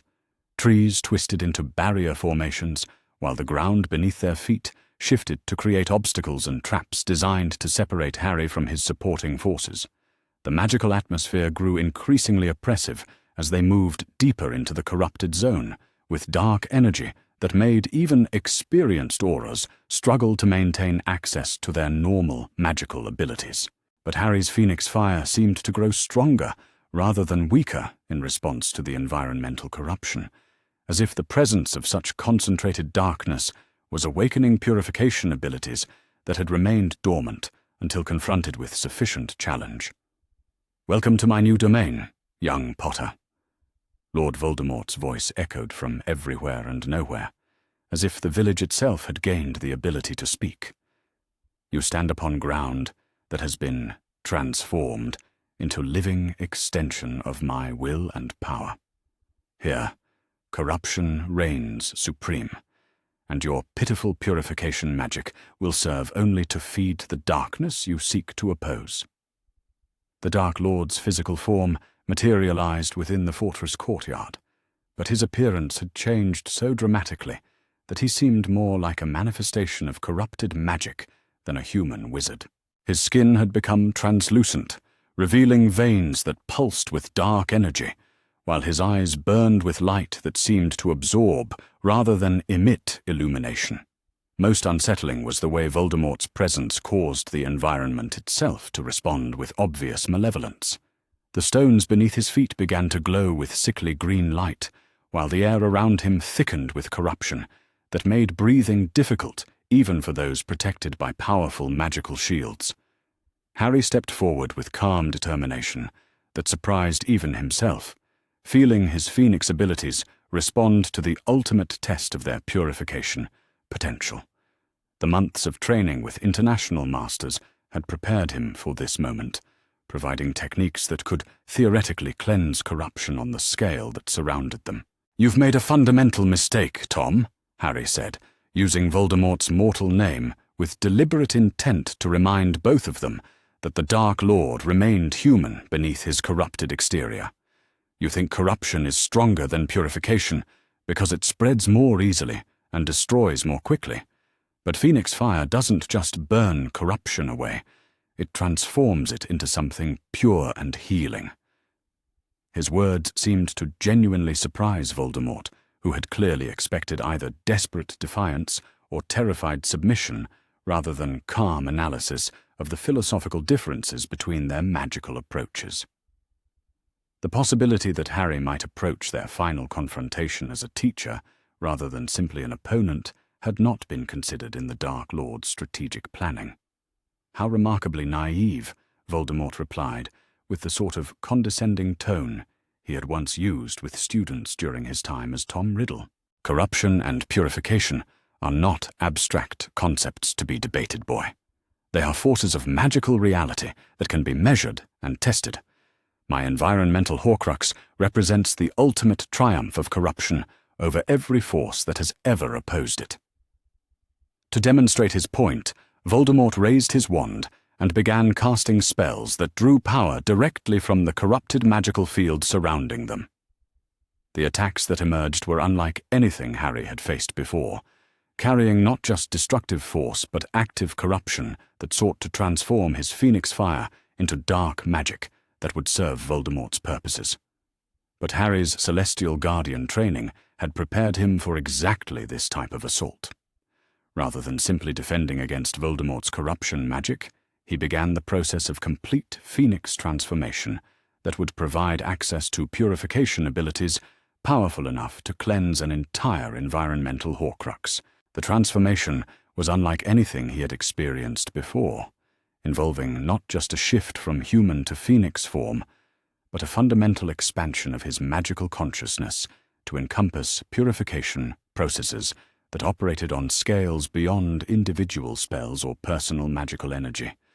As the change progressed, Harry felt his awareness extending throughout the corrupted village, identifying sources of darkness and mapping the complex patterns of corruption that sustained Voldemort's environmental Horcrux. The phoenix that emerged from Harry's transformation was magnificent beyond anything witnessed in magical history, easily the size of a dragon, with feathers that burned with starlight intensity and wings that seemed to span the entire courtyard. When the celestial phoenix opened its beak and sang, the sound carried harmonics that resonated not just in the air, but in the fundamental magical forces that sustained reality itself. "Impossible," Voldemort gasped, as he felt his environmental Horcrux beginning to respond to Phoenix Song in ways he had never anticipated. The corruption cannot be affected by mere purification magic, regardless of its scope or intensity.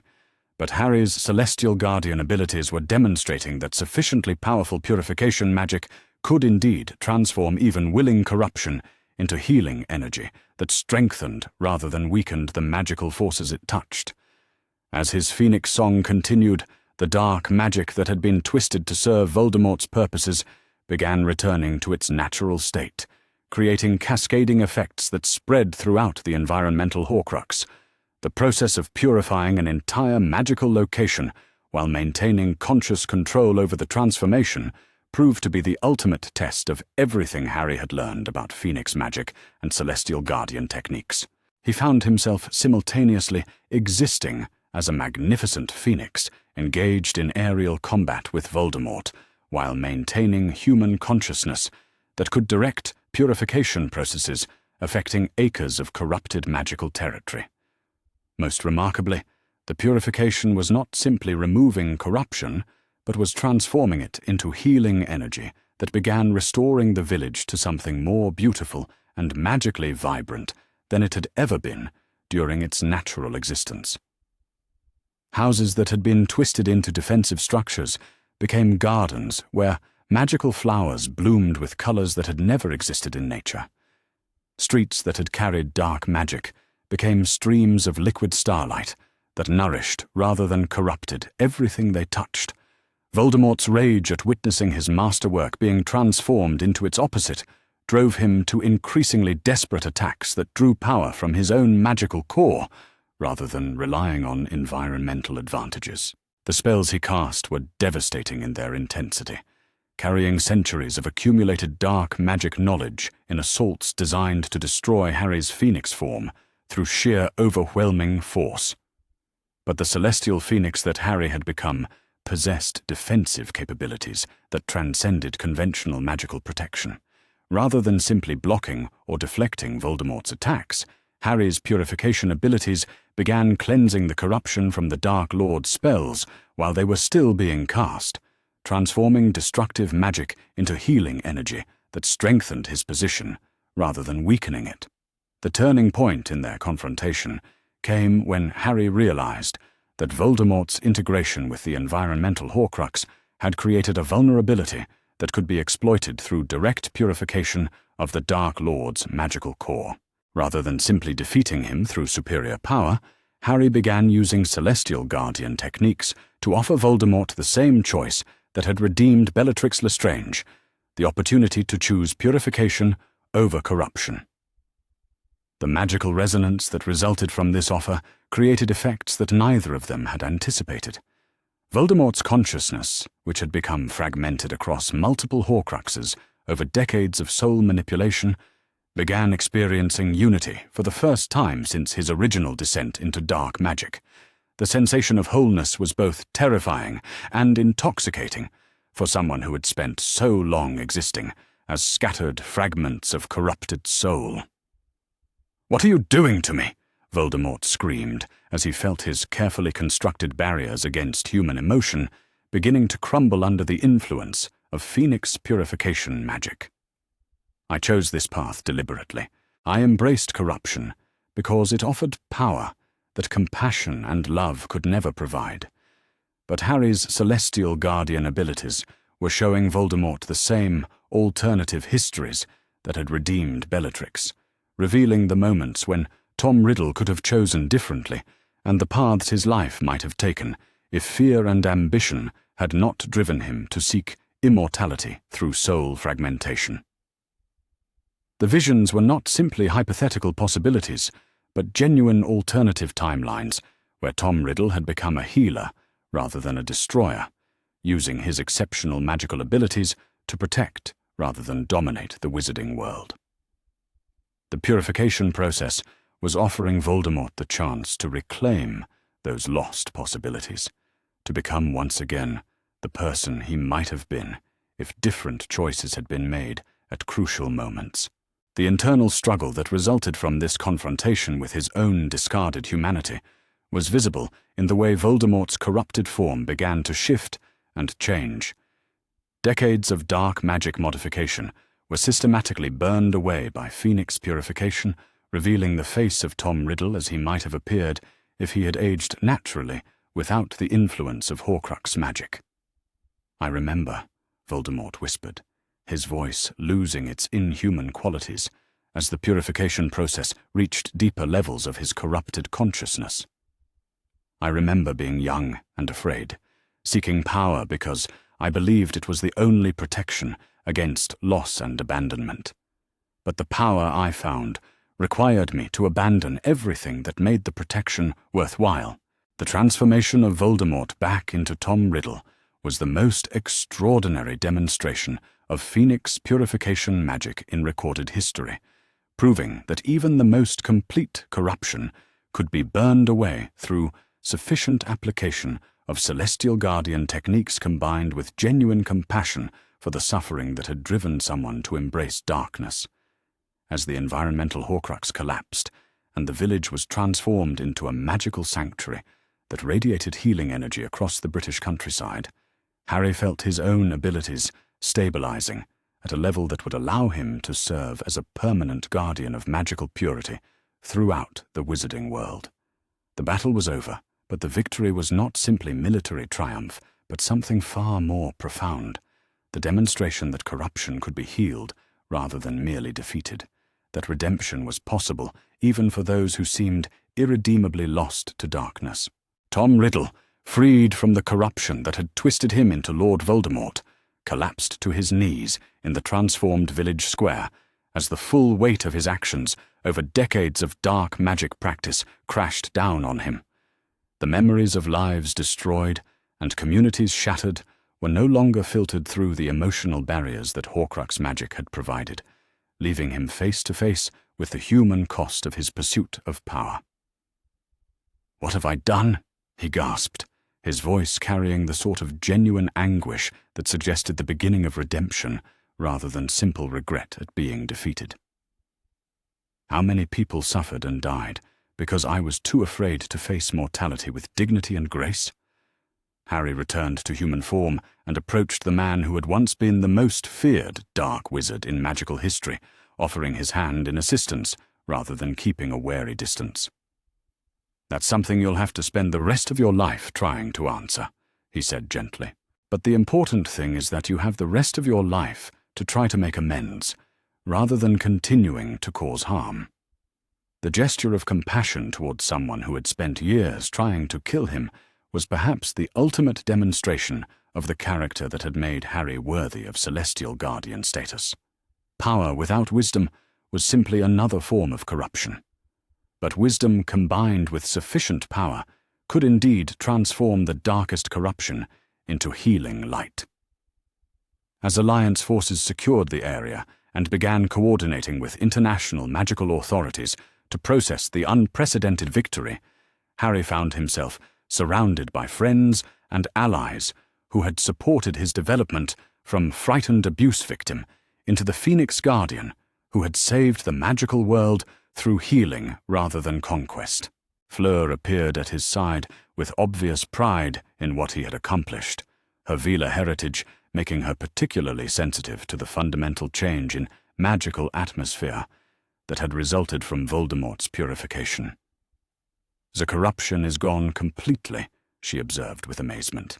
"The entire area radiates purity and healing energy that will benefit magical communities for generations to come."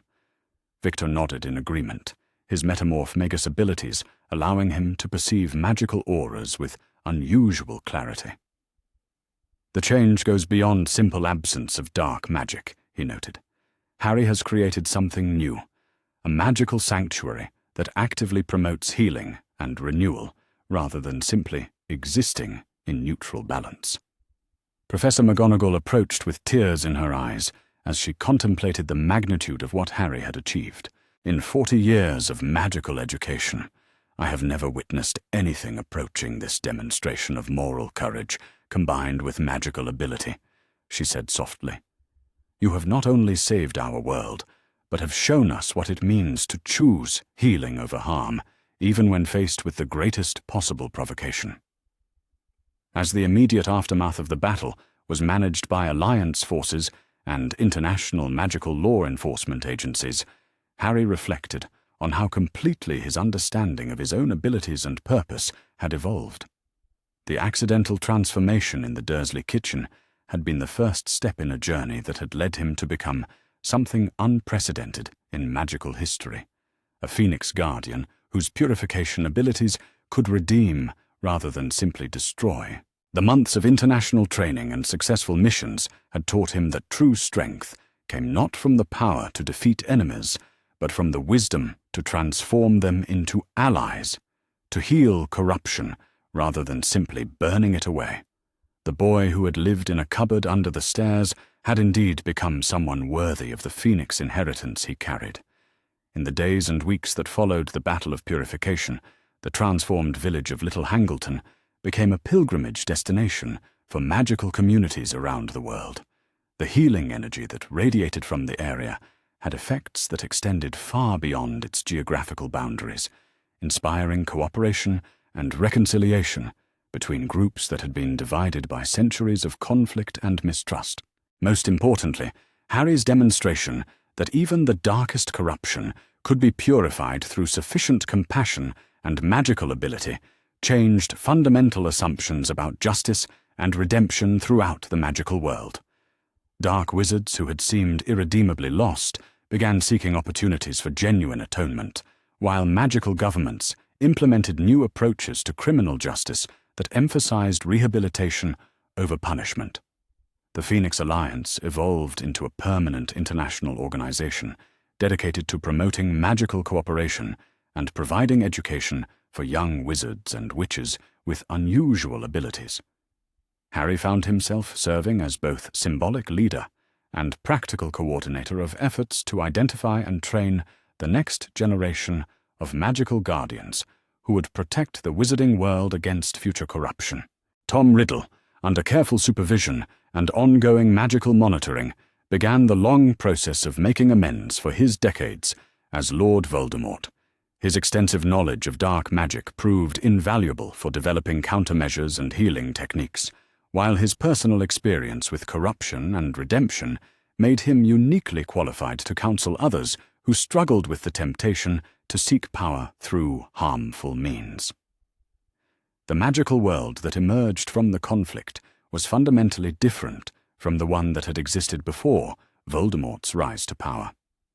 International cooperation replaced isolationism, while emphasis on healing and redemption replaced the cycle of violence and revenge that had characterized previous magical conflicts. Harry's role in this transformation extended beyond his spectacular demonstration of celestial guardian abilities to his consistent choice of compassion over revenge, healing over harm, redemption over destruction. The boy who had survived 8 years of abuse without losing his capacity for kindness had become a man whose influence would shape magical society for generations to come. As he stood in the garden that had once been the Riddle House, Watching magical flowers bloom in patterns that seemed to sing with phoenix harmony, Harry reflected on the journey that had brought him from a cupboard under the stairs to a position of unprecedented influence in the magical world. The transformation had been complete and irreversible, but it had led him to exactly where he was meant to be. The phoenix fire in his chest burned with steady warmth that promised continued growth and development, new challenges that would test his abilities and character in ways he could not yet imagine. But whatever the future held, Harry faced it with confidence, born of experience, wisdom earned through trials, and the knowledge that even the darkest corruption could be transformed through sufficient love and magical power applied with unwavering moral clarity. The real magic, he had learned, was not in the spectacular displays of phoenix fire or celestial purification, but in the daily choice to use whatever abilities one possessed in service of healing rather than harm, of building rather than destroying, of bringing light to places where darkness had seemed permanent and absolute. The boy who had lived had indeed become the man who healed, and the magical world was infinitely better for his presence in it. The sterile fluorescent lights of the little whinging police station cast harsh shadows across the small interview room, where Harry sat wrapped in a blanket that smelled of disinfectant and other people's emergencies. 3 hours had passed since the fire department had pulled him from the ruins of No. 4 Privet Drive, and still no one seemed to know quite what to make of him or his story. Detective Inspector Sarah Blackwood studied the thin boy across the metal table with a mixture of professional concern and growing bewilderment. In her 15 years of investigating domestic incidents, she had seen plenty of house fires and their aftermath, but she had never encountered a case quite like this one. The child showed no signs of smoke inhalation, despite being found at the center of what fire investigators were calling one of the most intense residential blazes in Surrey's recent history. His clothes bore traces of ash, but his skin was unmarked by burns or even minor scorching. Most puzzling of all, the burn patterns in the kitchen suggested the fire had somehow originated from exactly where Harry had been standing. "Your aunt and uncle, Harry," Detective Blackwood began carefully, her voice gentle but probing. "They left you in the house during the fire." "Can you tell me why they might have done that?" Harry shifted uncomfortably in his chair, acutely aware of how his explanation would sound to someone who lived in the normal world, the world where 8-year-old boys didn't spontaneously burst into flames and transform into mythical birds. He had already told the firefighters and paramedics that he didn't remember much about how the fire started, claiming he had been hiding in his cupboard when the kitchen suddenly filled with smoke and heat. "They were scared," he said finally, which was at least partially true. "Uncle Vernon doesn't like it when strange things happen around me." Detective Blackwood made a note in her file, her expression carefully neutral. "What kind of strange things, Harry? Has your uncle hurt you because of these incidents before?" The question hung in the air between them like a loaded weapon. Harry knew this was the moment that could change everything. For 8 years, he had kept the Dursleys' treatment of him secret, partly out of fear, and partly because he had never imagined that anyone would believe him or care enough to help. But sitting in this small room with its recording equipment and official atmosphere, he felt something shift inside him. The same power that had transformed him into a phoenix was still there, dormant but present, and it seemed to whisper that he no longer had to accept being powerless. "Sometimes," Harry admitted quietly. "When things break or move by themselves, Uncle Vernon says it's my fault. He gets angry and locks me in my cupboard. Sometimes he forgets to let me out for meals." Detective Blackwood's pen stopped moving across her notepad. "How often does he lock you in this cupboard, Harry? And for how long?" Harry considered the question seriously. The honest answer would sound so terrible that she might not believe him. But the lie he had been living was becoming harder to maintain with each passing minute, especially when the evidence of what had really happened was written in charred wood and melted metal across half of Privet Drive. usually for a day or two when I do something wrong. This time, it was 3 days, because of Dudley's birthday party. The balloons all popped at the same time, and Uncle Vernon said I did it on purpose to embarrass the family. The detective leaned forward slightly, her professional mask slipping to reveal genuine concern. 3 days without food, Harry? Are you telling me your uncle regularly denies you meals as punishment? Before Harry could answer, there was a soft knock on the interview room door. Detective Blackwood frowned at the interruption and called for whoever it was to enter. The door opened to reveal a middle-aged woman in a sensible grey coat, her steel-coloured hair pulled back in a neat bun. She carried herself with the sort of quiet authority that suggested she was accustomed to being obeyed, and her sharp eyes immediately fixed on Harry with an intensity that made him want to squirm. "Detective Blackwood," the woman said in crisp, professional tones, "I am Margaret Pemberton from Surrey Social Services. I've been assigned to this case, given the unusual circumstances surrounding the fire and the child's welfare concerns." Detective Blackwood stood to shake hands with the newcomer, though her expression suggested she wasn't entirely pleased by the interruption. "We're still conducting our preliminary interview, Ms. Pemberton. Perhaps we could coordinate our efforts once I've finished gathering the basic facts." "I'm afraid that won't be possible, Detective." Ms. Pemberton's tone brooked no argument as she moved further into the room. "New information has come to light regarding both the fire investigation and Master Potter's family situation that requires immediate attention. I'll need to speak with the child privately." Harry watched this exchange with growing unease. Adults talking about him, rather than to him, was nothing new. But there was something different about this particular woman. Something that reminded him oddly of the way Uncle Vernon looked when he was planning a particularly creative punishment. The woman's eyes kept flicking toward him with an evaluation that felt more calculating than concerned. "What kind of new information?" Detective Blackwood asked, clearly reluctant to surrender control of her investigation. Miss Pemberton smiled, but the expression didn't reach her eyes. "The fire investigation team has uncovered some rather extraordinary evidence about the blaze's origin and intensity. Additionally, we've received concerning reports about the Potter family's history that suggest this incident may be part of a larger pattern of neglect and endangerment. This wasn't entirely untrue, though Mrs. Pemberton was being deliberately vague about the source of her information. In reality, she was Arabella Figg, operating under a carefully constructed Muggle identity, complete with official credentials and a documented history with Surrey Social Services.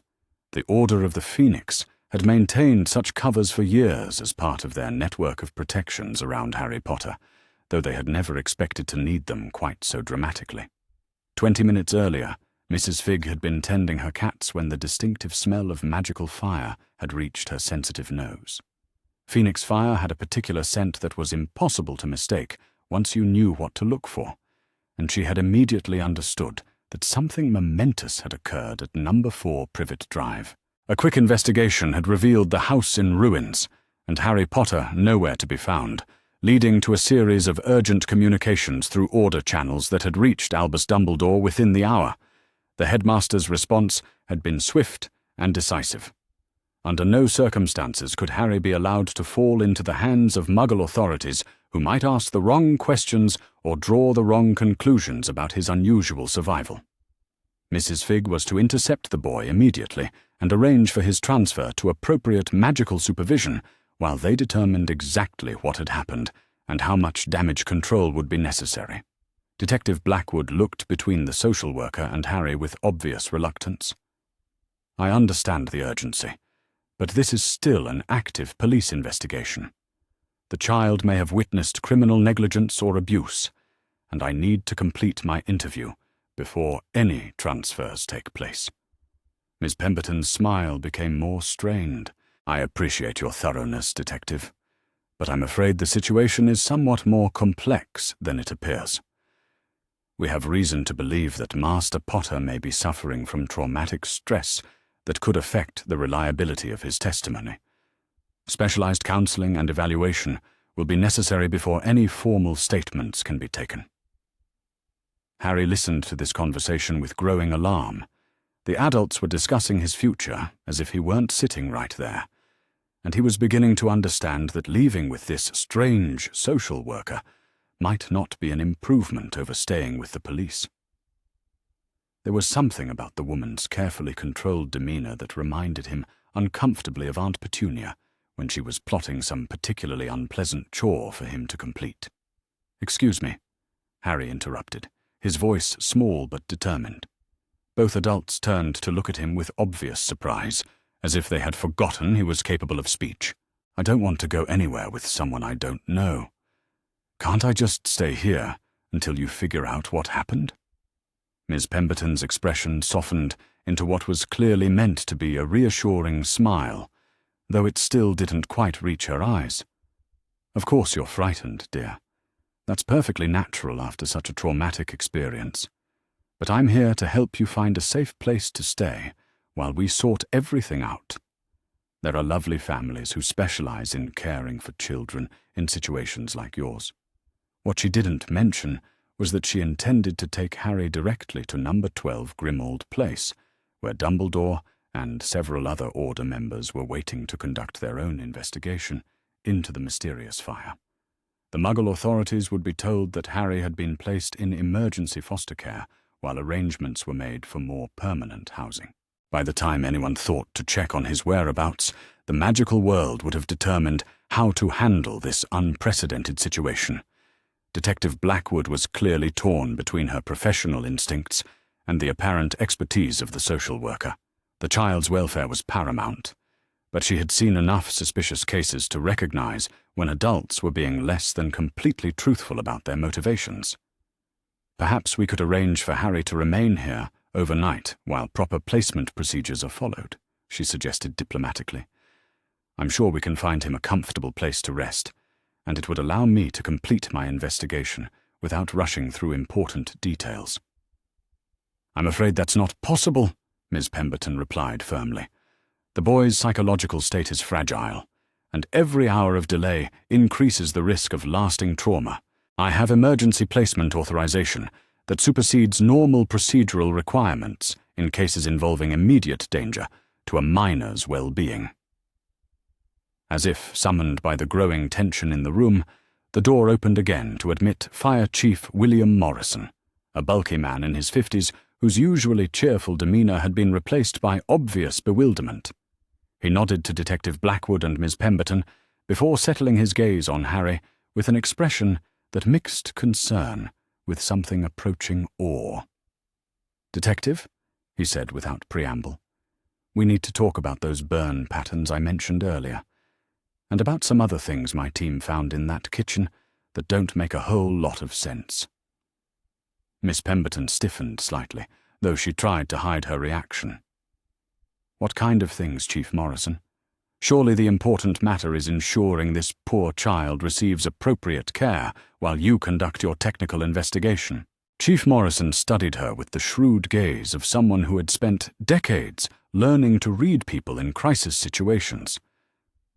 "Well, that's just the thing, miss. The more we look at this fire, the less it looks like any kind of accident, and the more it looks like something that shouldn't have been survivable by anyone caught in the middle of it." He turned back to Detective Blackwood, his expression serious. "Sarah, I've been fighting fires for 23 years, and I've never seen anything like what happened in that kitchen. The temperatures reached levels that should have been impossible in a residential setting. We're talking about heat intense enough to warp steel appliances and crack stone countertops, but somehow this boy was standing right in the middle of it and came out without so much as a singed eyebrow." Harry felt his stomach clench with renewed fear. He had hoped that his survival might be attributed to luck or some quirk of how the fire had spread, but it sounded like the evidence was too clear to dismiss. How long would it be before someone started asking the kind of questions he couldn't possibly answer truthfully? "Children can be surprisingly resilient in emergency situations," Ms. Pemberton interjected quickly. "Adrenaline and survival instincts can lead to remarkable outcomes that seem impossible in retrospect." Chief Morrison shook his head slowly. "No, miss. You don't understand what I'm telling you. This wasn't about resilience or survival instincts. The boy was found standing in ash that was still glowing hot enough to melt the rubber soles right off our boots. But his sneakers didn't have so much as a scuff mark on them. The room fell silent as the implications of this statement sank in. Detective Blackwood looked between Harry and Chief Morrison with growing confusion, while Ms. Pemberton's carefully maintained composure finally began to show cracks around the edges. "There's something else," Chief Morrison continued, his voice dropping to a more confidential tone. "My boys found traces of what looks like metal that melted and then resolidified in patterns that don't match any kind of fire we've ever seen, almost like something was generating heat from the inside out rather than being consumed by external flames." Harry closed his eyes and tried to will himself invisible. Every word from the fire chief was making his situation more precarious, and he could feel that strange warmth beginning to build in his chest again as his anxiety mounted. The last thing he needed was to accidentally transform again right here in the police station, but the power inside him seemed to respond to emotional stress in ways he didn't understand and couldn't control. Mrs. Pemberton stood abruptly, her professional mask finally slipping to reveal something harder and more determined underneath. "Gentlemen, while I appreciate the thoroughness of your investigation, my primary concern is removing this traumatized child from an environment where he's being subjected to detailed discussions of his near-death experience. I have the proper authority to take custody, and I intend to exercise it immediately." Detective Blackwood rose as well, her own protective instincts finally overriding her deference to supposed expertise. "Miss Pemberton, with respect, something about this situation doesn't feel right to me. I think we need to slow down and make sure we understand exactly what happened before we start moving the boy around." The tension in the room was becoming palpable, and Harry could feel the adults circling around decisions that would fundamentally alter his life without any input from him. The powerlessness was familiar, but somehow more frustrating now that he knew he wasn't actually powerless at all. The fire inside him was proof that he had abilities beyond anything the adults around him could imagine, even if he didn't understand how to use them safely. "What if I don't want to go with any of you?" Harry asked suddenly, surprising everyone, including himself. All three adults turned to stare at him, clearly caught off guard by his direct challenge to their authority. "What if I just want to stay here until someone explains what's actually happening to me?" Ms. Pemberton's smile became strained to the point of being almost a grimace. "Sweetheart, I know this is all very confusing and frightening, but there are laws about what happens to children whose guardians can't care for them properly. You can't simply choose to live on your own. But I could choose which adult I trust to help me, couldn't I?" Harry pressed, feeling his confidence grow as he spoke. "And right now, I don't really trust anyone who won't tell me the truth about what they want or why they want it." Detective Blackwood looked at Harry with something approaching respect. The boy's question was remarkably mature for an 8-year-old who had just survived a traumatic house fire. It suggested a level of awareness about adult motivations that came from experience with being manipulated or deceived. "Harry's right," she said slowly. "He has the right to understand what's being planned for him and to have his preferences taken into account within reasonable limits." Before Miss Pemberton could respond, the interview room door burst open with enough force to make everyone jump. The newcomer was a tall, stern-looking woman in emerald-green robes that seemed wildly inappropriate for a police station, but somehow commanded immediate respect anyway. Her dark hair was pulled back in a severe bun, and her eyes behind square spectacles were sharp enough to cut glass.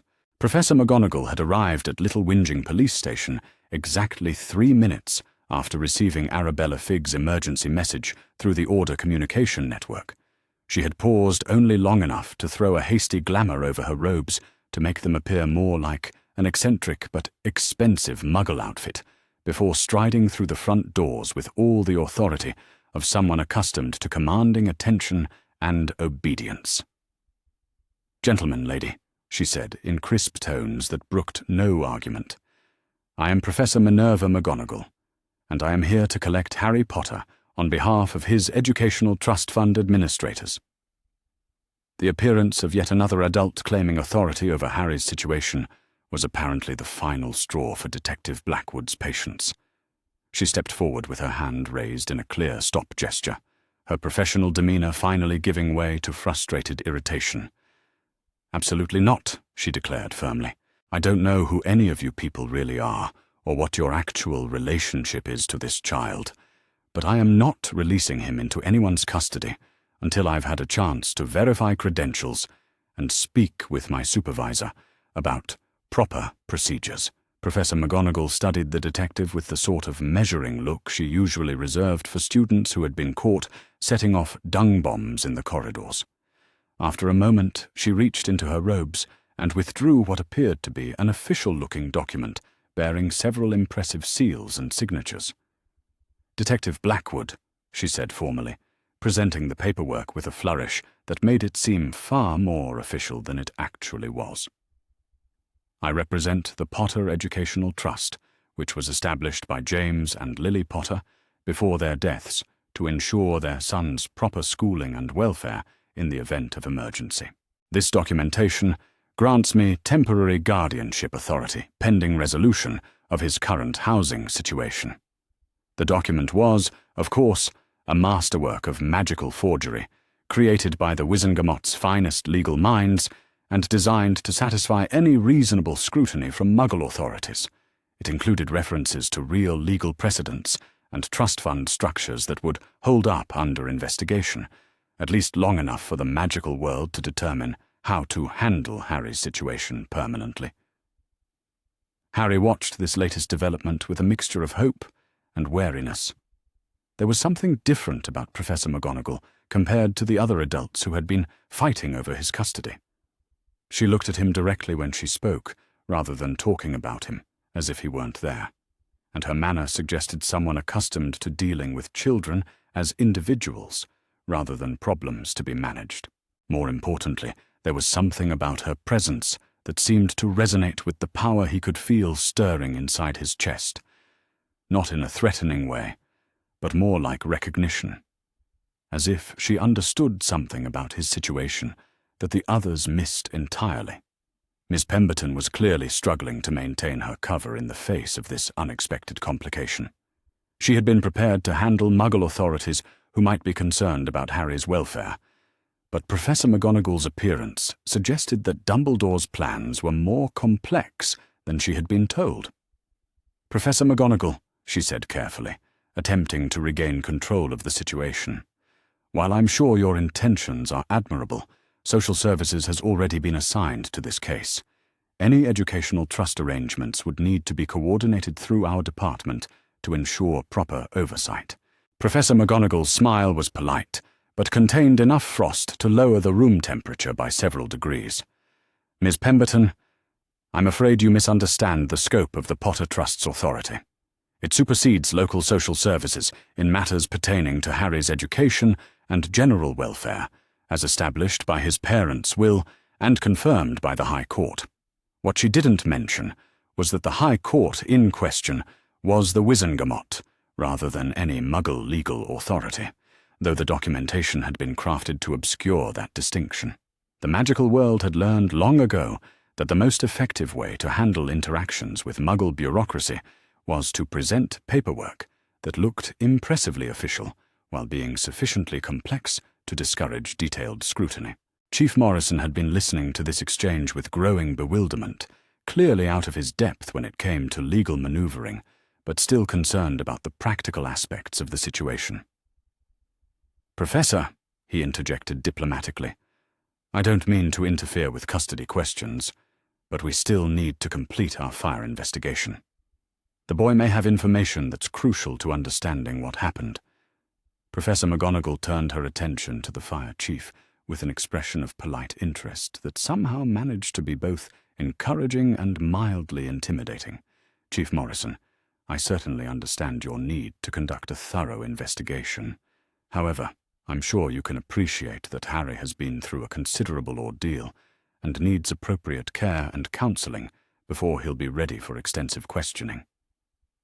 She paused thoughtfully, as if considering her next words carefully. "Perhaps we could arrange for him to provide a statement once he's had adequate time to recover in a supportive environment. I assure you that the Potter Trust has considerable resources for ensuring his cooperation with legitimate investigations." The room fell silent as everyone absorbed the implications of Professor McGonagall's proposal. It was clear that she intended to remove Harry from the immediate situation, regardless of any objections, but she was offering enough cooperation to make outright opposition difficult to justify. Harry found himself studying Professor McGonagall's face with growing curiosity. Unlike the other adults, she seemed genuinely interested in his well-being, rather than viewing him as a problem to be solved or managed. More intriguingly, there was something about her presence that made the power inside him feel calmer and more controlled, rather than agitated. "Professor McGonagall," he said quietly, drawing her attention back to him, "will you tell me the truth about what's happening to me? And about what happened in that kitchen?" Professor McGonagall's expression softened slightly as she knelt to bring herself to Harry's eye level. Her voice became gentler, though it retained its underlying authority. "Harry, I promise that I will answer your questions as honestly as I can once we're in an appropriate setting. Some truths are complicated and require proper explanation that's difficult to provide in a place like this." It wasn't a complete answer, but it was more honesty than any of the other adults had offered him. Harry considered his options carefully. He could insist on staying with Detective Blackwood and hope that the police investigation would somehow protect him from whatever the other adults were planning. He could allow Miss Pemberton to take him to whatever foster placement she had in mind and try to disappear before anyone noticed. Or he could trust this stern but apparently straightforward Professor McGonagall and hope that her promise to provide answers was genuine. The decision was made easier by the way the power inside him seemed to respond to each option. When he thought about staying with the police or going with Miss Pemberton, the fire in his chest became restless and uncomfortable. But when he considered trusting Professor McGonagall, the warmth settled into something that felt almost like contentment. "Okay," Harry said finally, looking directly at Professor McGonagall. "I'll come with you. But I want that promise about answers to be a real promise, not just something adults say to make children cooperate." Professor McGonagall smiled, and for the first time it reached her eyes. "You have my word, Harry Potter. And I think you'll find that my promises are not given lightly or broken easily." Detective Blackwood looked between Harry and Professor McGonagall with obvious reluctance, but she could see that the boy had made his choice, and that fighting it would only cause him additional distress. The documentation seemed legitimate, and there was something about the professor's manner that suggested she was genuinely committed to Harry's welfare rather than pursuing some hidden agenda. "Very well," she said finally. "But I want contact information and assurance that Harry will be available for follow-up interviews as our investigation proceeds. And if there's any indication that his situation isn't appropriate or safe, I expect to be notified immediately." Professor McGonagall nodded gravely. "Of course, Detective. The Potter Trust takes its responsibilities very seriously, and we want to maintain full cooperation with your investigation."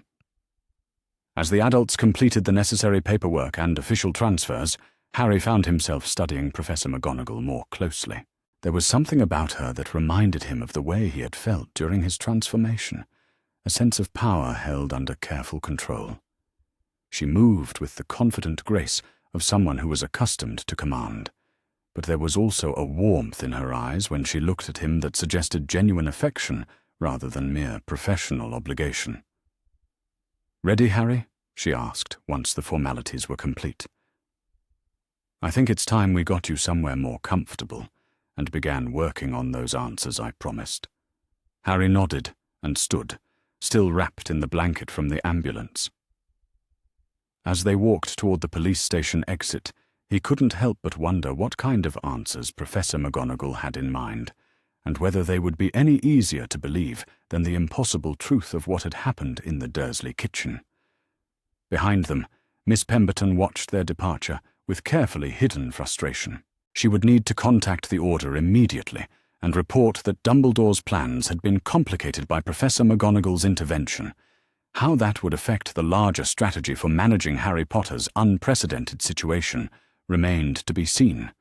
The automatic doors of the police station slid open, and Harry stepped out into the late afternoon sunlight with Professor McGonagall at his side. Whatever came next, he was finally moving forward, rather than simply enduring whatever adults decided to do to him. The change felt significant in ways he didn't fully understand, but the warm power in his chest seemed to approve. For the first time in 8 years, Harry Potter was walking toward answers rather than away from them. The marble floors of Gringotts' Wizarding Bank echoed with the sharp clicks of Professor McGonagall's sensible shoes as she guided Harry through the imposing entrance hall. 2 hours had passed since their departure from Little Whinging Police Station, and Harry was still struggling to absorb the revelation that an entire hidden world of magic existed parallel to everything he had known. The sight of goblins conducting business with wizards in pointed hats and flowing robes should have seemed impossible, yet somehow it felt more natural than the sterile interrogation room they had left behind. The goblin behind the marble counter barely glanced up as Professor McGonagall approached, his long fingers continuing to scratch notes in a massive ledger with a quill that moved without any visible hand guiding it. Harry watched this casual display of magic with fascination rather than fear, noting how the warmth in his chest seemed to resonate with the ambient magical energy that permeated the bank. For the first time in his life, he felt like he was in a place where he might actually belong. "Griphook," Professor McGonagall said formally, addressing the goblin with the sort of respectful authority that suggested long familiarity with magical protocols. "We require access to the Potter family vault for urgent trust fund business. This is Harry Potter, the primary beneficiary." The goblin's dark eyes shifted to Harry with an intensity that made the boy feel as though he were being evaluated by some complex internal calculation. After a moment that stretched longer than was entirely comfortable, Griphook set down his quill and studied the documentation Professor McGonagall presented with meticulous care. "The Potter account has been under restricted access since October 1981, Griphook said finally, his gravelly voice carrying undertones that suggested this was more significant than a simple banking inconvenience. "Emergency access requires authorization from the account's magical executor and verification of the heir's identity through bloodline authentication." Professor McGonagall's expression tightened slightly, though she maintained her diplomatic composure. "I believe Headmaster Dumbledore serves as the magical executor. However, given the urgent circumstances surrounding Mr. Potter's current situation, perhaps we could arrange for the authentication to proceed while we contact him for formal authorization." Griphook's smile revealed teeth that seemed considerably sharper than human dentition typically allowed. "The bloodline authentication will certainly confirm Mr. Potter's identity.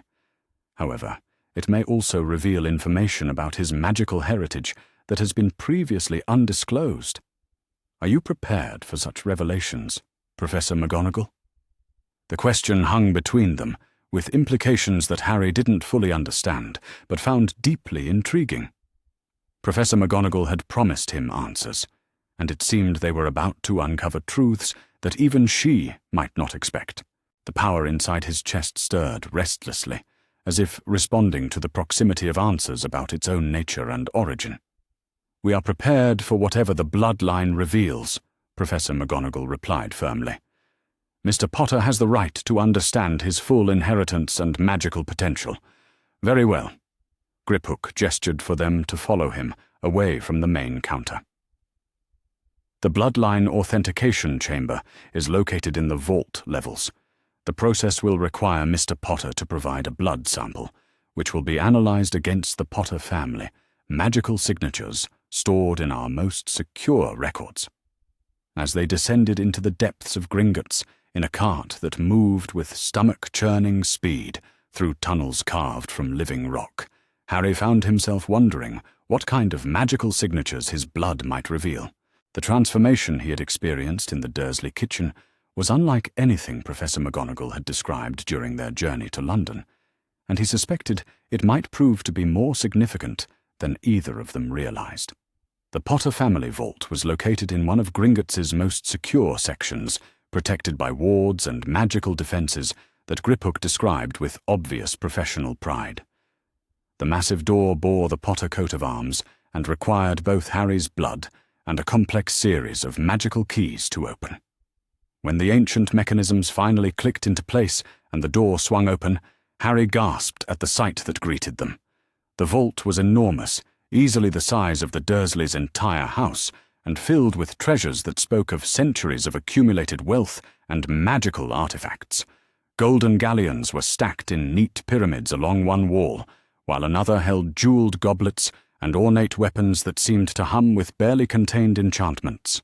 But it was the far wall that captured Harry's attention most completely. There, arranged in a display that suggested both reverence and careful preservation, were portraits of his ancestors, stretching back generations. The frames were crafted from precious metals and woods that Harry couldn't identify, and each painting seemed to glow with its own internal light.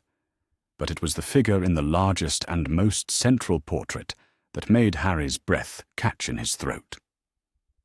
The man in the painting was tall and gaunt, with Harry's own dark hair and the distinctive Potter features, but his eyes held an ancient wisdom that seemed to peer directly into Harry's soul. More striking still were the magnificent phoenix feathers woven into his robes, each one seeming to flicker with real fire, despite being merely paint and canvas.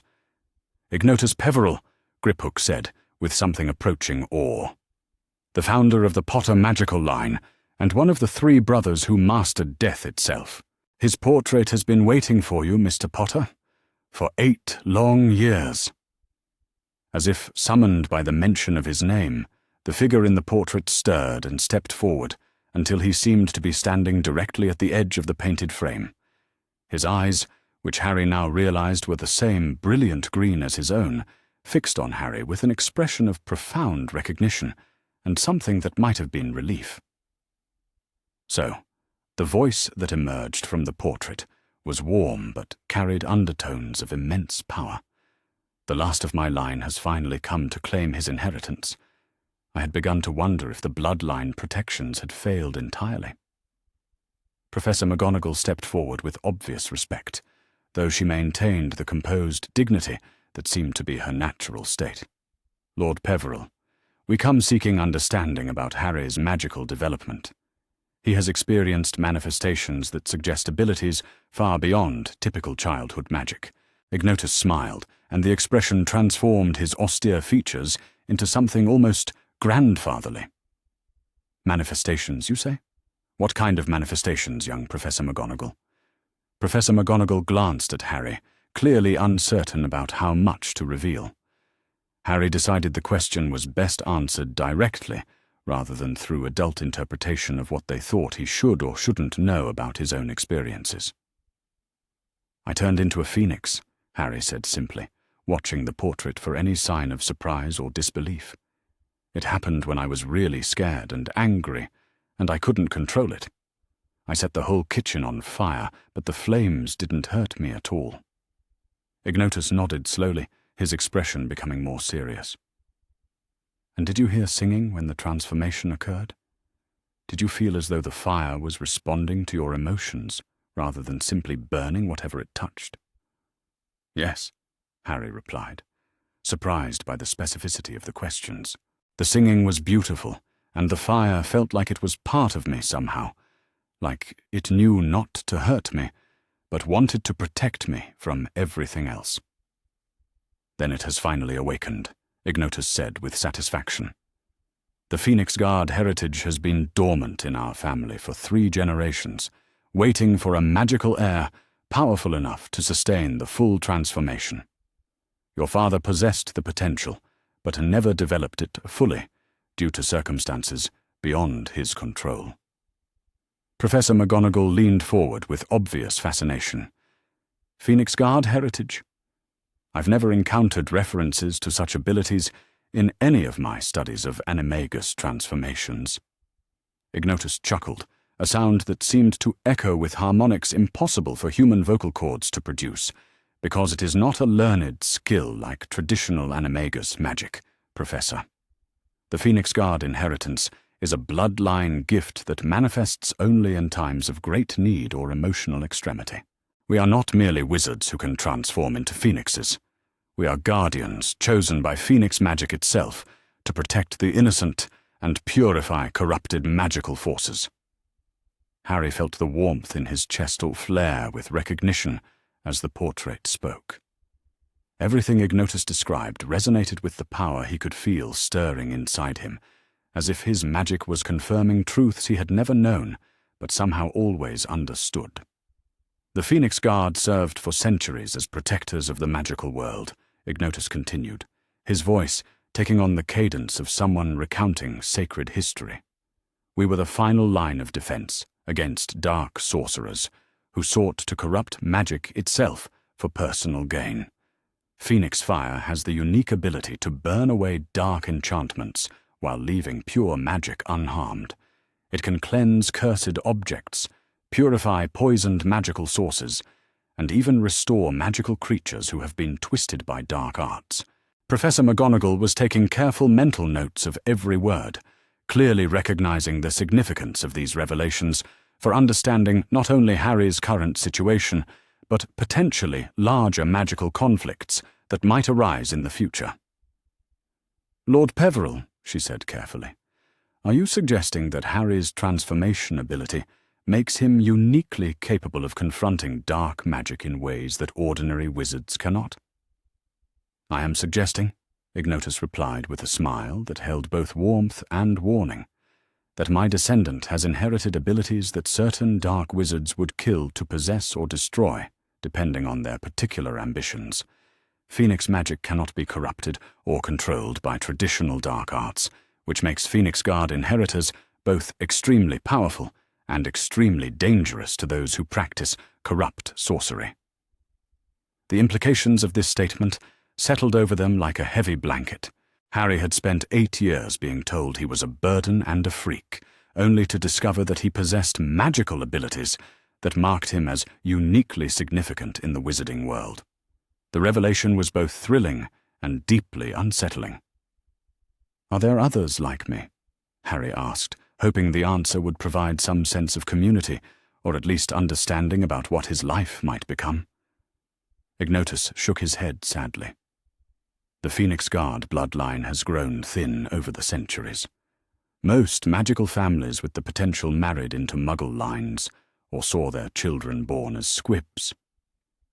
You are the first fully manifested Phoenix Guard in over 200 years, Harry, which means you will need to learn to master your abilities largely through instinct and experimentation rather than formal training. This was less reassuring than Harry had hoped. The idea of learning to control something as powerful and dangerous as Phoenix transformation through trial and error seemed like a recipe for disaster.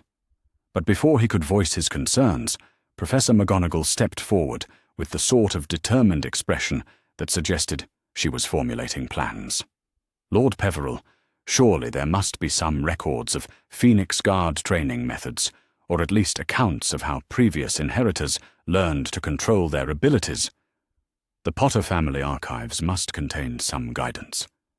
Indeed they do, Ignotus confirmed, gesturing toward a section of the vault that Harry hadn't noticed before.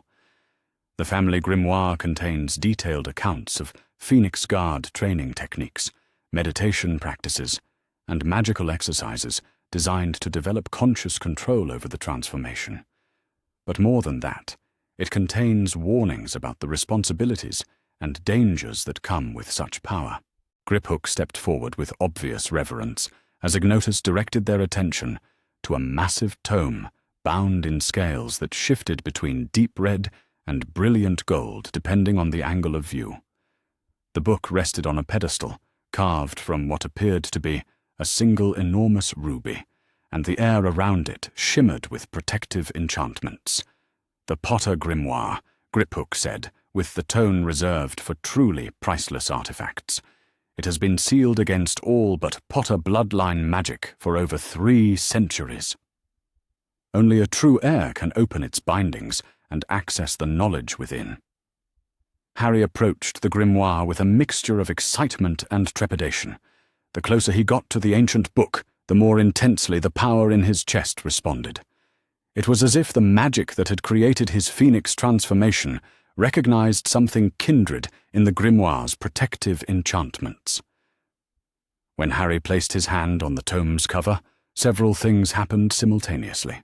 The protective wards dissolved with a sound like distant wind chimes. The scales shifted to a brilliant phoenix gold that matched Harry's transformation feathers, and the book opened to reveal pages covered with text that seemed to glow with inner light. The first page contained a message written in James Potter's familiar handwriting, though Harry realized with a start that he had never actually seen his father's writing before this moment. Somehow, though, he knew beyond doubt that the elegant script belonged to the man whose sacrifice had saved his life. "My beloved son," the message began, "if you are reading this, then the Phoenix Guard inheritance has awakened within you, and you stand in need of guidance. I pray I will be alive to provide in person. Should fate decree otherwise, know that you carry within yourself not only tremendous power, but also tremendous responsibility for the protection of our world." Harry's eyes filled with tears as he read words his father had written specifically for him, words that acknowledged the abilities he possessed and promised understanding instead of fear or rejection. Professor McGonagall placed a gentle hand on his shoulder, offering silent support as he absorbed this first direct communication from his parents since their deaths. "The Phoenix transformation you have experienced is only the beginning of your potential development," James's message continued. "With proper training and understanding, you will learn to access Phoenix abilities without full transformation, to heal others with your touch, to purify corrupted magical objects, and to protect those who cannot protect themselves from the darkest forms of sorcery." As Harry read, he became aware that other portraits in the vault were stirring to life. Men and women bearing Potter features were emerging from their painted realms to observe this historic moment when their family's greatest magical secrets were finally being revealed to a new generation. "But beware, young Harry, for there are those who would seek to control or corrupt your abilities for their own ends," the message concluded. "The Dark Lord who killed your mother and me feared Phoenix Guard magic above all other forms of resistance. He will return, and when he does, your abilities will make you both his greatest threat and his primary target." The warmth in Harry's chest suddenly blazed with an intensity that made him gasp. Images flashed through his mind of a pale, snake-like face, twisted with rage and fear, of green light that should have meant death, but had somehow been turned aside by love and sacrifice, of a connection between himself and something unspeakably evil that would shape the course of his entire life. Professor McGonagall noticed Harry's reaction immediately, her sharp eyes recognizing the signs of magical resonance or possibly prophetic vision. "Harry, what are you experiencing? Can you tell me what you're seeing?" Harry struggled to put the overwhelming impressions into words. "There's someone who's afraid of Phoenix magic. Someone who tried to kill me when I was a baby because he knew what I might become. He's not gone, is he? He's waiting somewhere, planning to come back and finish what he started." Ignotus nodded gravely, his painted features reflecting deep sorrow. "Lord Voldemort, the darkest sorcerer of our age, sought immortality through the corruption of his own soul. Phoenix magic represents everything he cannot touch or control, the power of renewal and purification that stands in direct opposition to his path of destruction and decay. Your parents died protecting not only you, but the potential you represent for the magical world's salvation." The weight of this revelation was staggering. Harry had always known that his parents had died protecting him, but he had never understood that their sacrifice was connected to abilities he possessed that could affect the fate of the entire magical world. The 8-year-old boy who had lived in a cupboard under the stairs was being told he might be the key to defeating the most dangerous dark wizard in history. Professor McGonagall seemed to recognize that Harry was approaching the limits of what he could absorb in a single day. Lord Peveril, while this information is clearly crucial for understanding Harry's heritage and potential, perhaps we should focus on the immediate practical matters of helping him learn basic control over his transformation abilities. Of course, Ignotus agreed. The boy needs foundation before he can build mastery. Harry, take the grimoire with you. Study it carefully, but do not attempt any of the advanced exercises without proper supervision. Phoenix magic is powerful enough to be dangerous even to its wielder if mishandled. As if responding to Ignotus's words, the grimoire's pages fluttered to a section titled Basic Phoenix Guard Meditation and Control Techniques. The text was accompanied by detailed diagrams showing proper posture, breathing patterns, and mental focus exercises designed to help Phoenix Guard inheritors develop conscious awareness of their transformation abilities. The first exercise appeared deceptively simple, requiring only quiet meditation, while focusing on the warmth in his chest and learning to consciously increase or decrease its intensity without triggering a full transformation. But the warning notes in the margins, written in what appeared to be several different hands across multiple generations, made it clear that even these basic techniques required careful practice and gradual development. As they prepared to leave the vault, Griphook presented them with additional items from the Potter family collection: a phoenix feather core wand that had belonged to Harry's great-grandfather, several pieces of jewelry that contained protective enchantments specifically designed to enhance Phoenix Guard abilities, and a set of formal robes that would resize themselves to fit Harry as he grew. Most significant, however, was a sealed letter bearing Lily Potter's handwriting and marked with enchantments that would only activate when Harry was mature enough to fully understand its contents. According to Ignotus, it contained her research into Phoenix magic's interaction with protective blood wards and other forms of defensive sorcery. "Your mother was a brilliant witch in her own right," Ignotus explained, as Harry carefully tucked the letter into his robes. "She understood aspects of Phoenix Guard magic that even I had never fully explored. Her discoveries may prove crucial to your development and to understanding how your abilities interact with the magical protections that have kept you safe these 8 years." As they made their way back through Gringotts toward the surface world, Harry's mind was reeling with everything he had learned.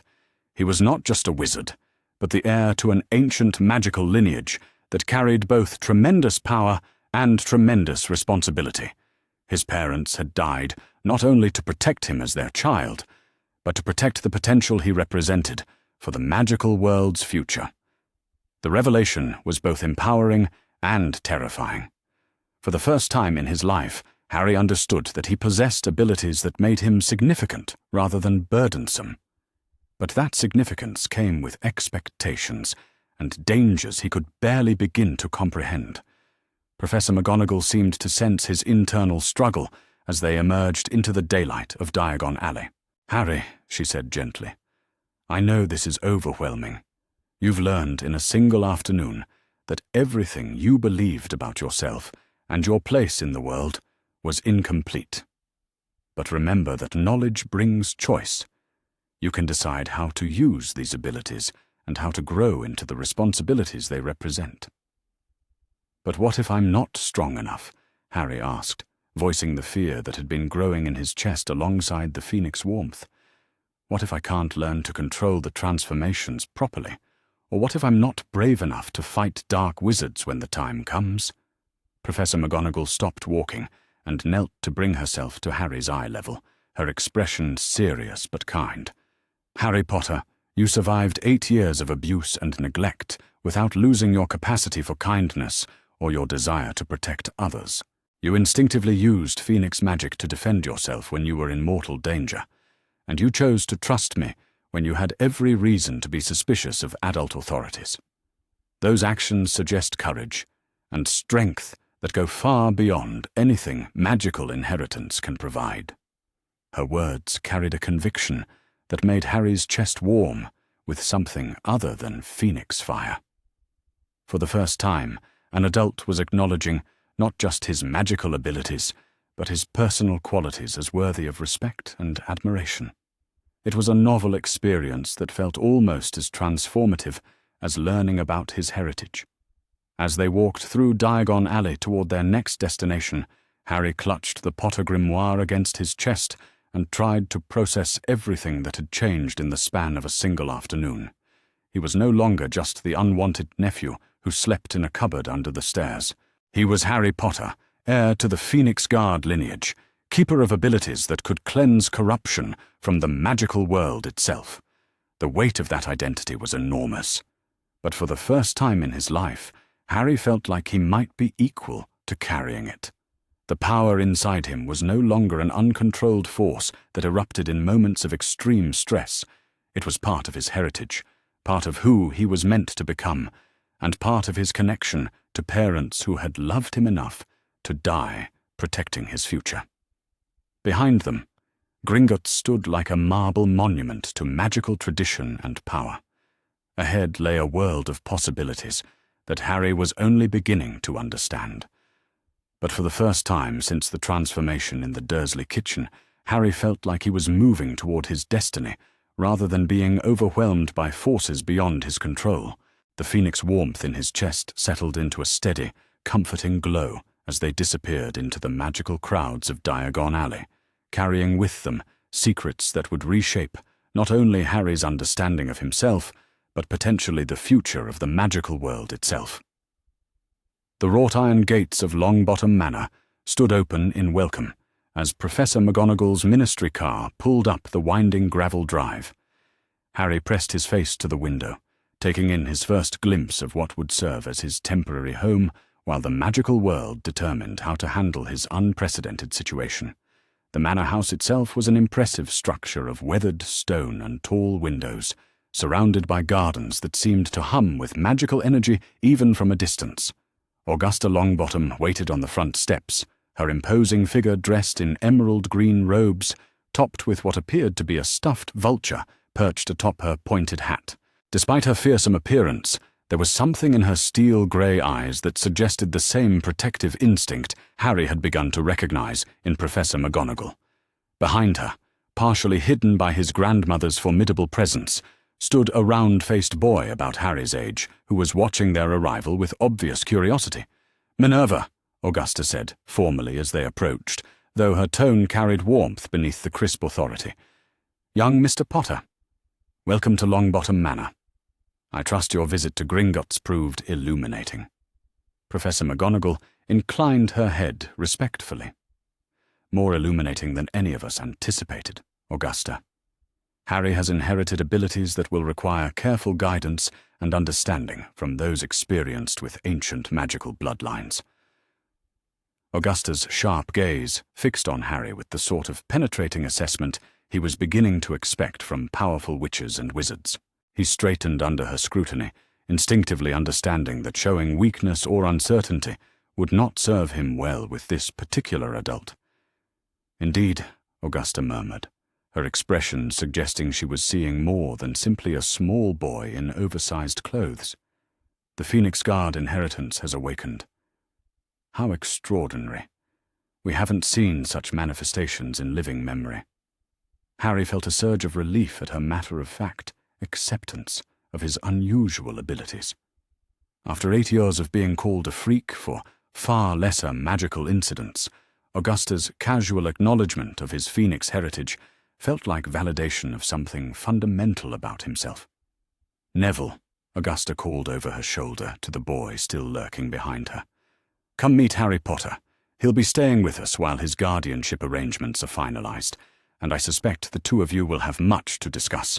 Neville stepped forward with obvious nervousness, his round face pink with embarrassment at being thrust into the center of attention. "Hello, Harry," he said quietly, his voice carrying the hesitant quality of someone unaccustomed to meeting new people. "I'm Neville Longbottom. Gran says you're the boy who lived and that you can turn into a phoenix. Is that really true? The directness of the question caught Harry off guard. Most adults had been dancing around the subject of his abilities with careful euphemisms and diplomatic phrasing. Neville's straightforward curiosity was refreshing, even if it made him feel somewhat exposed. "Yes," Harry replied simply, "though I'm still learning how to control it. Yesterday was the first time it happened, and I accidentally set my relative's kitchen on fire." Neville's eyes widened with a mixture of awe and sympathy. "That must have been terrifying. I can barely manage to make feathers float properly, and Gran says that's one of the simplest spells there is." Professor McGonagall and Augusta exchanged meaningful glances over the boys' heads. The easy way Neville accepted Harry's explanation, without skepticism or fear, suggested that growing up in a magical household had given him a perspective that would be beneficial for Harry's adjustment to his new reality. "Why don't you show Harry to his room, Neville?" Augusta suggested, with the tone of someone issuing a polite command, rather than making a casual request. "I believe you'll find his accommodation quite comfortable, Mr. Potter. The Longbottom family has a long history of hospitality toward those with unique magical circumstances."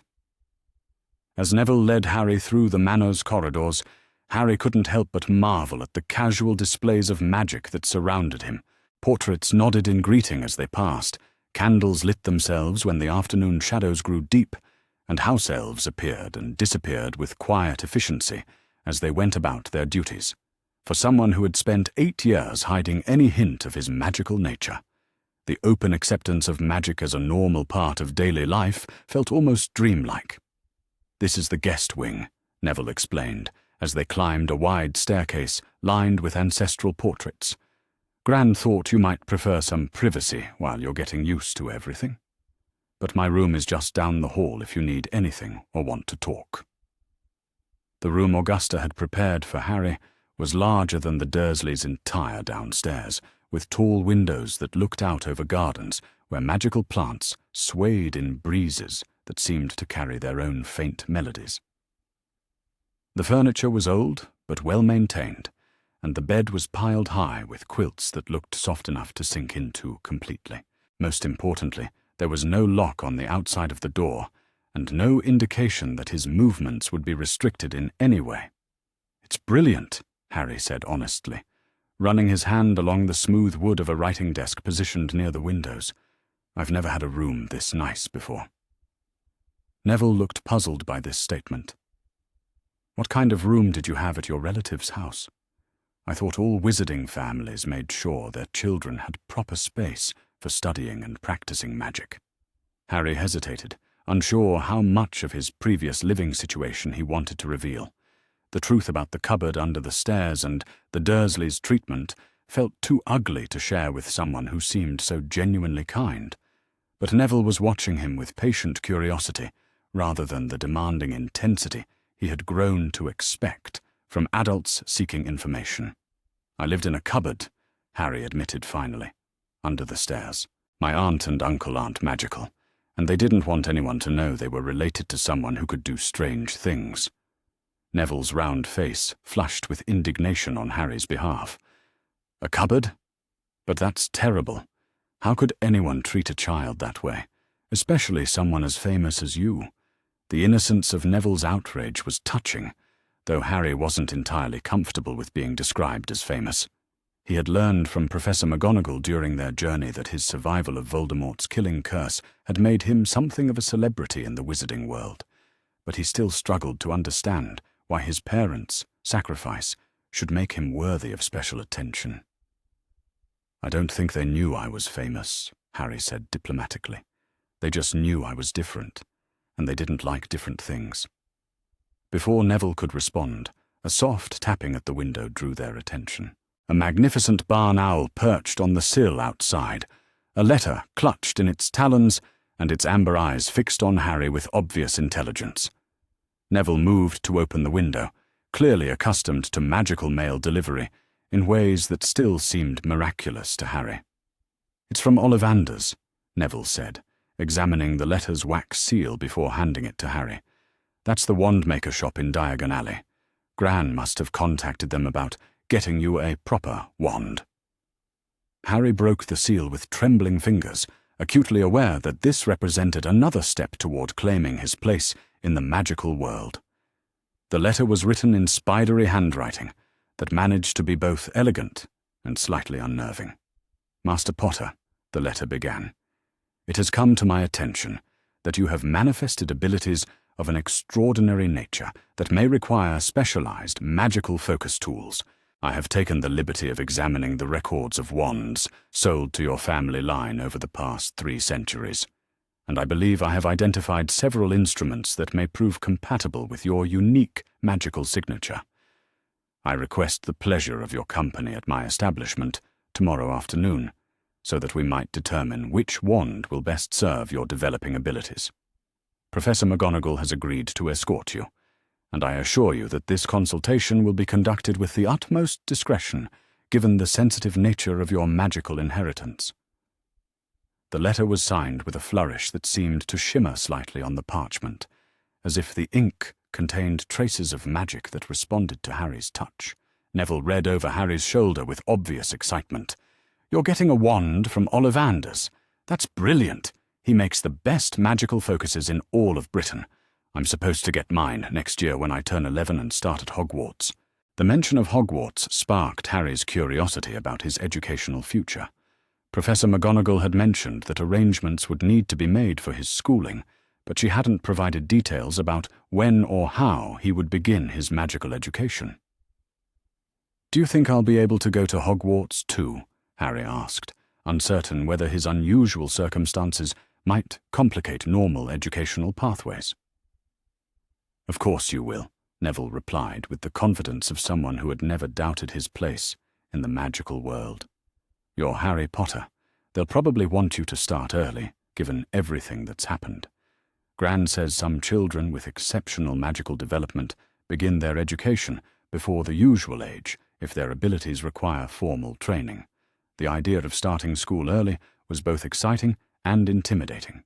Harry had always been ahead of his classmates academically during his brief periods in Muggle primary school, but magical education would present entirely new challenges. The thought of learning to control his Phoenix abilities in a structured environment was appealing, though he worried about how other students might react to his unusual inheritance. Their conversation was interrupted by a house elf appearing in the doorway with a soft pop that made Harry jump, despite having witnessed similar magical transportation several times already. The elf was dressed in what appeared to be a tea towel converted into a toga, and its large eyes regarded Harry with obvious curiosity. "Master Neville," the elf squeaked in a voice like rustling leaves. "Mistress Augusta requests that you and Master Potter join her in the study for afternoon tea and discussion of tomorrow's arrangements."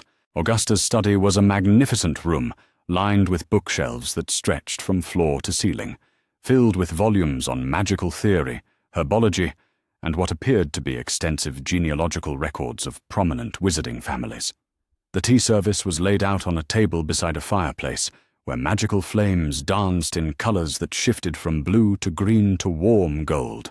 "Sit down, boys," Augusta commanded, though her tone was more grandmotherly than stern. "Harry, I've been corresponding with several individuals about your situation, and we need to discuss the arrangements being made for your immediate future." Harry settled into a chair that adjusted itself automatically to his height, while Neville took his usual place beside his grandmother, with the comfortable familiarity of long-established routine. Augusta poured tea from a pot that seemed to know exactly how each person preferred their beverage, and offered biscuits that were still warm from what must have been a magical oven. "First," Augusta began, addressing Harry directly, "tomorrow you'll visit Ollivanders to acquire a proper wand. Your Phoenix abilities may require a focus that can channel and direct your power safely. Traditional wands may not be sufficient for someone with your particular inheritance." She paused to sip her tea, studying Harry over the rim of her cup with those sharp grey eyes. "Additionally, Professor McGonagall and I have been discussing your educational needs. It's clear that you'll require specialized instruction in controlling your Phoenix abilities, and that instruction cannot wait until you reach the traditional Hogwarts starting age." Harry felt his stomach tighten with anxiety. While he was eager to learn about his abilities, the idea of being separated from the first stable home he had ever known was deeply unsettling. "What kind of specialized instruction?" he asked carefully, trying to keep the worry out of his voice. Augusta's expression softened slightly, as if she recognized his fear of being uprooted again so soon after finding safety. "Nothing that will require you to leave Longbottom Manor immediately, child. Professor McGonagall has agreed to provide private tutoring in basic magical theory and control techniques 3 afternoons per week. Additionally, we've arranged for a specialist in ancient magical bloodlines to consult on your phoenix abilities." Relief flooded through Harry at the reassurance that he wouldn't be sent away again immediately. The prospect of learning to control his abilities with proper guidance was exciting rather than frightening, when it didn't involve leaving the first adults who had treated him with genuine kindness and respect. Neville looked between Harry and his grandmother with obvious interest. "Will I be able to sit in on some of the lessons? I'd love to learn about phoenix magic, and I could probably use extra help with magical theory before I start Hogwarts."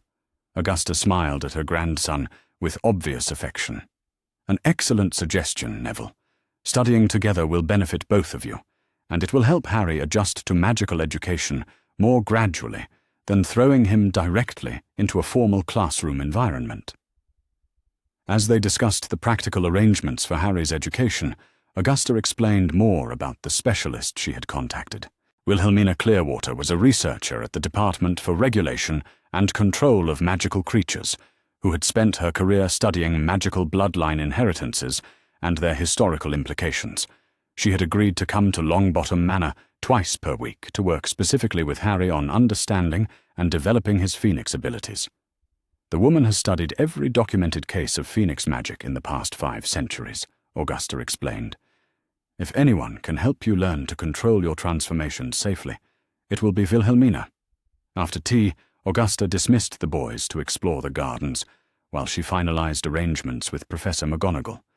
As they wandered through paths lined with plants that seemed to respond to their presence with gentle movements and soft glowing, Harry found himself opening up to Neville about his experiences in ways he hadn't expected.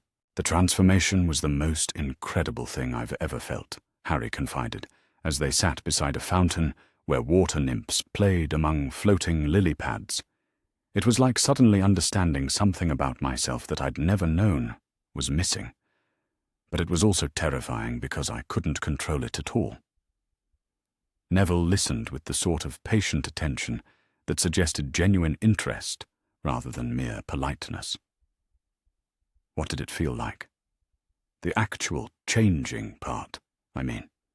Harry considered the question carefully, trying to find words for something that had been almost beyond description. "Like becoming more myself than I'd ever been before," he said finally. "As if everything that made me feel small and powerless just burned away. And what was left was something magnificent and strong and completely free." "That sounds wonderful," Neville said wistfully. "I've never felt anything like that. Most of the time I feel like I'm barely managing to be a wizard at all, let alone something special." The sadness in Neville's voice made Harry look at his new friend more closely. Despite growing up in a magical household with adults who obviously loved him, Neville seemed to carry his own burden of feeling inadequate or unworthy of his magical heritage. "But you are special," Harry said earnestly. "You understood about my abilities immediately, without being frightened or thinking I was a freak. And you've been nicer to me in one afternoon than most people have been in my entire life. That's definitely special." Neville's round face brightened with pleasure at the compliment, and Harry realized that his new friend needed reassurance just as much as he did, despite their very different backgrounds and experiences. Their conversation was interrupted by the arrival of another owl, this one bearing the official seal of the Ministry of Magic. Neville accepted the letter with obvious nervousness, clearly recognizing the importance of official magical correspondence. "It's addressed to you," he said, handing the heavy parchment to Harry. "From the Department of Magical Accidents and Catastrophes." Harry's stomach clenched with renewed anxiety as he broke the ministry seal. Had the magical authorities decided that his abilities were too dangerous to allow him to remain in normal wizarding society? Was he about to be taken away from the safety and acceptance he had found at Longbottom Manor? Master Harry Potter, the letter began in formal bureaucratic language that somehow managed to be both official and reassuring. This department has completed its preliminary investigation into the magical incident that occurred at Number 4 Privet Drive on the afternoon of July 15th. Our findings conclude that the manifestation of accidental magic was the direct result of extreme emotional distress caused by ongoing abuse and neglect by your Muggle guardians. Harry felt a wave of relief that the Ministry seemed to understand the circumstances that had triggered his transformation rather than viewing it as an act of deliberate destruction. Additionally, the letter continued, our consultation with experts in rare, magical bloodlines has confirmed that your Phoenix abilities represent a natural and lawful expression of inherited magical traits. No charges will be filed against you for the property damage that resulted from your transformation, and the incident has been classified as justifiable accidental magic under emergency self-defense provisions. Furthermore, this department has filed formal charges against Vernon and Petunia Dursley for child endangerment, magical creature abuse, and violation of the statute of secrecy through their negligent handling of a magical minor. They will face trial before the Wizengamot within the month. The idea that the Dursleys would finally face consequences for their treatment of him was both satisfying and slightly overwhelming. For 8 years, Harry had accepted their abuse as simply the way his life was meant to be. The concept that magical authorities considered their treatment of him criminal was a fundamental shift in how he understood his own worth and rights. "That's brilliant," Neville said, reading over Harry's shoulder. "They're actually going to be punished for hurting you. Gran always says that people who harm children should face the full weight of magical justice." The letter concluded with information about Harry's legal status and future arrangements. He was officially declared a ward of the magical state under emergency protection provisions, with temporary guardianship assigned to Augusta Longbottom, pending final determination of his permanent placement. Professor McGonagall had been appointed as his educational guardian, responsible for overseeing his magical development and academic progress. As they made their way back toward the manor house, Harry reflected on how dramatically his circumstances had changed in less than 2 days. From locked cupboard and threat of institutionalization to spacious bedroom and promise of magical education, the transformation felt almost as extraordinary as his Phoenix abilities themselves.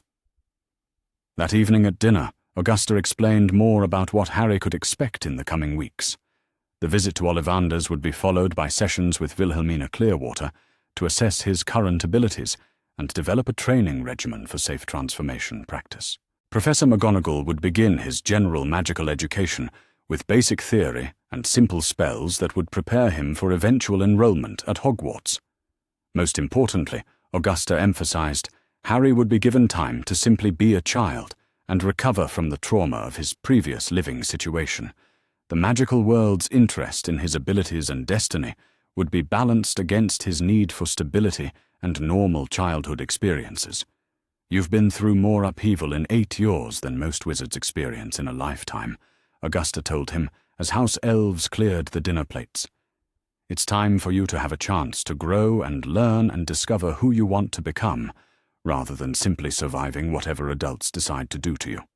That night, as Harry settled into the most comfortable bed he had ever slept in, he opened the Potter Grimoire to study the basic meditation exercises his ancestor had recommended. The pages seemed to glow softly in the darkened room, and the phoenix warmth in his chest responded to the ancient magic contained in the family tome. The first exercise was indeed simple, requiring only that he sit quietly and focus on consciously controlling the intensity of the phoenix fire within him. As Harry followed the detailed instructions, he felt the power respond to his deliberate intention rather than simply reacting to his emotions.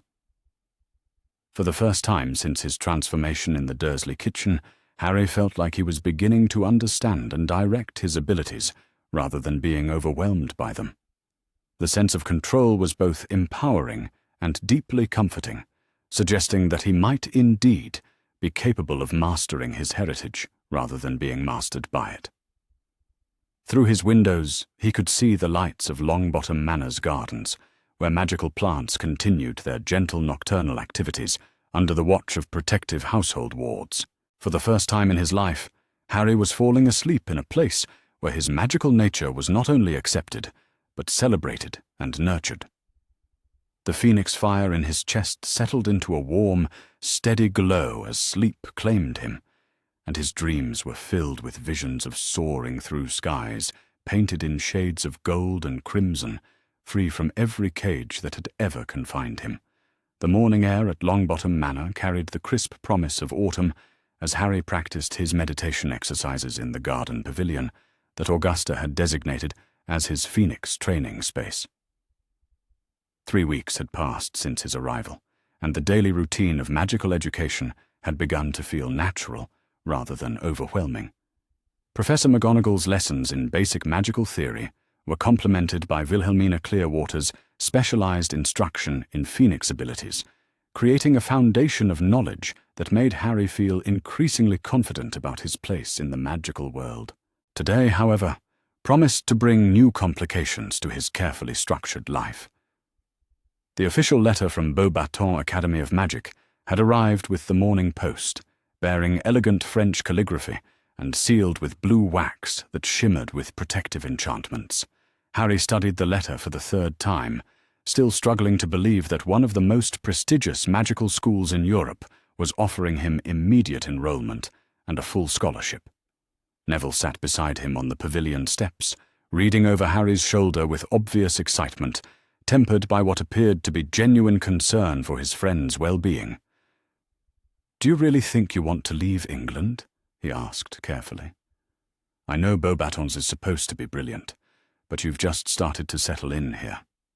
The question touched on Harry's own conflicted feelings about the unexpected opportunity. The formal invitation had come through Professor McGonagall, who explained that word of Harry's phoenix abilities had reached magical educators throughout Europe. Beauxbatons, with its reputation for excellence in magical creature studies and ancient bloodline research, was particularly eager to offer him specialized education that couldn't be found anywhere in Britain. "I don't know," Harry admitted honestly. "Part of me wants to stay here with you and Augusta and Professor McGonagall. But another part thinks maybe this could be my chance to learn about my abilities from people who really understand them." Before Neville could respond, the sound of approaching footsteps drew their attention to the garden path. A tall, elegant woman in robes of midnight blue was walking toward them, accompanied by Professor McGonagall and a younger witch whose silver blonde hair caught the morning sunlight like spun silk. Even at a distance, there was something about the visitors that commanded attention and suggested power held under careful control.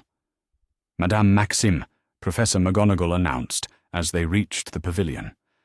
"May I present Harry Potter and Neville Longbottom. Harry, this is Olympe Maxime, headmistress of Beauxbatons Academy, and her student liaison, Fleur Delacour."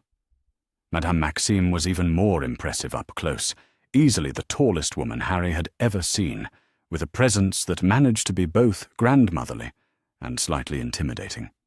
Her dark eyes studied Harry with obvious interest, but there was kindness in her expression that immediately put him at ease.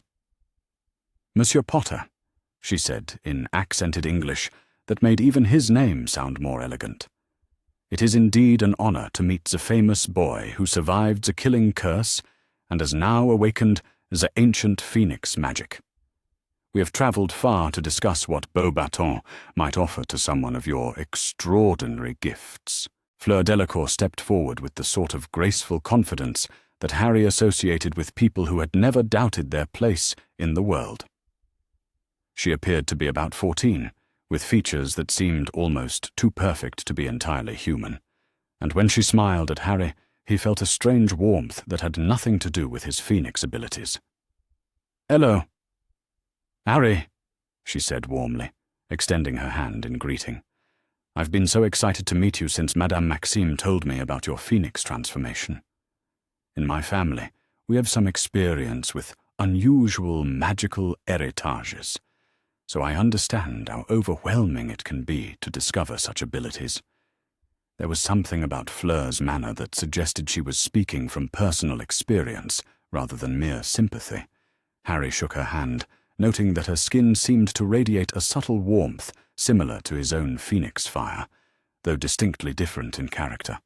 "What kind of magical heritage do you have?" Harry asked, genuinely curious about meeting someone else who might understand the challenges of possessing unusual abilities. Fleur's smile became slightly mysterious. "I am part Veela, which gives me certain abilities related to charm and enchantment.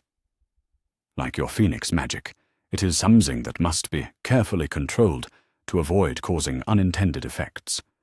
Perhaps we could help each other learn to manage our gifts." Professor McGonagall gestured for them to sit in the pavilion's comfortable seating area, clearly preparing for a more formal discussion about Harry's educational options.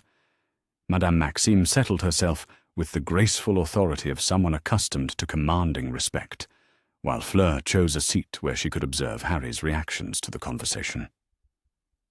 Beauxbatons has a long history of educating students with rare magical inheritances, Madame Maxime began, her tone becoming more formal as she outlined the Academy's qualifications. "We have specialists in phoenix magic, Veela studies, giant bloodlines, and many other ancient magical traits that require specialized instruction. More importantly, we have the resources to provide individual attention that allows such students to develop their abilities safely." She paused to study Harry's face, clearly gauging his interest and concerns. "At Beauxbatons, you would not be the famous Harry Potter, the boy who lived. You would simply be another student with extraordinary abilities who deserves the best possible education. This anonymity, it can be very valuable for someone trying to understand his true self." The promise of anonymity was deeply appealing to Harry, who had already begun to understand how his fame complicated his interactions with the magical world. At Longbottom Manor, he was protected from most of the attention, but he had seen the way people stared when they visited Diagon Alley or encountered other wizards in public. The idea of being treated as a normal student rather than a celebrity was incredibly tempting. "What would my education include?"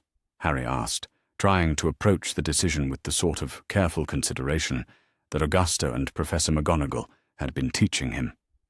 Madame Maxime smiled with obvious pleasure at his practical question.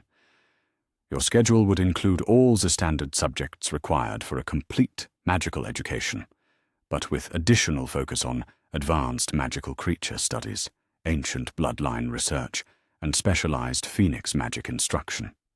We have professors who have studied phoenix magic in Egypt, Greece, and even the Far East, where Zooch abilities are more common." She gestured to Fleur, who leaned forward with obvious enthusiasm. "Additionally, you would have the opportunity to study with other students who possess unusual abilities. Fleur here could serve as your study partner and guide, helping you adjust to the Academy while you both work on mastering your respective gifts." Fleur nodded eagerly. "We have a wonderful group of students with various magical inheritances. There is Gabriel, who can communicate with dragons, and Remy, whose family carries giant blood that gives him extraordinary strength. You would not be alone in having abilities that set you apart from typical wizards." The idea of being part of a community of students with unusual abilities was remarkably appealing. Harry had begun to develop confidence in his phoenix powers through his work with Wilhelmina Clearwater, but he still felt somewhat isolated in being the only person he knew with such dramatic magical gifts. Professor McGonagall, who had remained diplomatically silent during the Beauxbatons presentation, finally spoke up with obvious concern for Harry's welfare. "While I recognize the exceptional educational opportunities that Madame Maxime describes, I must point out that Harry has only recently been removed from an abusive situation. Stability and continuity in his support system may be just as important as specialized magical instruction. Her words reflected Harry's own conflicted feelings about the decision. The safety and affection he had found at Longbottom Manor represented the first genuine family experience of his life. The thought of leaving Augusta's protective guidance and Neville's loyal friendship was genuinely painful, even in exchange for superior educational opportunities. Madame Maxime nodded thoughtfully at Professor McGonagall's concerns. This is indeed a valid consideration. Perhaps there is a compromise that could address both Mr. Potter's educational needs and his requirement for emotional stability. She turned back to Harry with an expression that suggested she was formulating a new proposal as she spoke. What if you were to visit Beauxbatons for the remainder of this term as a guest student? This would allow you to experience our specialized programs and meet other students with unusual abilities, while maintaining your residence at Longbottom Manor as your primary home. The suggestion immediately felt more manageable to Harry. The prospect of exploring Beauxbatons without permanently severing his connections to the people who had shown him genuine care was far less overwhelming than the idea of complete relocation. How long would the visit last? Harry asked, recognizing that this could represent the best of both worlds if the arrangements were reasonable. 6 weeks, Madame Maxime replied promptly, long enough to complete a full course of study in Phoenix magic fundamentals and to participate in our advanced magical creature research projects. At the end of that time, you could decide whether you wish to enroll permanently or return to your home here in England. Fleur leaned forward with obvious excitement. And I could serve as your guide and study partner throughout the visit. I would make sure you felt welcome and comfortable while you adjusted to the Academy's routines and expectations. There was something about Fleur's offer that felt both reassuring and slightly overwhelming. Her enthusiasm was genuine and infectious, but Harry sensed that her interest in him might extend beyond simple academic partnership. The subtle warmth he had felt when meeting her seemed to intensify when she looked at him directly, suggesting that her Vila heritage might be influencing their interaction in ways he didn't fully understand. Professor McGonagall studied the proposal with obvious consideration, clearly weighing the educational benefits against her concerns for Harry's emotional well-being. The arrangement does have merit, she admitted finally. A temporary placement would allow Harry to explore these opportunities without making permanent decisions while he's still adjusting to his new circumstances. She turned to Harry with the sort of direct attention that he had come to associate with important decisions. Harry, this must be your choice. You have the right to continue your education here in England if you prefer stability and familiar surroundings. But you also have the right to explore opportunities that might help you develop your abilities more fully. The weight of the decision felt enormous, but for the first time in his life, Harry was being given real agency over his own future. The adults around him were presenting options and consequences rather than simply making choices for him, and that respect for his autonomy felt almost as significant as the educational opportunities themselves. What does Augusta think? Harry asked, realizing that her opinion would be crucial to his decision-making process. Professor McGonagall smiled slightly. Augusta believes that exceptional young wizards should have access to exceptional educational opportunities. However, she also wants to ensure that you feel completely free to return home whenever you choose, regardless of external expectations or pressures. The assurance that Longbottom Manor would remain his true home, regardless of his educational choices, was exactly what Harry needed to hear. With that security in place, the idea of exploring Beauxbatons became exciting rather than frightening. I'd like to try it, Harry said finally, looking between Madame Maxime and Fleur with growing confidence. 6 weeks isn't too long to be away, especially if I can come home early, if things don't work out. Madame Maxime beamed with obvious pleasure at his decision. Excellent. We shall make arrangements for your arrival next Monday. This will give you the weekend to prepare and to say proper goodbyes to your friends here. As they discussed the practical details of Harry's temporary enrollment, Fleur moved to sit beside him with the sort of casual intimacy that suggested she was already considering him a close friend. "You will love Beauxbatons," she said earnestly. "The castle is even more beautiful than Hogwarts, and the professors are brilliant. Most importantly, you will finally have the chance to study with people who understand what it means to have abilities that set you apart." There was something in her tone that suggested personal experience with feeling isolated because of magical gifts. Harry found himself studying Fleur more closely, noting the way her Veela heritage seemed to create a subtle aura that made people want to please her, even when she wasn't trying to use her abilities deliberately. "What's it like?" Harry asked quietly. "Having people react to your magical heritage before they get to know you as a person." Fleur's perfect features showed a flash of vulnerability that made her seem more human despite her supernatural beauty. "It can be very lonely," she admitted. "People either fear you or want to use you, but very few want to simply be your friend. I hope that at Beauxbatons we can both learn to be ourselves without having to worry about how others will react."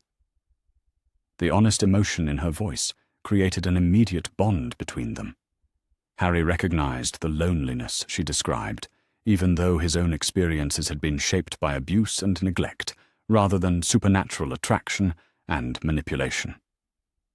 That evening, as Harry packed his belongings for the journey to France, Neville helped him organize the books and magical supplies he had accumulated during his stay at Longbottom Manor. The Potter grimoire would accompany him, along with his new phoenix feather wand and the protective jewelry from his family vault. "Are you nervous?" Neville asked as they carefully wrapped Harry's wand in protective silk. "Excited and nervous, both," Harry replied honestly. "It feels like another step toward understanding who I'm supposed to become, but I'm also worried about leaving everyone who's been so kind to me." Neville smiled with the sort of mature understanding that had developed through their friendship. "You're not really leaving us, though.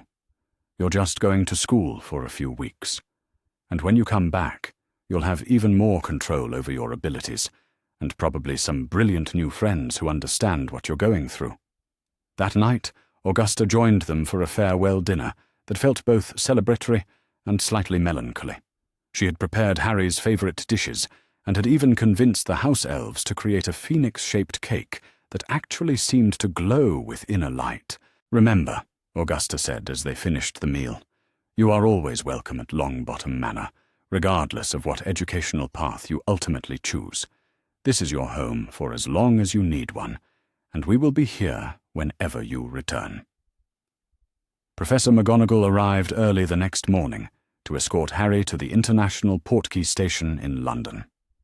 As they prepared to leave, Augusta pressed a wrapped package into Harry's hands with instructions not to open it until he was settled at Beauxbatons. "From all of us who care about you," she said simply, "a reminder that you carry our affection with you wherever you go." The Portkey journey to France was Harry's first experience with international magical travel, and the disorienting sensation of being pulled through space by an invisible hook was both thrilling and nauseating. When they materialized at the Beauxbatons arrival platform, Harry's first glimpse of the academy took his breath away completely. The castle rose from manicured grounds like something from a fairy tale, its pale stone towers reaching toward clouds that seemed to shimmer with magical aurora. Gardens filled with flowers that sang in harmonious chorus surrounded the main buildings, while fountains of liquid starlight created patterns that shifted and danced in the afternoon sun. "Welcome to Beauxbatons," Fleur said warmly, appearing at his side as if she had been waiting for his arrival. "Are you ready to discover what you are truly capable of?" As Harry nodded and shouldered his travel bag, he felt the phoenix fire in his chest respond to the magical atmosphere around him with eager warmth. For the first time since his transformation in the Dursley kitchen, he was surrounded by people who viewed his abilities as gifts to be developed rather than problems to be managed. The next 6 weeks would determine not only the direction of his education, but potentially the entire course of his magical development. As they walked toward the gleaming castle that would serve as his temporary home, Harry felt the same sense of anticipation that had filled him during his first successful phoenix transformation. He was flying toward his destiny once again, and this time he was doing it by choice.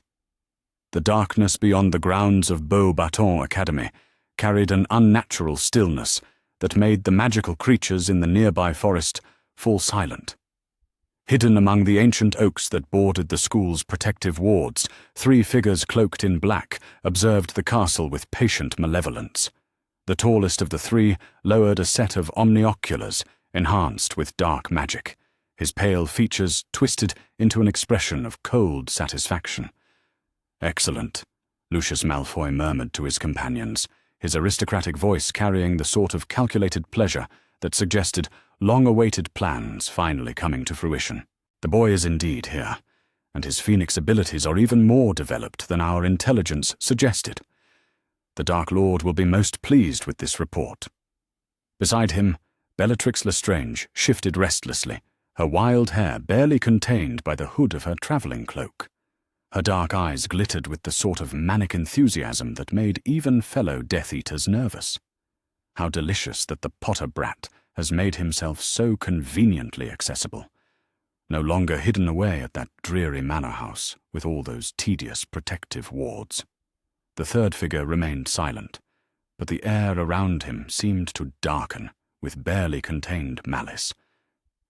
Severus Snape had volunteered for this reconnaissance mission for reasons that had nothing to do with serving Lord Voldemort and everything to do with his own complex motivations regarding Lily Potter's son. Seeing Harry Potter thriving in the international magical community created emotions in Severus that he preferred not to examine too closely. "What are our orders regarding the boy's capture?" Bellatrix asked, with obvious anticipation, her wand hand twitching as if she were already envisioning the violence to come. Lucius held up a restraining hand, though his own expression suggested he shared her eagerness for action. "We observe and report only. The Dark Lord wishes to understand the full scope of Potter's abilities before determining the best approach for either recruitment or elimination." He turned his attention back to the castle, where warm lights glowed in hundreds of windows, and the sounds of student activity created a facade of peaceful academic life.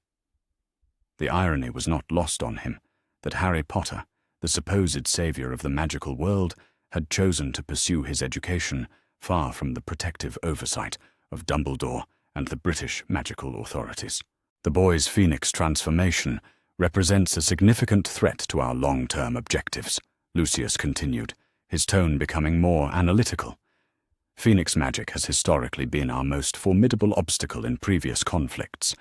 If Potter learns to fully control his abilities, he could become even more dangerous than the Dark Lord initially calculated." Severus finally spoke, his voice carrying the familiar blend of disdain and reluctant concern that characterized his attitude toward all things Potter. "The child is 8 years old. Regardless of his magical inheritance, he remains vulnerable to manipulation and intimidation. Perhaps direct confrontation is unnecessary when more subtle approaches might prove effective." Bellatrix laughed, the sound carrying enough malice to make the nearby trees seem to lean away from her presence. "How wonderfully naive, Severus. The boy may be young, but he carries the blood of James Potter and the protective magic of Lily Evans. Subtlety has never proven effective against the Potter line." Their conversation was interrupted by movement in the castle courtyard below. A group of students had emerged for what appeared to be an evening lesson in advanced magical creature interaction. At the center of the group, easily recognizable even from a distance, was Harry Potter himself. Even through the omnioculars, it was clear that Harry had changed significantly since the Death Eaters had last observed him. The thin, frightened child who had lived with the Dursleys had been replaced by a confident young wizard who moved with the sort of unconscious grace that suggested growing mastery over his magical abilities.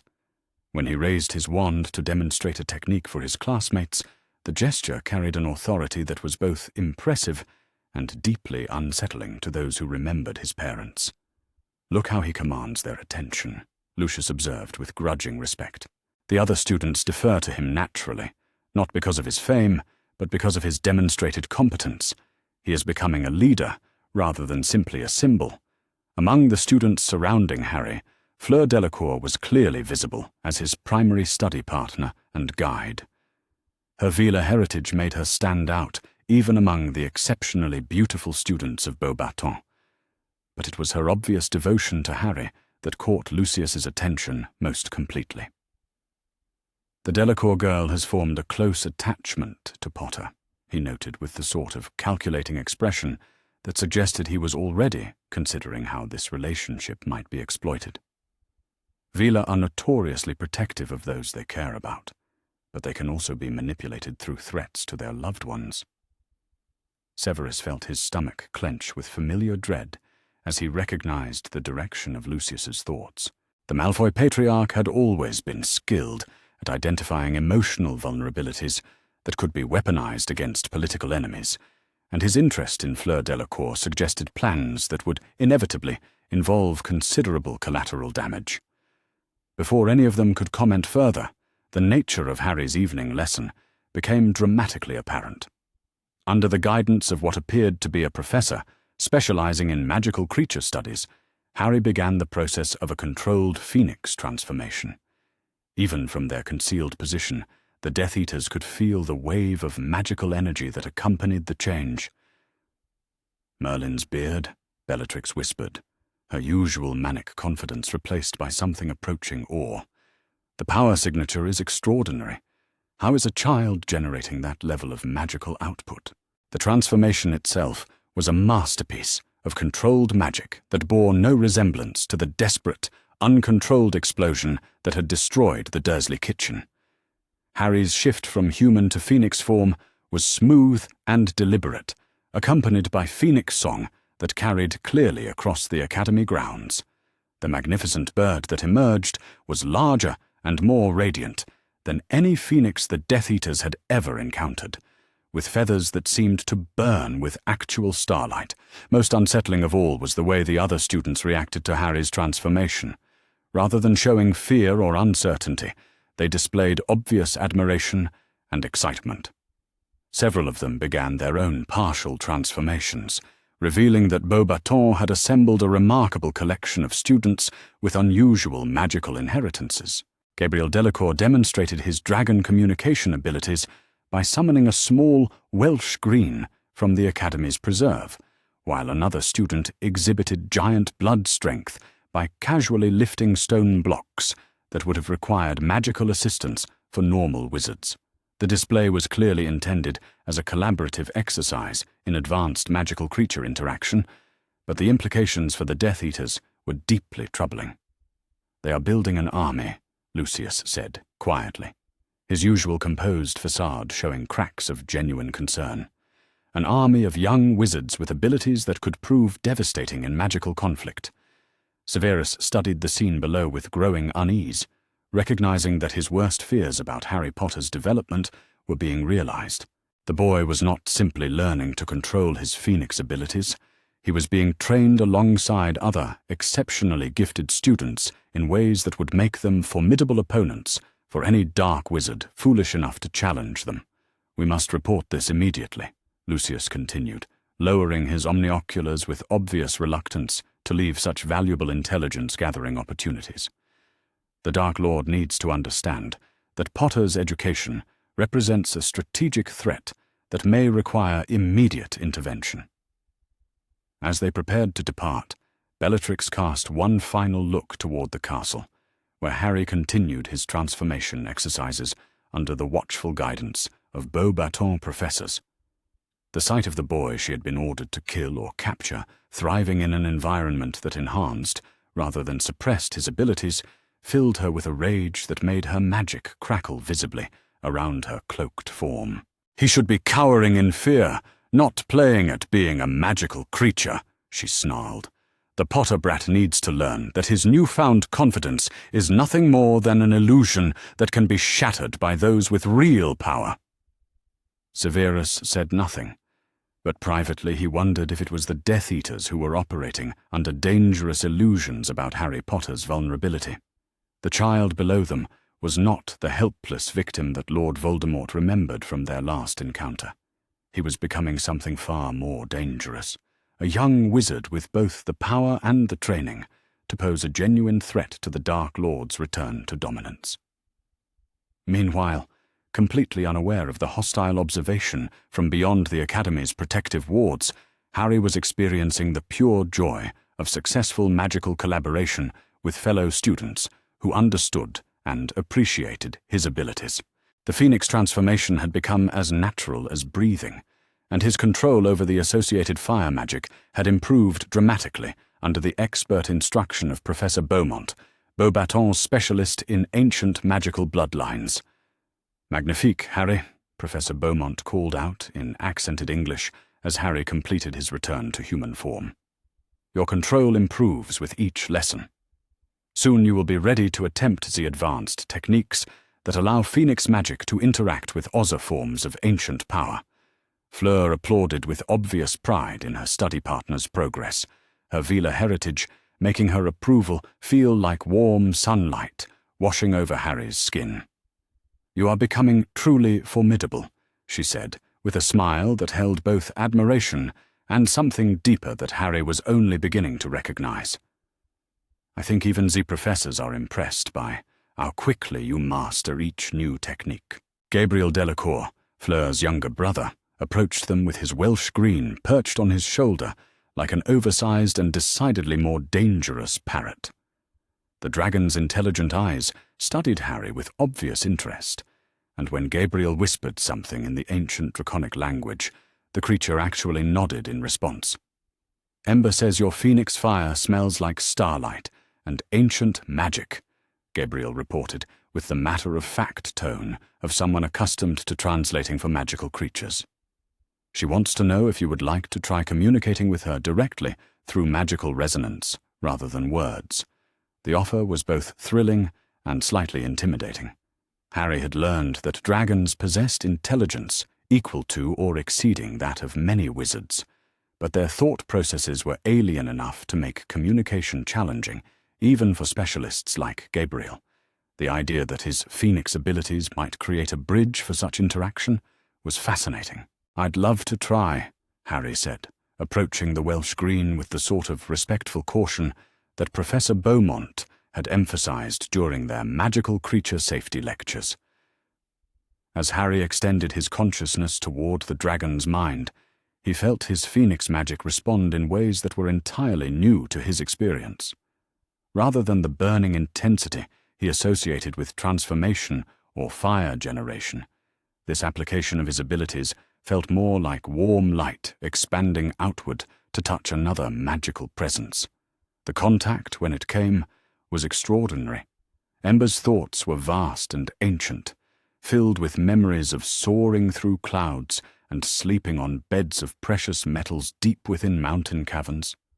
But underneath the alien majesty of draconic consciousness, Harry sensed something familiar, a recognition of kinship between creatures who existed at the intersection of magic and fire. "Young Phoenix," Ember's mental voice carried harmonics impossible for human vocal cords to reproduce. "You burn with the fire of renewal rather than destruction. This is good. Too many wizards seek to use fire only for harm." The conversation continued for several minutes, with Harry learning more about magical creature psychology in that brief exchange than he had absorbed from weeks of theoretical study. When the connection finally faded, he found himself looking at dragons with an entirely new understanding of their role in the magical ecosystem. "That was remarkable," Professor Beaumont said with obvious excitement, having observed the entire interaction through magical monitoring spells. "Phoenix magic creating communication bridges with other magical creatures is documented in the oldest texts, but we've not seen such demonstrations in centuries." Fleur moved to Harry's side with the sort of protective instinct that her Vila heritage made almost involuntary when she sensed he was pushing the boundaries of his abilities. "Are you feeling well? That level of magical connection can be very draining for someone still developing Zia powers." Harry took a moment to assess his magical energy levels, noting with satisfaction that the phoenix fire in his chest felt stronger rather than depleted by the dragon communication exercise. If anything, using his abilities in new ways seemed to be expanding his overall magical capacity rather than exhausting it. "I feel fine," he assured her, though he appreciated her concern for his well-being. "Actually, I think I feel stronger than I did before. Like the phoenix magic grows when I use it for things beyond just transformation and fire generation." Professor Beaumont nodded thoughtfully at this observation. "The ancient texts suggest that Phoenix Guard magic becomes more powerful through use rather than being depleted by practice. Your abilities may continue to expand as you explore new applications and develop greater understanding of their potential." As the evening lesson concluded and the students began returning to the castle for dinner, Harry found himself walking beside Fleur through gardens where magical flowers hummed with nocturnal songs.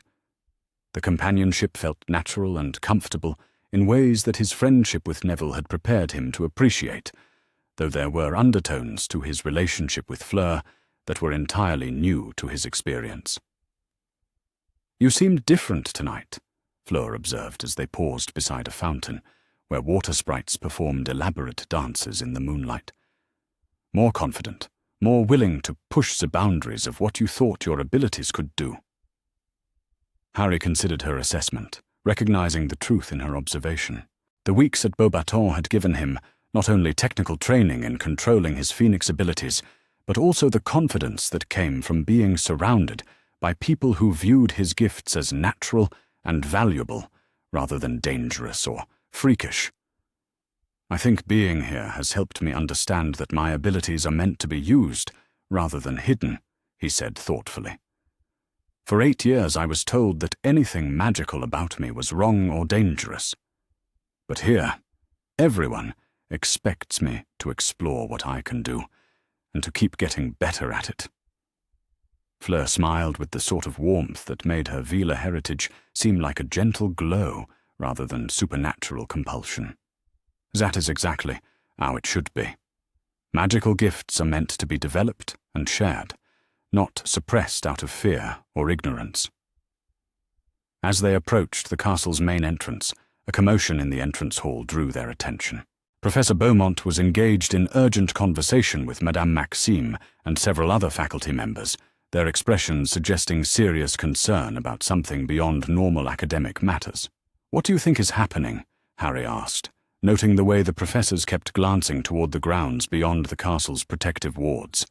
Before Fleur could answer, Madame Maxime noticed their approach and beckoned them over with obvious relief at seeing Harry safely returned from his evening activities. "Harry, Fleur, I am glad you are both here. We have received some disturbing intelligence that requires immediate attention." She gestured for them to follow her to a private office, where the walls were lined with magical monitors showing various views of the academy grounds and surrounding countryside. Several of the screens displayed traces of dark magic that had been detected near the forest perimeter, suggesting unauthorized magical activity in areas that should have been completely secure. "Our ward system detected unauthorized scrying attempts focused on the academy grounds this evening," Madame Maxime explained, her usual grandmotherly warmth replaced by the sort of steel that had made her one of the most respected magical educators in Europe. "The magical signatures suggest Death Eater involvement, which means that Harry's presence here may have attracted unwanted attention." Harry felt his stomach clench with familiar dread as he realized that his attempt to find safety and education away from British magical politics had failed completely. Even here, surrounded by protective wards and international magical law, he was not safe from the reach of Voldemort's followers. "What does this mean for my studies here?" Harry asked, though he suspected he already knew the answer. Madame Maxime's expression softened with obvious regret for the necessity of changing his situation. "For now, it means we must implement enhanced security protocols and consider whether continuing your education here puts both you and our Oza students at unacceptable risk." Fleur moved closer to Harry with obvious protective instinct, her Velar magic beginning to manifest as a subtle aura of power that made the air around her seem to shimmer with heat. If they think they can threaten Harry while he is under Beauxbaton protection, they are about to learn how wrong they are. The determination in her voice carried undertones that made Harry realize his friend possessed depths of magical power and protective fury that he had only barely glimpsed during their time together. The idea that Fleur might be willing to place herself in danger to defend him was both touching and deeply concerning. Professor Beaumont entered the office, carrying what appeared to be a collection of magical monitoring devices, his expression grim with the results of his investigation. The scrying attempts were definitely focused on Harry specifically, and the level of sophistication suggests this was a professional intelligence-gathering operation rather than casual surveillance. He set the devices on Madame Maxime's desk, where they continued to emit soft chimes that indicated ongoing magical activity in the surrounding area. More concerning, the ward breaches suggest that whoever was watching us has detailed knowledge of Beauxbaton's defensive systems. This was not a random attack or opportunistic observation. The implications were clear and deeply troubling. If Death Eaters had acquired intelligence about Beauxbaton's protective measures, then Harry's presence at the Academy represented a threat to every student and faculty member. The international incident that could result from an attack on French magical soil might have consequences far beyond Harry's personal safety. "What are our options?" Harry asked, recognizing that adult decisions about his fate were once again beyond his direct control, but hoping that his preferences might at least be considered. Madame Maxime studied him with the sort of measuring look that had become familiar from powerful magical authorities who found themselves responsible for his welfare. "We can continue your education ere under enhanced security protocols, though ZS would require significant changes to your freedom of movement and participation in normal academy activities. Alternatively, we can arrange for your immediate return to England, where Auger protective measures can be implemented." Neither option was particularly appealing to Harry, who had been looking forward to completing his planned 6-week program at Beauxbaton and had hoped to make a decision about his long-term education based on positive experiences rather than security concerns. "Is there a third option?" he asked hopefully.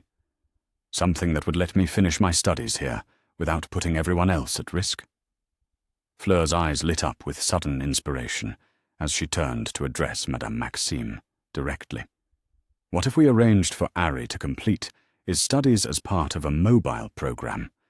Several students with unusual abilities traveling together between secure locations would be much harder to target than a single student in a fixed location." Professor Beaumont leaned forward with obvious interest in this proposal. "The International Confederation of Wizards has been discussing enhanced cooperation in educating students with rare magical inheritances.